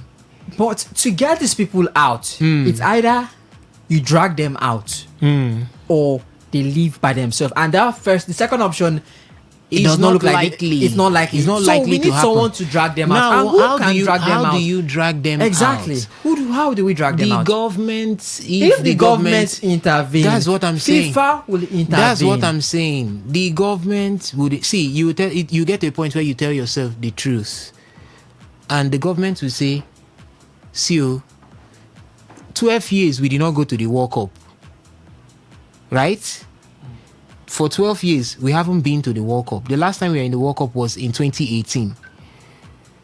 That's 12 years running, isn't it? Yes. I decide to scatter the whole table, and FIFA will ban us for 10 years. Which one is better? No, which one is better now? If they had scattered the table right after 2018, we'll be coming back from the ban now. And maybe we would have corrected all the wrongs. Because, you know, what it simply means is that the government will step in using its veto power. Everybody flush off. I disband the NFF. I this, I that. Those who are corrupt, pull them out, penalize, do what you have to do to clean up the system. FIFA will come and say, no, we do not support government interference in football matters, political interference in football matters. What FIFA will do is a ban. Then you clean up the system so that when you come back fresh. In fact, if it's a 10-year ban, you use 8 years in cleaning up the system, you use 2 years in warning every person who will come in that if you try this again, you understand me? Now, that's on a lighter note though, but what I'm saying is that you categorically, all round, comprehensively make sure that the system is clean. So that when you come back, you take flight. Because what we are doing is 2 steps forward, 1 step back. What we are doing is just running around a circle. I am afraid if we will qualify for the 2030 FIFA World Cup, we hear FIFA wants to increase it to 64 teams. God bless Nigeria. They increase it to 64 teams. Maybe they will find it easier to qualify. It will not be 8 groups now. Maybe they will just increase it to 16 groups. Then let's see if Nigeria will also not qualify, where you have Eritrea, Seychelles, Sao Tome and Principe, and maybe Ethiopia. So it's painful to think about it. It's painful to think about it. We have been listening. By rights, everybody who is associated with the Nigerian Football Federation, key stakeholders, are supposed to have resigned. But yet they are willing, able, and ready to go for another term in office in the election that comes up in September. So it's not in joining the bandwagon, according to Charles Anazodo. I don't know the context to which he decided to state join them. But this time, it's not in if you cannot beat them, you join them. Because if you join them, you'll be like them.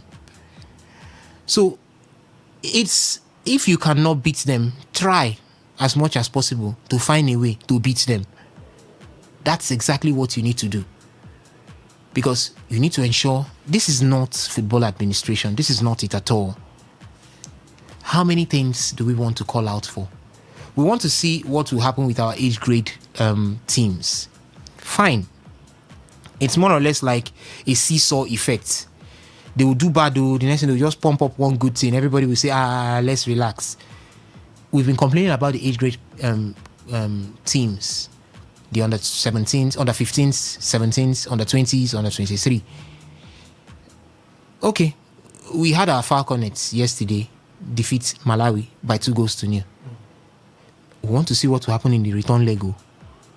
But it looks like there are some changes that have been brought into these age grade teams that could maybe spring or spiral positive results.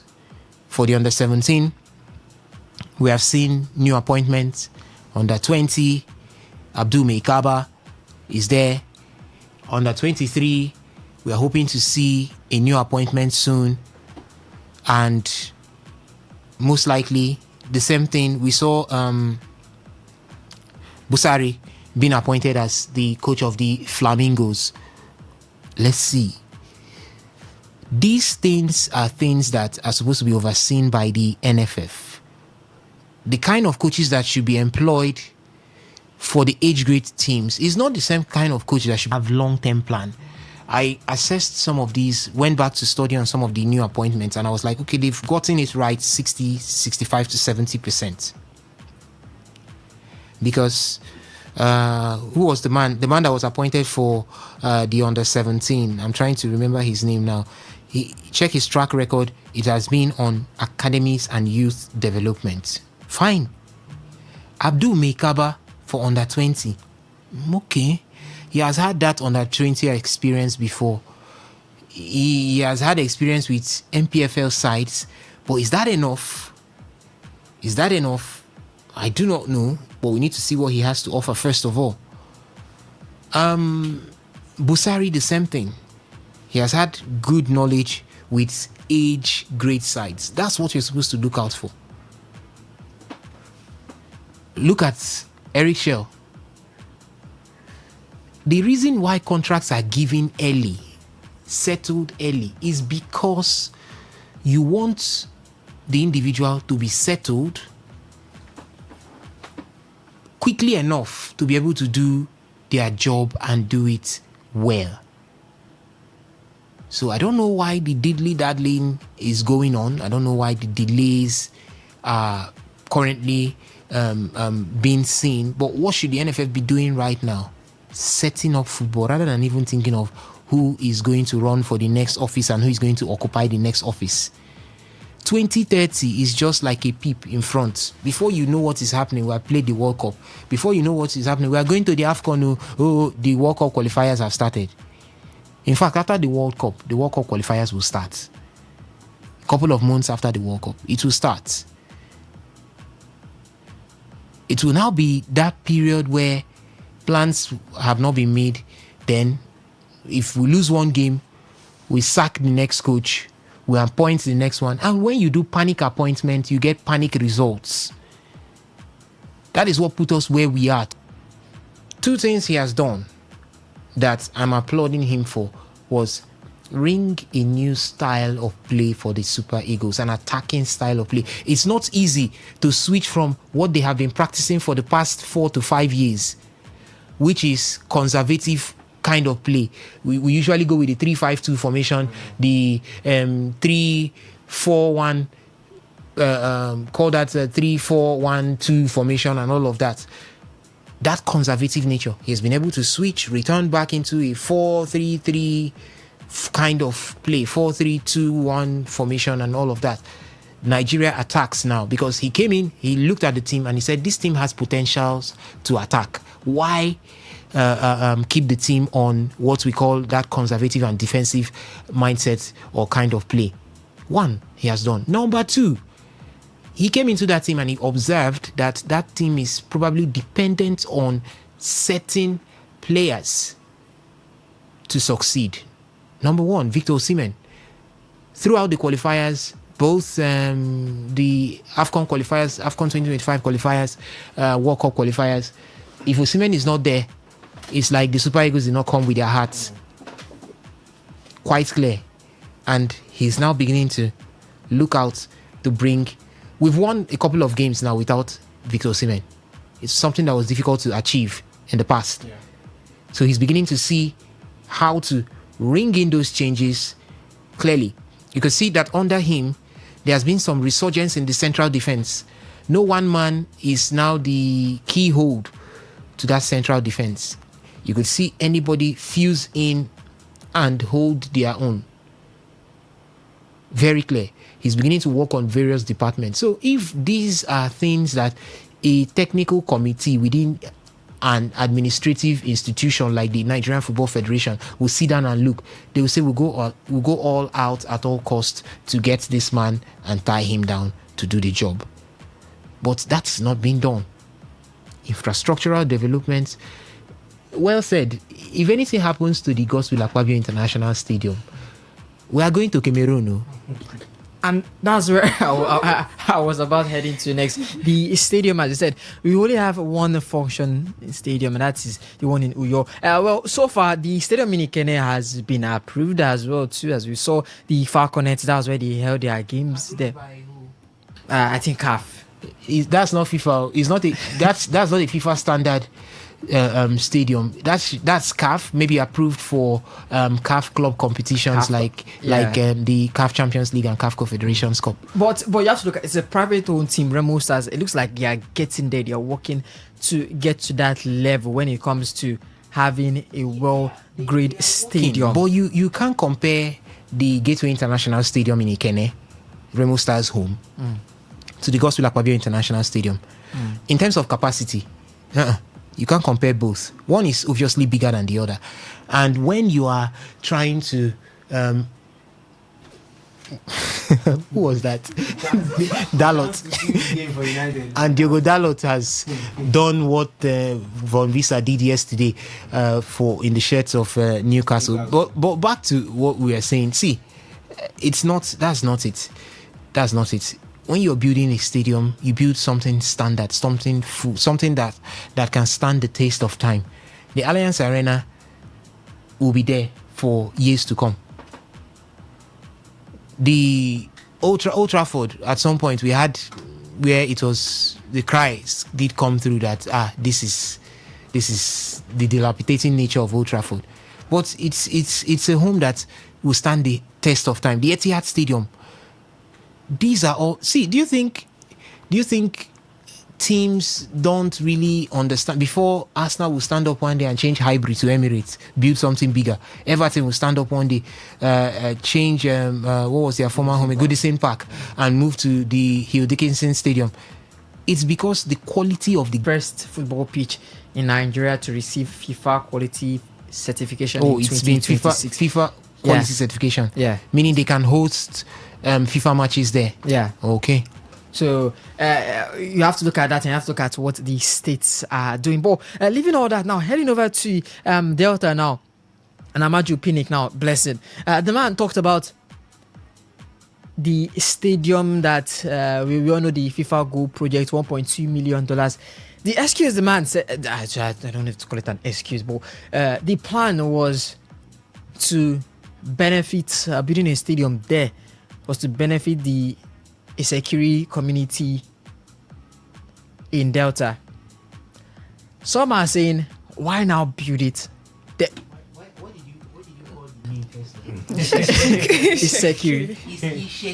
Ishekiri. See, it's not my fault. It's not my fault. Don't go there. I know where you want to go, but don't go there. Ishekiri. All right, now Alice, thank you for correcting me. The Ishekiri people now. Now people are asking why now build it so deep into the village, as also Oba Yohana said. Man built it inside his mother village, and some are saying build it in the mainland. We are not discriminating talents. Blessing. He said we're not discriminating talent from the riverine area. We're not discriminating the talents that you see around the communities, the villages, and all. But I think you can scout players from there, train them, but the main stadium should have been there. And now the thing is, FIFA said they're not going to give Nigeria a penny, not a kobo, until they see the result from that. And as you've seen, there's been nothing. The KB Stadium is looking like it's not even looking like a stadium, and then the other one, we don't even know where it is. They couldn't even start building the stadium. What's your take on that? The matter long. Where would you start from? Every time we come here, we talk about the NFF and how they are destroying Nigerian football. You're taking a stadium that was supposed to be built. Okay, we do not have any stadium. Only the Gospel Akpabio Stadium in Uyo that we have right now to stand for us. I think that was the Moshe Abiola Stadium that we had the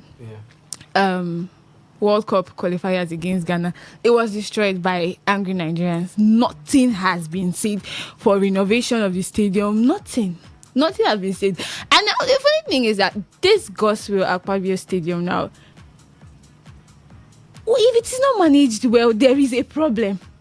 There is a very big problem. Are we going to be transporting the Super Eagles right from Nigeria down to Cameroon for a that is a problem.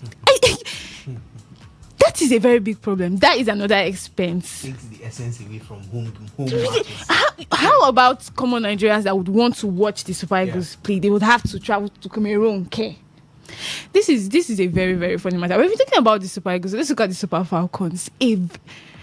We had 2 international window breaks for the female side. That was April, and now we're having another one in June. No game has been fixed for these Falcons to play.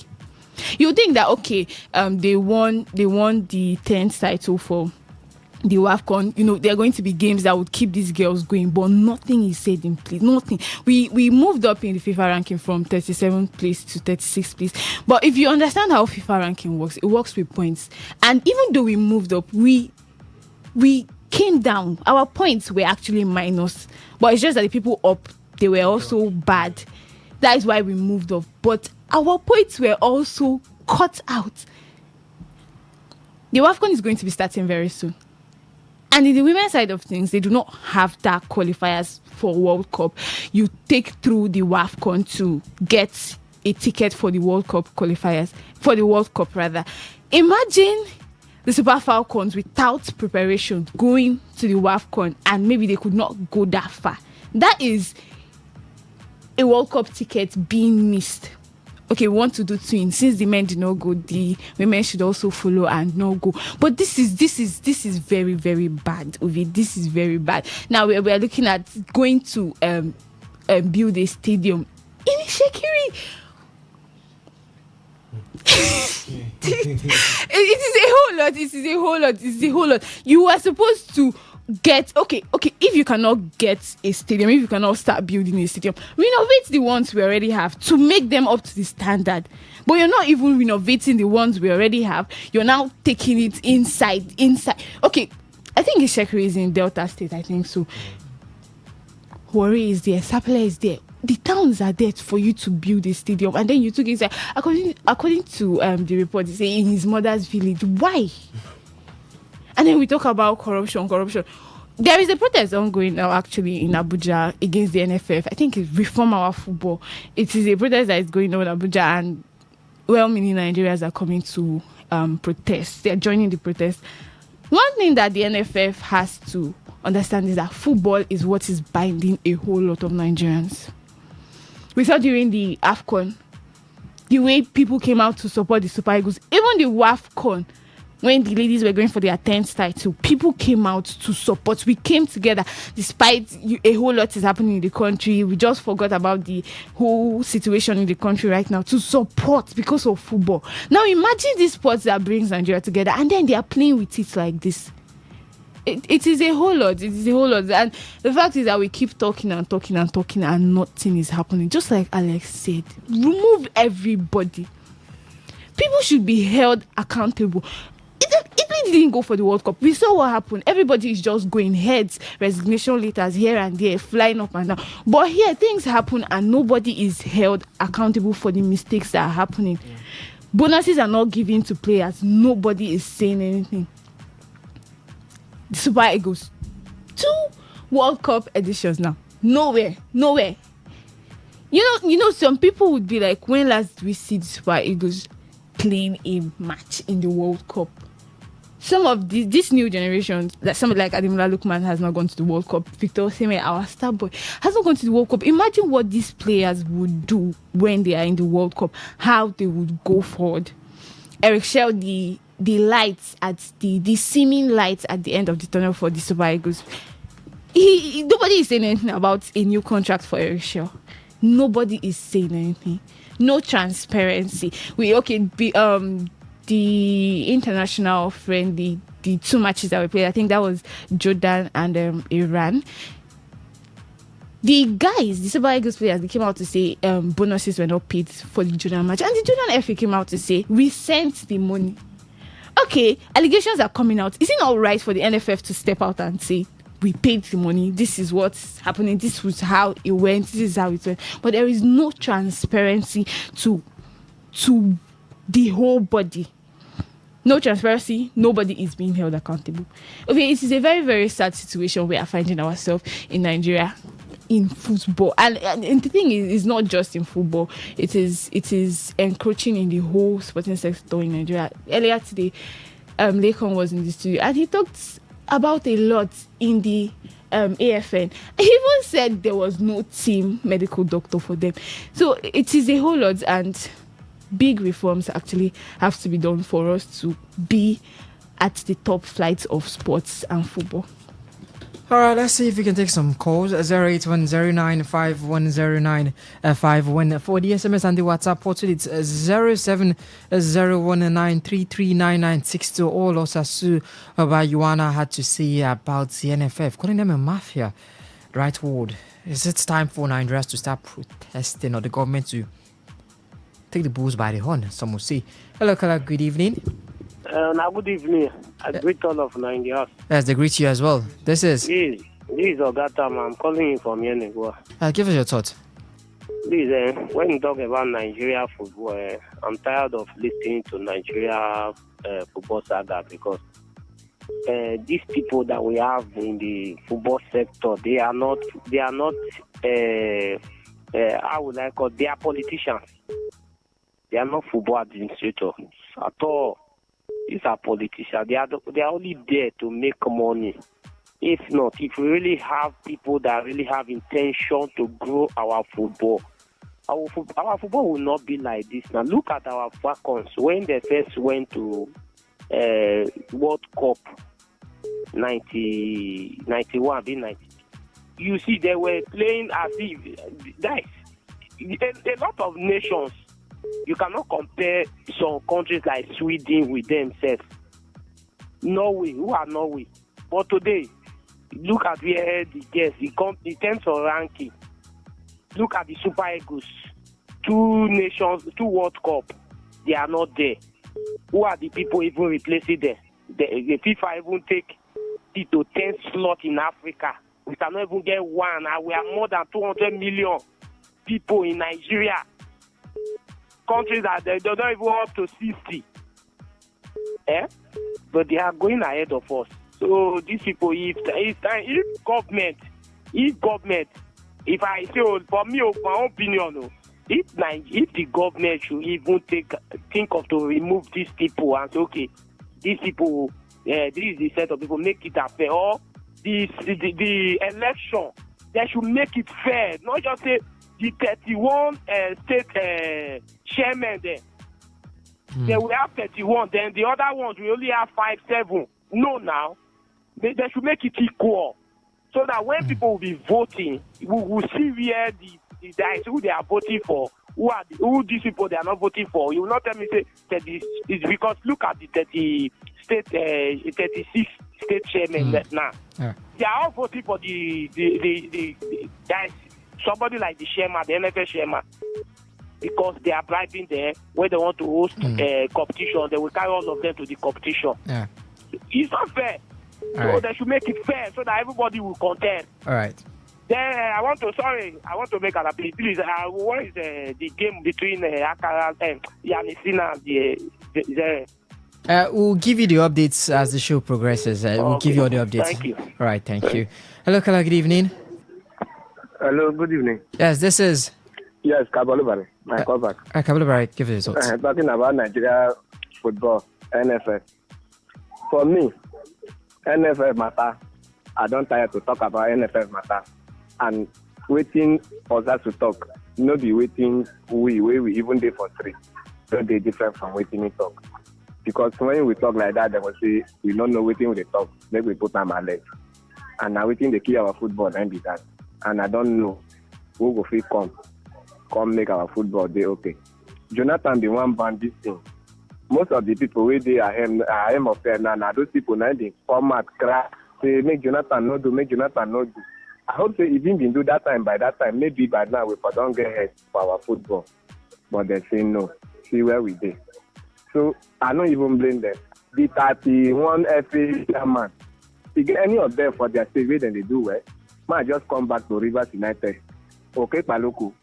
It was Rivers United FA when Dolphins been Dolphins. When then he made them as Rivers United for over how many years today, since 2015. In still day as a FA chairman in Rivers State. Tell me tangible thing where Okay Paluku don't do for Rivers State as a Rivers State FA chairman.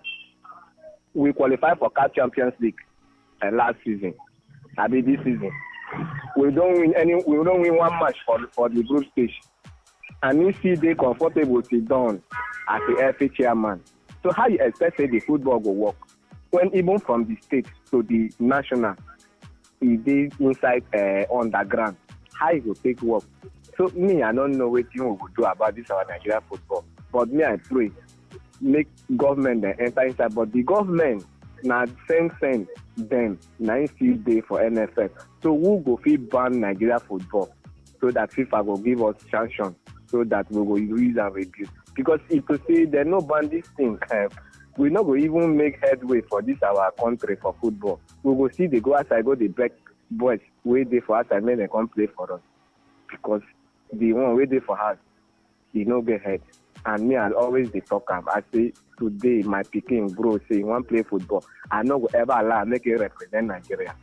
Lie, I no go ever. Because from when I dey small, I dey see Nigeria football. I be think say when I go grow, say Nigeria football go even come up. But those time when I dey grow up, it even better pass now. So where will they go? I don't know. I beg, right. Gonna give me the result of NFF matches. Yes, I will do that for you. Yeah, I will do that for you. All right, 08109510951. That is for the phone line. Sorry, for the SMS and the WhatsApp portal, it's 0701-933-9962. The match between Alexander Zverev and Yannick Sinner has ended, and of course, Yannick winning that. Alex, in straight sets, yeah. Sets. It's finished a 2-0 set victory for Yannick Sinner. 6-1, 6-2. He takes the Madrid Open. So that's how you beat you beat someone 6-1, 6-2, and his third 1,000 Masters title for the season. All right, for the other results in the Nigeria Premier Football League, Isbara beating El Kanemo Warriors 3-0, 81 minutes in that center. Enugu Rangers have doubled their lead against Bayelsa United. They are 2 goals up against them. It's 85 minutes on the clock. Bedell Insurance and Katsina United still playing out to goalless draw. Enyimba have made it 2-1 against Remo Stars. Kun Khalifat currently beating Kano Pillars 1-0. Kwara United, even with a red card, beating Niger Tornadoes 2-1. Rivers United have finally gotten a goal against Abia Warriors and mounting pressure on Enugu Rangers 1-0 against Abia Warriors. Shooting Stars playing out a 1-1 draw against Nassau United, and Warrior Wolves beating Plateau United 1-0. So how's the table looking? Enugu Rangers are still at the top. That is if it doesn't end like this. Rivers United still second. Ikorodu City third, with Shooting Stars currently drawing their match, and Abia Warriors are in fourth due to them losing at this point, but things could still change up. And in the relegation battle, Bendel Insurance, Barca United currently 20th, 40 points. 19th, we have Wiki Torres 40 points as well. They'll be taking on Ikorodu City later with a chance to try and climb out of the relegation zone. Remo Stars 43, 18th on the table, back in relegation waters. Kun Khalifat as well to 43 points if the match does end like this. Currently 17th. Right above them, we've got Niger Tornadoes, Kano Pillars, Academy Wars, Warrior Wolves, Kwara United, Enyimba, all still within touching or dropping zone into the relegation.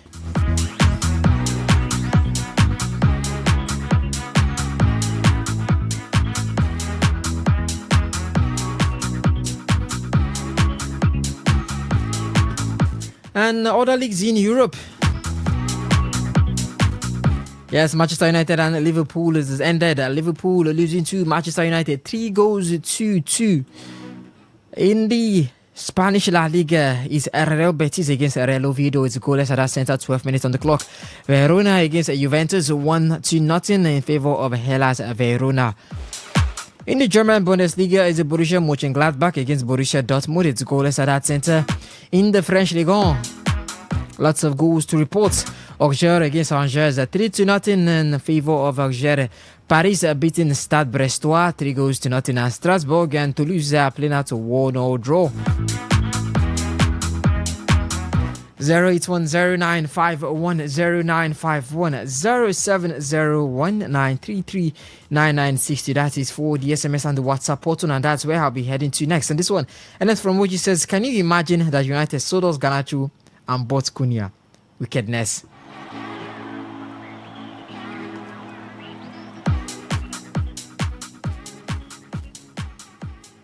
And this one still from the SMS portal says, greeting guys, I turned in late, but please, I want to understand who wants to build a new stadium and where. Son of devil. It's not, the stadium, as you say, has not been built or will not be built because Majo Pinnick was given 1.2 million to build a mini stadium worth approximately $1.2 million, and he took it to Borodo in Delta State, and since then nothing. They couldn't build it because of the distance, even by boat, to carry the infrastructures and everything. And now FIFA are saying they would not give Nigeria any penny, any kobo, until results are shown. 08109510951 Hello, caller. Good evening. Good evening. Yes, this is.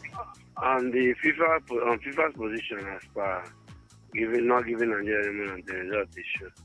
Of course, that has to stand because he's thinking FIFA is Nigeria.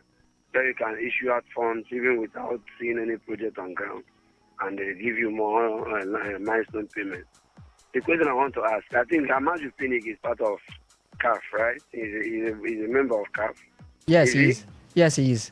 So FIFA should, as a matter of urgency, If Amaju doesn't show anything for the funds he has received, let them suspend him. Is it possible they suspend him? Because that is fraudulent. To take money of all the places you've seen that you can put up a mini stadium, you take it back to your hometown, and not just taking it to a better place that has accessibility, you take it to a place where both is what is required to take material. It's not fair. We need to be nationalistic and not nepotic in the things we do. Why would that be? The whole of Nigeria from Abia to Zamfara. There's no other place that you see have visibility, even if it's in Abuja or Lagos or even Port Harcourt. Okay, even as you have gone to death, I do it in Asaba. It's taking it to a village. He should, if it's possible, he should be prosecuted. Let him come and give account of the funds he has received. That's the only way that things will start going well. But until punishment is being meted an issue to people like Maju are the ones warming up to still take over the glass house, and that's why our football is deteriorating on a daily basis. Thank you and have a nice evening. All right, thank you for that. 0810-9510 and 9510-701-933-9962. Blessing, Liverpool and Manchester United. Manchester United, I think they've done the double over Liverpool for the first time in 10 years. And they've cemented the sports or consolidated their sports in the Champions League and next season. Good tidings to the rest of the season. What are you expecting from Manchester United next season? And Bruno Fernandes, as much as we were talking about him, the man couldn't produce one assist, but still 2 assists to break the record, 1 assist to equal it. There's still enough time, 3 more games left. Okay, let me first of all start by saying Manchester United of last season is not the same Manchester United right now. They have really done wonders for themselves. They have really turned their boats around from last season up until this season. They sit third, and I think they need 1 point before they are confirmed for the Champions League. They're confirmed for the Champions League. That is really good, considering where they were last season and how they were struggling. They only had the Europa, and they came into this season with no European competition. They were just focused on the league, the Carabao Cup, FA Cup. Well, those ones, they are also levels. But I'm really happy for Manchester United and their fans at large. They should take it 1 game at a time. They are already confirmed for the Champions League. They still have work to do, but that is a good one, you would say, based on where they were coming from last season. And Bruno Fernandes, I think they should just not give the guy they should not put him on any pressure right now.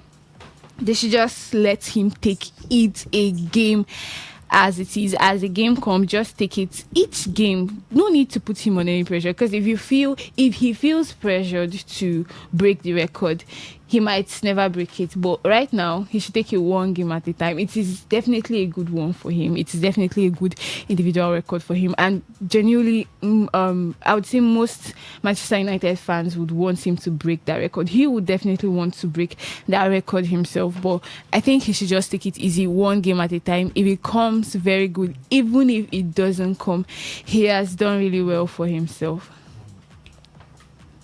All right, 08109510951 0701-933-9962. Head over to the SMS port to now. Alex, we've got messages from the WhatsApp portal.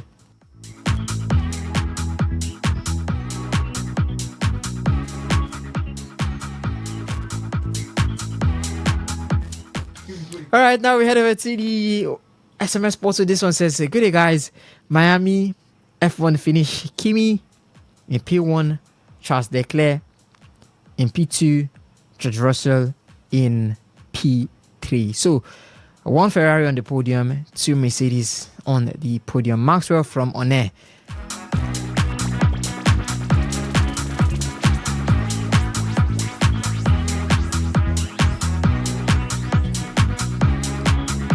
This answer from the SMS portal says, okay, Eval. This is from Eval. Says, where was Obina all this while Man U was performing woefully in the time of Amarin? He suddenly woke up. Please, also take it to the bank that Liverpool will beat Manchester United 2-1. Steve, okay, that was before the results. Well, Steve, it's I have to inform you that Liverpool lost to Manchester United 3-2. This one as well too from the WhatsApp SMS portal says, from Playboy, Antonelli will still finish well in Miami. Arsenal will beat West Ham, Burnley and Palace, while City will lose to Everton, draw with Brentford, and then the league will be done and dusted. He also says Arsenal should try and provide a kind of KDB or Trent Arnold service for Gyökeres, and he'll be scoring 50 goals per season. Oh, that's a very big call. This one still from the SMS portal. This is from Kanu. He says, ladies and gentlemen, if those at the highest level of governance are not accountable to Nigeria and Nigerians, are you expecting NFA to be accountable? I beg, leave that matter. They know nobody would question them because they do not have equity to do so. From Kanu, 08109510951 070193399962.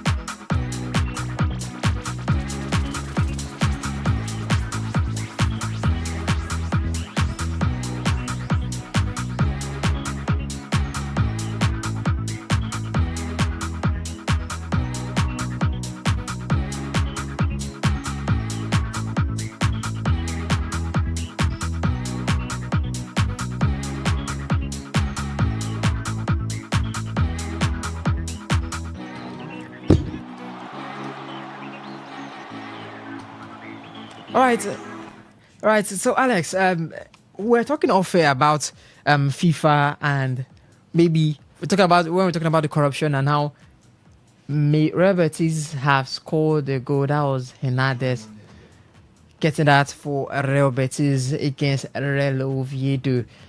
Too bad Oviedo will be going down back to the La Liga 2, as you want to call it. But we're talking about the rules and how we're talking about the corruption and how maybe FIFA might actually be backing CAF also with the new rules. And on April 28th, IFAB has approved the new rule about red cards to players or officials who leave the field in the protest. The rule is set to take place after the World Cup. It take effect after the World Cup. Now, could it affect the ruling between Senegal and Morocco? Well, just reading the report alone, Ovie, it says it's set to take place after the World Cup. Does it stand for an AFCON that was played during the confined period of 2025 December into January 2026? Does it stand for that? Because we are talking about a World Cup set to take place sometime next month, June, running into July. That is 6 months into a year, and we had a final played in the first month of the year. That rule should not apply. Yes, I do agree there should be more stringent, or should you say more infringements on players and their abilities to take certain actions on the field of play. But at the same time, there absolutely should be no indication that rule stands or counts during proceedings that happened at Morocco 2025. So I don't think it should count, Ovi. I don't think it should stand. Just put it very plainly, very simple. It just says, what it states is that the rules are set to be put into effect from the World Cup. Most of the executions, it's just like lots and lots of VAR changes that are set to take place. A lot of VAR changes right now are being tried out, or would you say debuted or carried out in the Canadian Premier League. to see if they could be effected into Europe's top 5 leagues by the start of the 2027/28 season. So you cannot bring rules like that and expect them to affect game of play right now, because if that is, then a lot of goals that we've seen scrapped off should be given. So I see no reason why rules that are said to be effected in the future should be used to judge the past, because it's not even the present. That was 3-4 months ago. So it's a phase. It's moved on. The rules are there to effect, and they are going to take effect from next month and running throughout the World Cup. It should have no effect whatever on the ruling that the Court Arbitration of Sports have for the Morocco versus Senegal final. All right, and with that, we close the curtains on this edition of the marathon edition of Today Sports Live on the only station committed to bring you premium news, talk, and sport. Today 95.1 FM, the voice of the people. My name is Ovio Wallace. You can call me the sports chef. I did a show with a Blessing, Alexander Kabari, and Osasi here with the demigod in the world of sports. I've got Queen Chima on standby here, ready to give you guys the update by all the news updates by 6. Till then, enjoy good programming and enjoy the rest of your evening. Bye-bye.